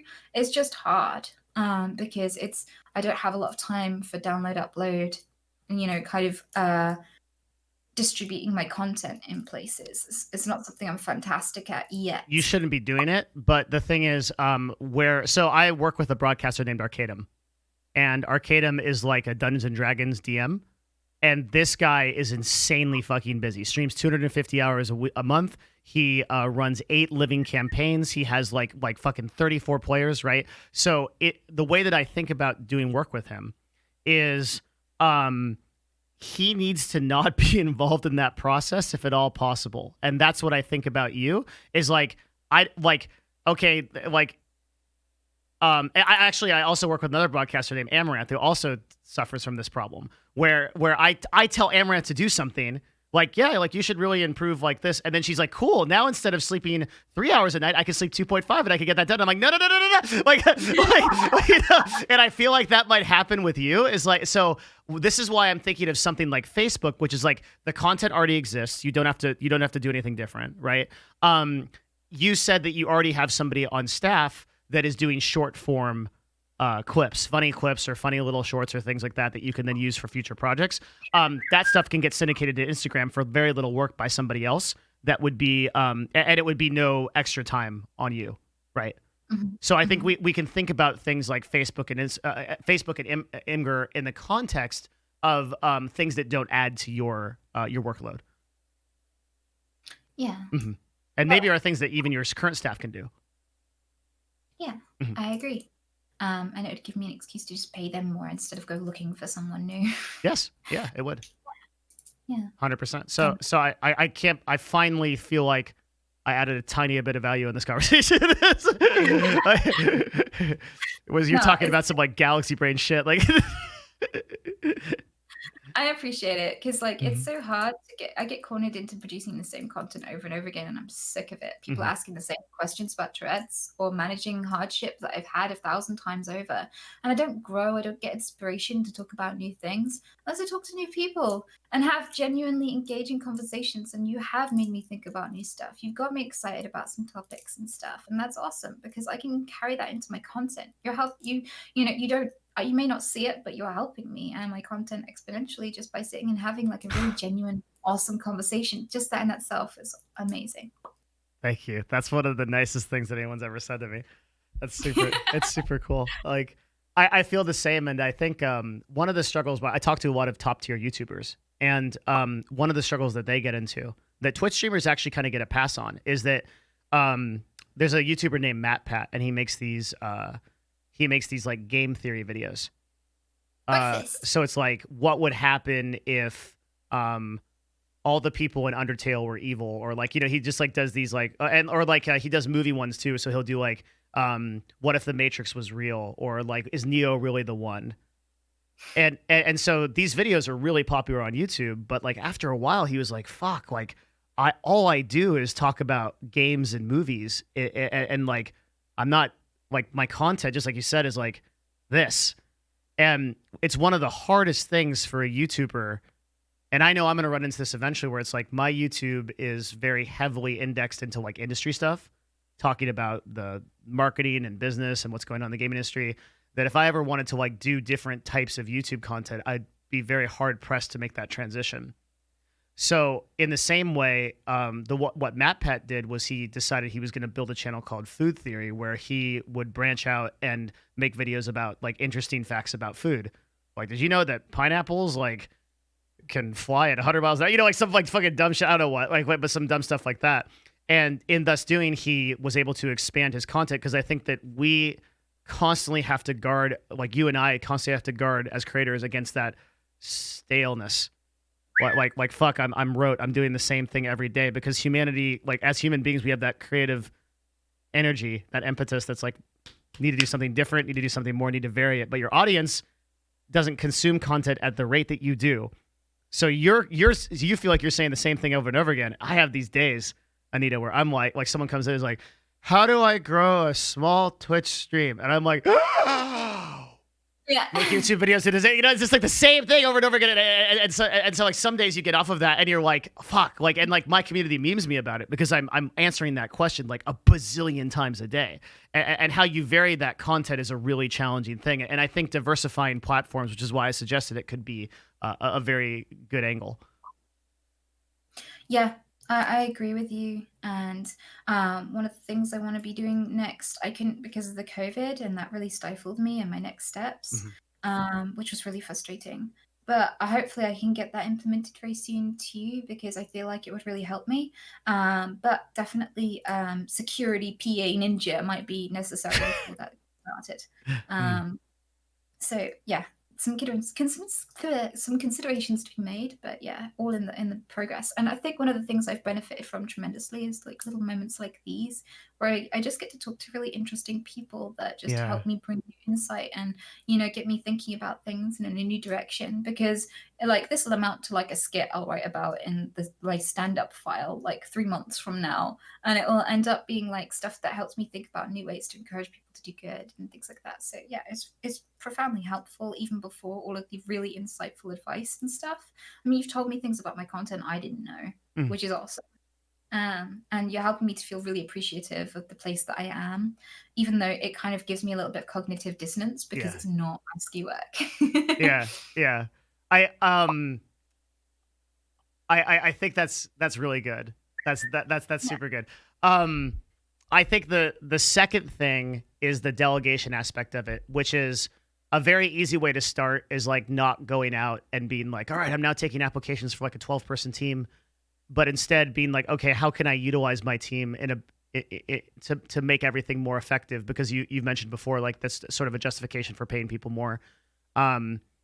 So I think Facebook and Imgur are kind of natural experiments in that direction, that you can use the same staff, the same content you have for, and kind of experiment with the results. And what you'll find is, like, about 4 to 5 months ago, I did a test where I started doing Instagram content, TikTok content, if you could believe that. You can guess how that went with, hey, fellow kids, like, do you want to learn about investing? And everyone's like, go fuck yourself. And I'm like, okay. And then, whoop, like 2 views, right? Like, what's that? But you dance. TikTok is about dancing. I didn't dance on my TikTok though. I did. I knew I could have won that way, and that's why I didn't do it. I wanted it to add value to the world. That's why I won't, like, okay, I have such a good analogy for this, okay? The reason why you won't post boob pics on Instagram is the reason I won't dance on stream. It's too low. Yeah, it's like the bar is too low. I want to add more value than that. I don't want to be someone's monkey. Where they're just like, dance monkey, here's the tips, like, and I'm like, do it, and they're just like, thanks for the $500. Like, I can't do it. Like, I gotta, like, if the broadcast isn't like informative and adding value and like making people think and shit like that, like, why am I here? Like, I gotta do more than that. Yeah, like that, the dancing thing, I know I can get a shit ton of viewership that way, but I'm like you in the sense that, like, if I think something compromises my personal values or the values that I'm trying to espouse on other people, I'll sacrifice anything for that cost, right? Like, if a genie came to me and said, Devin, you can get 10,000 viewers, but you've got to do a 20-minute dance every day, yeah, I'd put that bitch back in the bottle. Right? Like it's not worth the cost to my personal definition of integrity. Yeah. I can respect that. There's 1,000 different ways that I can get clout. I mean, another one that I tell people about a lot is, like, and this is probably a decision that you've made as well, because I assume you've been offered, but, like, I don't go on the Austin show, right? Like Raj's show. It's not that I have anything against Austin. I think he creates fucking amazing content. I talk to him on a super regular basis. It's just that my brand doesn't align with, like, getting on a podcast and fucking yelling at people about shit, right? To the extent that I do it on Scuff Podcast, but that's usually for an informed directive. Like there's a different energy there that I don't want to sort of imbibe, and so I stick to what I do. Wow. Yeah. Mm-hmm. So that's the Raj Patel show? Yeah. Yeah. Yeah, I've been invited a few times. I would assume. Yeah, I think that's really, really sweet, but I'm really protective of my community. And I think what's so entertaining about his content is, like, the kind of forced toxicity. Like, I don't think these people are genuinely this screamy and angry and stuff, and because they are in the show. Yeah. And I understand that. But the kind of people who consume that and it waters their soul are not usually the fun people for my mods to deal with in my own community. Yeah. I don't want to do that to my mods. So and also, if I'm honest, a lot of people go through that stuff because they think it'll add exposure and increase their viewership. But so many of the people that I've seen go on get a wave of abuse, and then their viewership stays flatlined. And it tanks. After the level. Yeah, I don't know that anyone I've seen on the Raj has actually directly benefited or grown. I know a lot of smaller streamers that have gone on it quite a few times, and they'll be seen by, like, tens of thousands of people, and they'll still stay under 50 viewers. You know, I've seen that happen to people. Like, I kind of feel like the kind of content I produce is kind of uplifting. It's hard to be that in that kind of context as well. And so for all of those reasons combined, I think it's so sweet that they invited me, and it's not a dig at their content whatsoever, but yeah, I don't think it's the right place for someone producing my kind of content to be in order to achieve what I want to do. Yep, and I made the exact same distinction, and that's why I'm what I'm doing. Like, I'm super happy to sacrifice any amount of, like, material success or clout or whatever in exchange for, like, keeping myself on pace with what I think my brand should be and the value that I think I should provide. And I just don't think the cost of losing that authenticity. Like, my dad always said, no matter what you do in business, you should wake up in the morning and look at yourself in the mirror and be like, I'm proud of what I'm doing. Yeah, I think that's Yeah. what you carry with you, not the views, not the money, not anything. At some point, that will go and can be lost very easily. But you have to live with yourself the rest of your life, so it's more Exactly. important. Yeah. Yeah, And sorry. it's so Go on. rewarding because you then build a community of people with those values.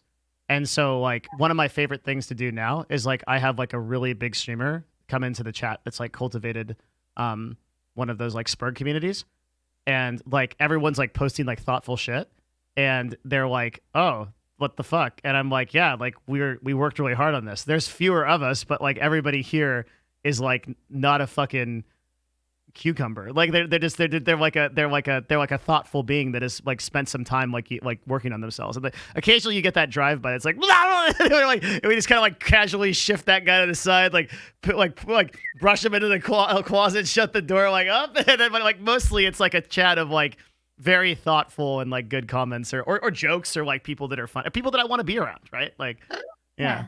Mm-hmm. Yeah. I also feel like I have a filter as well because I have Tourette syndrome, and when I'm in a bunch of people and there's lots to focus on, and I have my ADD moments where I'm picking between a million things, I tick more, and then I'm just my Tourette's. And that happened to me with the Sidemen Tinder thing, where like I arrived, I panicked, I was like, I should have thought this through, I don't know what I'm doing, and so like I just had more ticks than actual voluntary speech because I was just like and I kind of feel like I will be the Tourette's girl, not Sweetanita, if I go into those stressful, highly volatile, dramatific environments, because that's what they'd be for me, like highly stressful and just like focus on what everyone's saying. Keep paying attention. Are you still paying attention? Stop thinking about bananas. Get back to the conversation. Did you forget? No, you forgot, didn't you? And like, and that's kind of like my brain. ADD is a nightmare in crowds. So, like, luckily I have like a decent disincentivizer.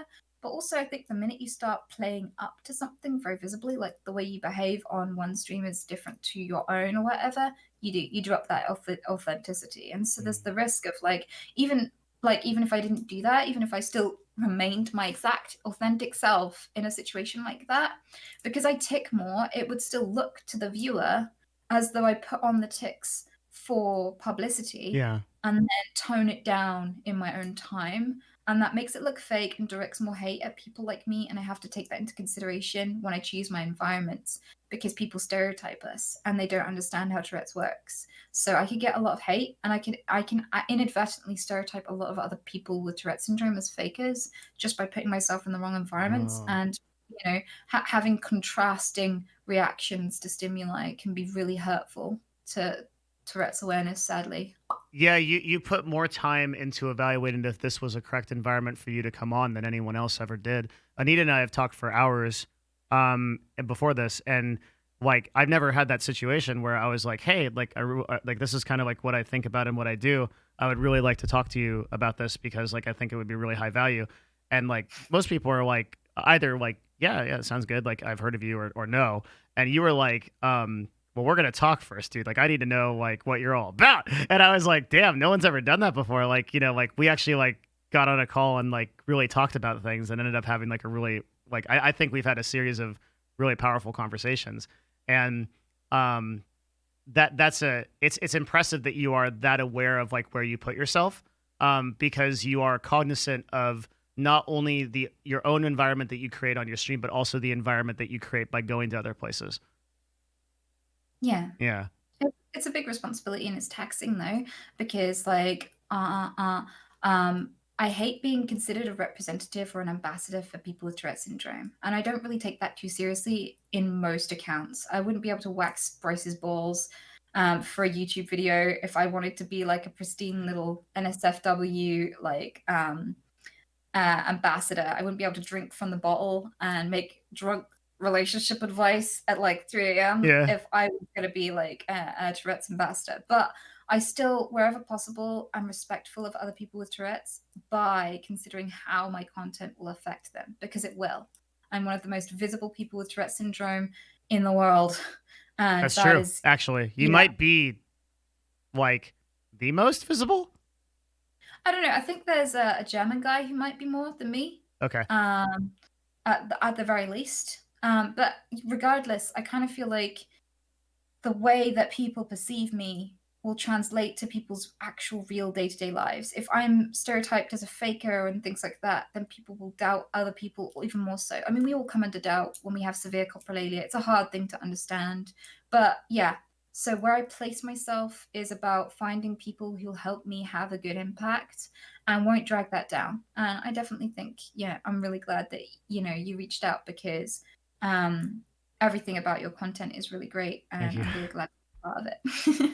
I really never want and tried also like really hard with this talk and future talks that we may have. I don't think that you're and the thing that fascinates me the most about you is not Tourette's syndrome, and I say that really genuinely. It's a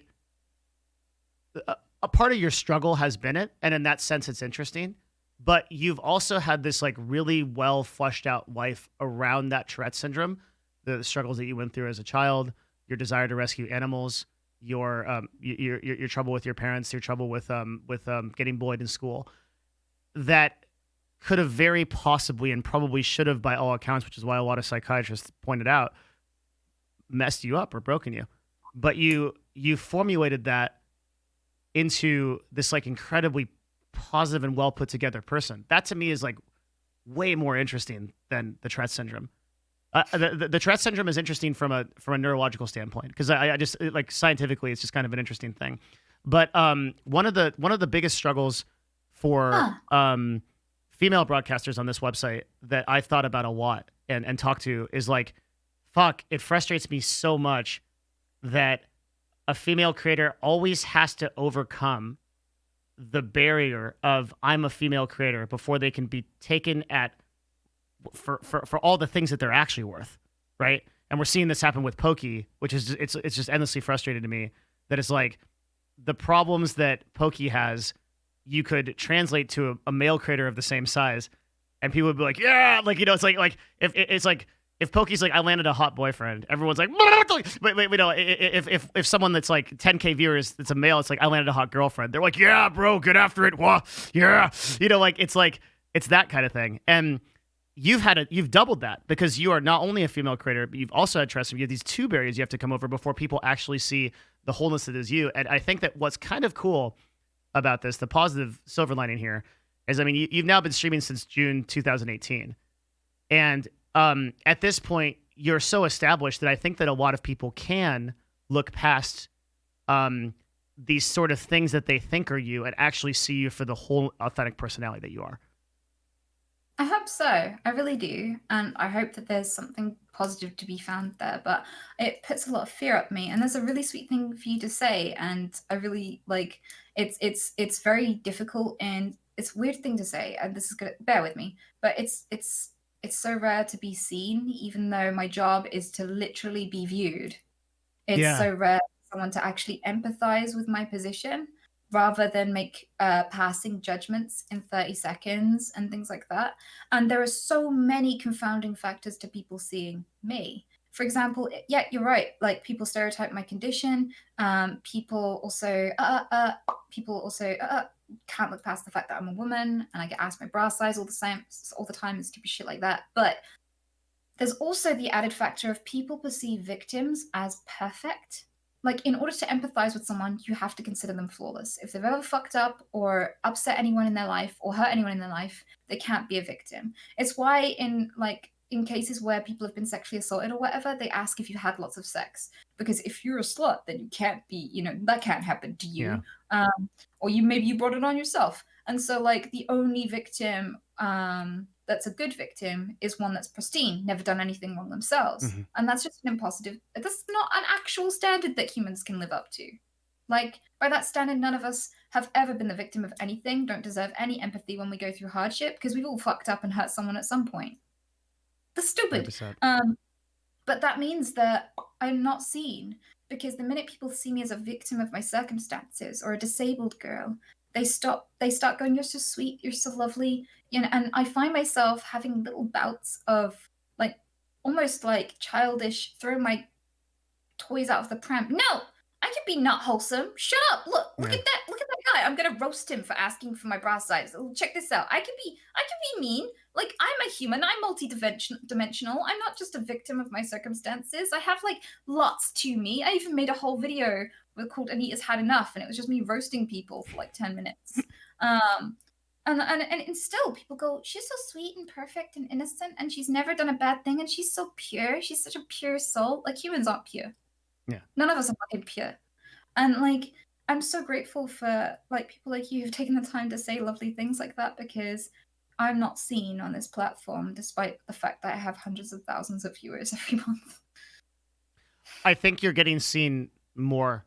I think this was probably almost like a bomb exploding, right? The initial explosion was like Kotaku coming in, Reddit coming in, and some huge percentage of people in that blast were like, Tourette's girl, boobs, blah, female streamer, like, right? And then like as the sort of like shockwave went out, you're now at a point where that dust has settled quite a bit, and you have a very consistent community of people that see you for who you are, which is really exciting and also encouraging to other female creators, because I feel like there's a subset of female creators on this site who really try to it's not that I don't mean to say this in a disempowering sense, but they try to step away from that feminine energy for the purpose of showing that you can be a successful female creator, and it's not about being beautiful, having big tits, speaking in a cute language, and doing the girlfriend experience. That you can have insightful and informative content. And I really like, and there's a few creators, even some recently, like 39 Daff, right, who have like created a community that is really healthy. And it's almost like there's still that occasional like drive-by like weird person, because you're just not going to get rid of that in gaming culture. Probably quite a few of them, but they are strong, independent of their feminine nature, and they're valued independent of their feminine nature, which is a really important step for us to take as an industry, right? That because I think to get people to the same equality, the same equal level, we have to not see those divisions.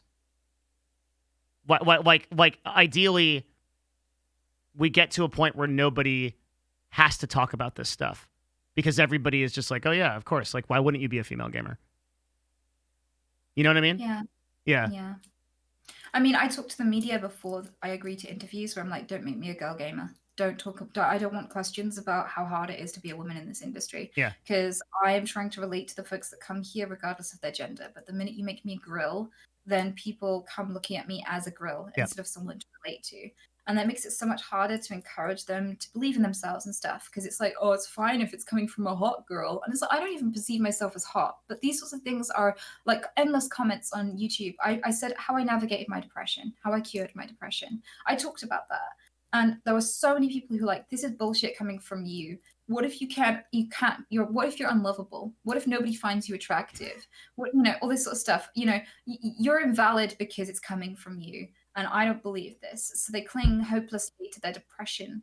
And because they can't hear it from a grill. And so, yeah, I think through who I'm willing to interact with media-wise, who I'm willing to give a statement to, and, whether or not they're going to pigeonhole me into a brand that I never decided to make, because that's the thing. So many people have trouble building a brand. I have trouble deconstructing a fucking brand. Yeah. Mm-hmm. Like, I have trouble being branded against my will as something that I never intended to be.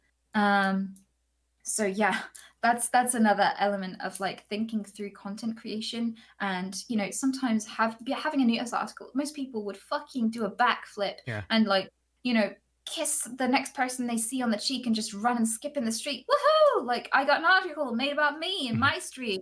But I got desensitized to it, and I got kind of concerned. I'm like, oh, here we go. How did they cover this? Because this is going to define the conversations I have for the next few months. Yeah. People are going to see this, and they're either going to be mad at me, or they're going to ask me to answer to them specifically over and over again for months about this. So I need to know, and is it going to be bad? Oh God. So yeah, fighting brands is an aspect of being a female streamer and also being a disabled streamer too. Damn. Holy shit. That's something there's a corollary here that I don't even know if he realizes it. Are you very familiar with Trainwrecks? Not really. I wish I was more familiar. Like, I don't know anything. He also struggles with this as well. He the guy looks like a dude that you would meet in a bar that is like bouncing the bar. Mhm. He just looks like an angry dude that just like now like, and the way that he talks is like a deep voice. He's very direct and commanding. He's not afraid to tell you what he thinks. He's super authentic, and it's just like a lot of times like he's very imposing, and he's just a huge big dude, big just ape dude, and you get a lot of feelings when you talk to Trainwrecks, and you get a lot of impressions when you talk to Trainwrecks initially. He also has he's very public about this. He has extreme bipolar, like legit bipolar.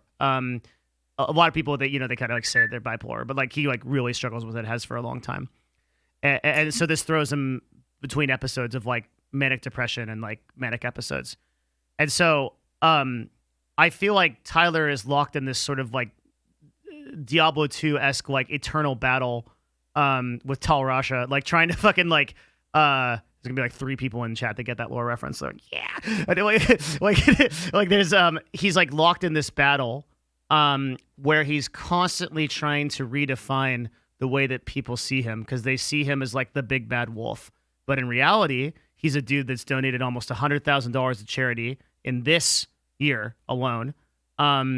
He I believe he said this on stream. Hopefully he has. Hope he doesn't get mad at me. But he pays for the mental health of a lot of the people that message him privately and say, "Hey, I'm having a hard time." He will literally just unsolicited pay for them, right? And he's actually a very wonderful and wholesome being who is like incredibly kind. But this perception that you see of him is this like big bad dude.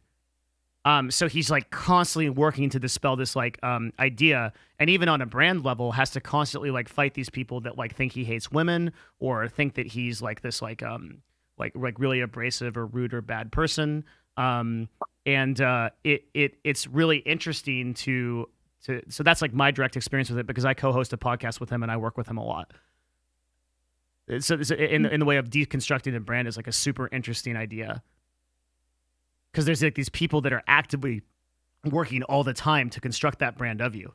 They're like doing marketing for you in that reverse direction. Right. Yeah. Yeah. Yeah. I completely relate to that. And I didn't know any of that. I mean, I don't think I've actually seen a Trainwreck stream yet or anything that he's done. So like that's a really cool overview. And I trust you with it, especially because, you're very insightful and you pay very close attention to people and how they become what they are, which I think is very cool. Thank you. I think a lot about what makes people tick. This is why I do this talk, right? Is like I'm really obsessed with like what builds people into the people they are.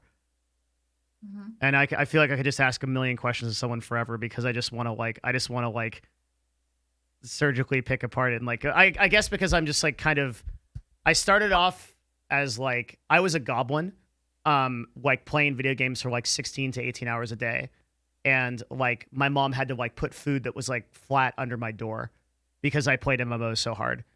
And so I was like really desperate. I saw these successful people that I wanted to be, and I just couldn't see the delta between where I was at, which was like troglodyte goblin gamer, to like Bruce Wayne, super successful fucking multimillionaire CEO, like fucking awesome dude.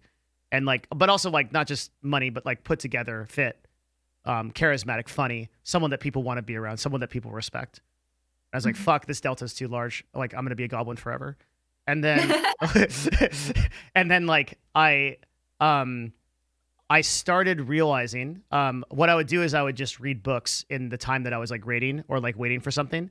And I would like, because you couldn't watch YouTube videos yet. That's how fucking old I am. So like I would read books and I would try to absorb like all nonfiction books, like just like absorb the information. And through doing it, I started to realize, like, I was like, holy shit, success actually leaves clues. So like people that are consistently successful are exhibiting a set of behaviors that you can actually see across a very wide spectrum of successful people.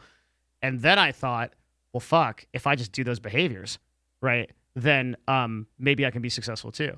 And it worked. It took years, and it's like I'm downplaying it a lot, right? But it actually happened. Like it was like, okay, successful people get up in the morning to exercise. Okay, I'm gonna fucking do that. Successful people read nonfiction books. Successful people eat well. Successful people meditate 10 minutes a day. Successful people journal and they write down things that that's important to them, and they set goals. Okay, I'm gonna do all this shit, and I would just copy it, right? And then before I knew it, I think I literally faked it until I made it. And like I still have that goblin DNA. Where like I, if I have a chance, I'll like just sit down and like Eve Online, for like fucking 15 hours, and I'll love it. Like, and I truly experience that. But it comes from a place of like giving myself permission to do that at the behest of all of the other value that I've perceived I've created that day. That's awesome. Yeah, it's cool. That's really cool.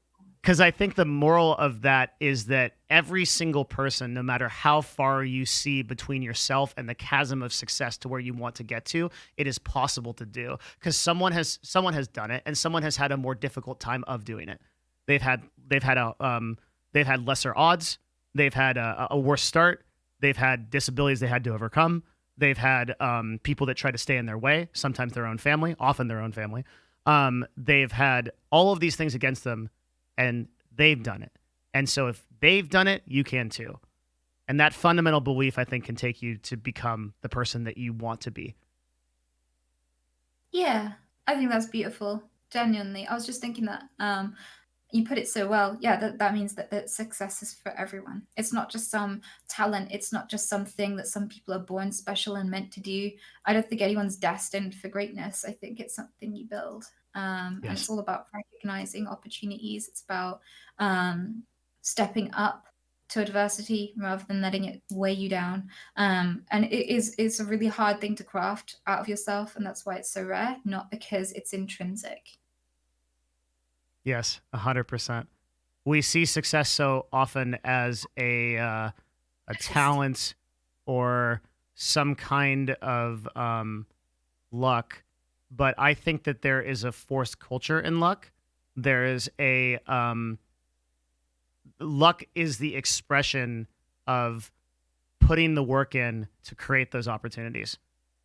Luck is the byproduct. It's like, okay, I could never have seen, I could never have seen that I was going to be running an esports team of 100 people, or that I was going to be on a podcast with 3 NBA stars, right? Like you 6 years ago, I never would have guessed that, but I knew what I was going for. I knew that my energy was going to provide value. And then you kind of let the world will sort of define it for you. And you'll end up in a place you didn't expect, but with that proper intent, pushing yourself forward with that proper intent and that sense of integrity and value, you'll make it to where you want to go. And you'll be proud of the person that you are, which is something we've lost as a society to a huge degree. So many of us are not proud of ourselves. We fucking hate ourselves. We hate, like, social media hates ourselves, makes us hate ourselves, right? Like it tells us to compare ourselves to everybody. Oh, this chick's looks better than you, or this guy's more successful, has a hotter girlfriend, whatever, right? Like, we constantly compare ourselves and knock ourselves down. So to set yourself on a track of doing something of value to you, and finally, like, reaching a point where if you can just say that, like, you're really proud of yourself and you're really proud of, like, how you exist and what you've done, you know you can still improve, but you're there. That in itself is something that very few people can claim to be able to do.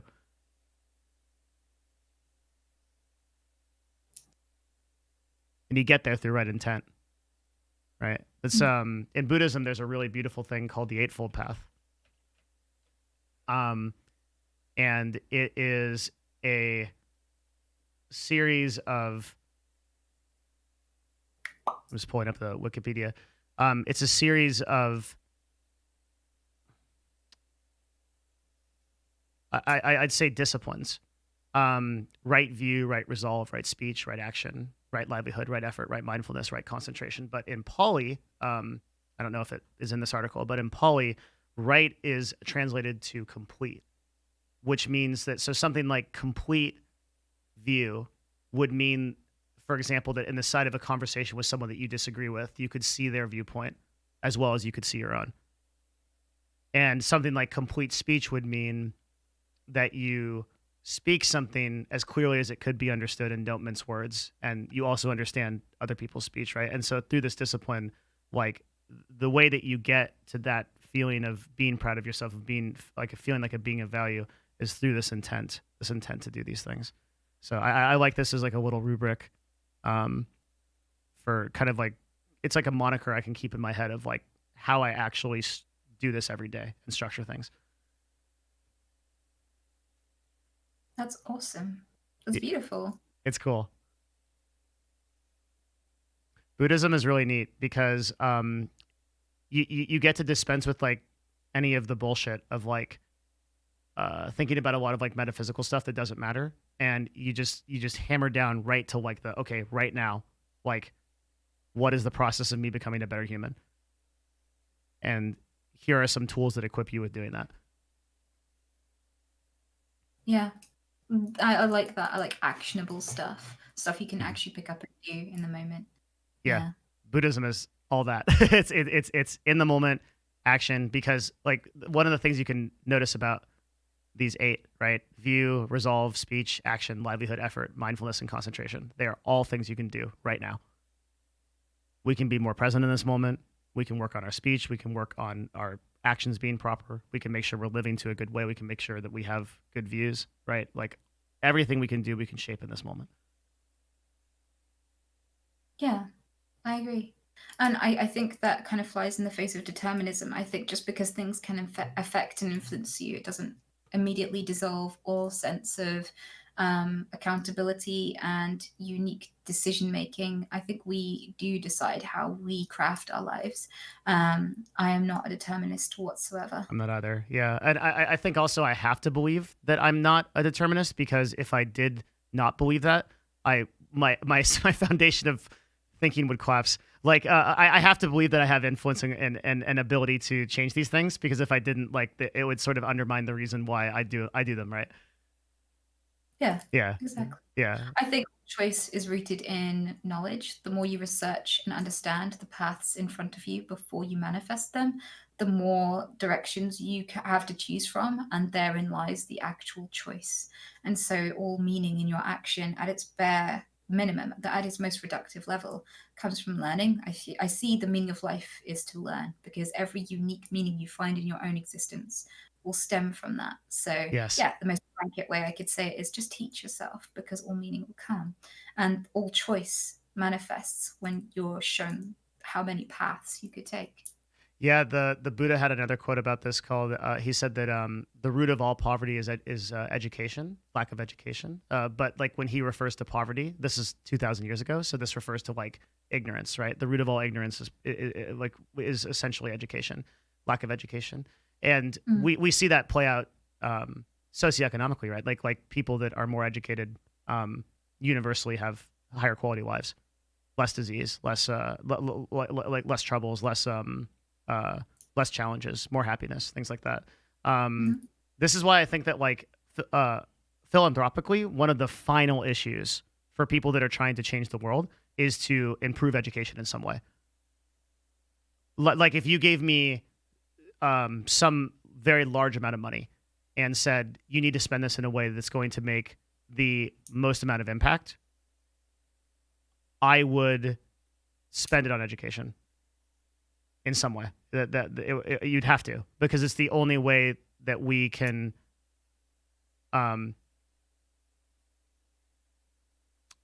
evolve together. But fuck, it's a hard problem, because it's so fucked up.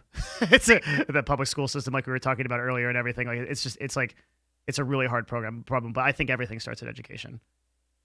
Even like crazy shit like world hunger and shit. Like even if you consider like, okay, we teach people agriculture, we teach people to use what a lot of the tech companies are doing in Africa, where they're building solutions like water solutions to get fresh water to people, by teaching people how to cultivate these resources, and using modern technology to augment it. Like even those problems, like problems you wouldn't expect, can be solved through education.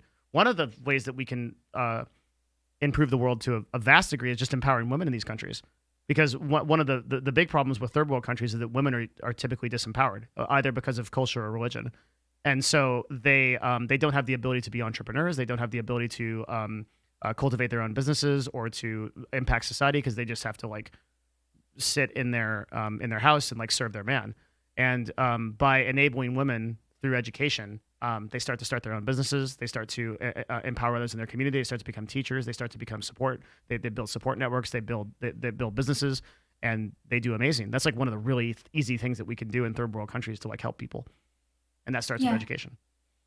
It also completely transforms the society if 50% of the potential workforce is actually allowed to fucking participate and contribute. Yeah. It's like such a really easy thing to point out, and yet there are so many places that are still too dumb to notice. Like, if you suppress 50% of your people, you're going to put yourself at a severe economic disadvantage. Yeah. And the thing is, of course. the model originated with the idea that if you get 50%, if you delegate all of the free work to 50% of the workforce and give them no reward and give them all the expectation, then you generate double the income. And so you delegate all of the stuff that's caring oriented, maintenance oriented. You make them nurses, you make them nursery people, you make them old people home carers, cleaners, enablers, baby makers, child rearers, all things that tend to be low paid jobs, if paid at all. And you make it an expectation. You think of, you're more likely to jump to the conclusion that a daughter is a terrible person for not caring for their parents than a son, because you assume he's got a job and stuff, right? But I've seen a lot more of the people who come under fire for not actually looking after the elderly or vulnerable around them, usually women. Mm-hmm. And I'm noticing trends like that where we expect women to do a fuck ton of unpaid labor. And it reflects in people expecting me to be their therapist after meeting me for 20 minutes. Like, people feel like, I feel like I can talk to you. And it's like, there's a reason why you pay people to talk to them about this sort of stuff, because, working on you is a hard job that you're responsible for. If you want to get anyone else involved, you should reward them, because it's tough. And it takes a lot of research and everything to get right. But people turn to women all the time and just be like, be my therapist, be my manic pixie girl, fix me. I'm just such a broken man. But with you, I grow. With you, I feel mature. And it's like, well, you should be making you feel mature. I'm not your therapist or your childminder. And so there are so many instances I can think of just on a social level, let alone on an actual economic level, where we expect women to do shit for next to nothing or for free. And we kind of goad them towards these kind of jobs. People think that it's just women pick nurse jobs more often than men, and it's not. There's social things that pressure that, craft that. And there's evidence of this happening. That's a scientific fact, not some like just offhanded emotional observation. And so, from that perspective, in all of it, it's misguided, because people assume that if you make women do all the free work, then you get free work. But the limitation is that if you force people to attend to your needs instead of contributing anything real, what the world lacks is not a workforce. It's passion. If you let people follow the things that they genuinely give a fuck about, then they create new stuff. They push humanity forward. New technology, new resources, new ways to generate resources, new ways to care for ourselves and everything. Those improvements are worth so much more money to an economy than just keeping people serving for free. Like, progress is so much more rooted in supporting your population in what they want to do than it is in forcing them down and making them conform with what you want them to do. Yeah, there's I think you also tapped into one of the largest problems with men in the society right now, I think, which is that a lot of men sort of rely on women to be their caretakers and say, look, verify me, make me feel validated, make me feel like important. You should be like my therapist. You should be my support. And that causes women don't want that shit. Like women want like a person that is fully put together. And like one of the hardest things for men that I talk a little bit about, I should talk more, is I believe, this is a personal belief of mine, I have a little bit of verification through this via some of the books that I've read, like Sapiens and Tribes by Seth Godin, and that men were at their best when they had something of significance in in society that they had to hold on to and say, I am personally accountable to this. If I don't take care of it, it dies. This is something that I must own. And so, for example, most of society in the past was based on apprenticeship.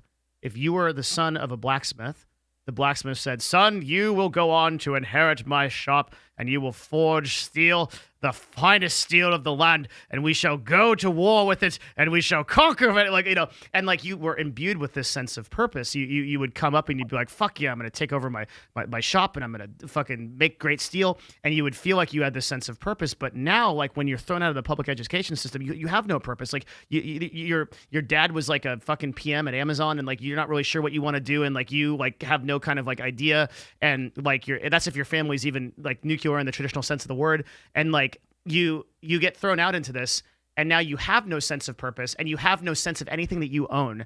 You're just this nebulous blob, and you've been avoiding it all your life by playing video games and doing stuff that like that absolves you of responsibility. So we're not actually accountable to anything. And I think this also breeds the toxicity that's on the internet, which is like, well, I feel like I can go into somebody's chat and say some shitty thing because you don't actually have any kind of accountability to it. Like you don't actually have any responsibility for something. But people that have responsibility understand it's like once you have responsibility for something that is important to you or to society as a whole, all of a sudden you're imbued with this meaning you're a better person because of it. We've lost the ability to be accountable to things. We've lost the ability to be responsible for things. Yeah, I can see that to a degree. I feel like it is very transformative to have high stakes and high responsibility. I also think that it's possible to turn that around, and I think this is why people find becoming a parent so transformative. Because suddenly the stakes are higher. Like you slip up, and that's like years of therapy for your kid, or it dies. Yeah, or it dies. Yeah. So like there's some high stakes there, and I think responsibility. You're right. Responsibility is a crafting tool. It builds humans in a certain way, and in a really important way too. I think I have to say goodnight because I've got a few things to do before the new day comes. I've got to go and sort out my animals and make sure my mom's all good and stuff. But Okay. It's been really chatting. Yeah, I loved this conversation. Thank you so much for spending so much time with me. Well, thanks for having me. It's been a pleasure. Yeah, I really appreciate it. I think everybody really enjoyed it, and I will send you my notes. I have a great deal of notes on this, including some. It's going to be very like haphazard, but I have. Hopefully, it's of value. You can let me know. Thank you. I look forward to reading them. All right. Yeah, this is a wonderful conversation. Thank you so much for being here. Appreciate it. Yeah. Cheers, dude. Bye. Okay. Bye.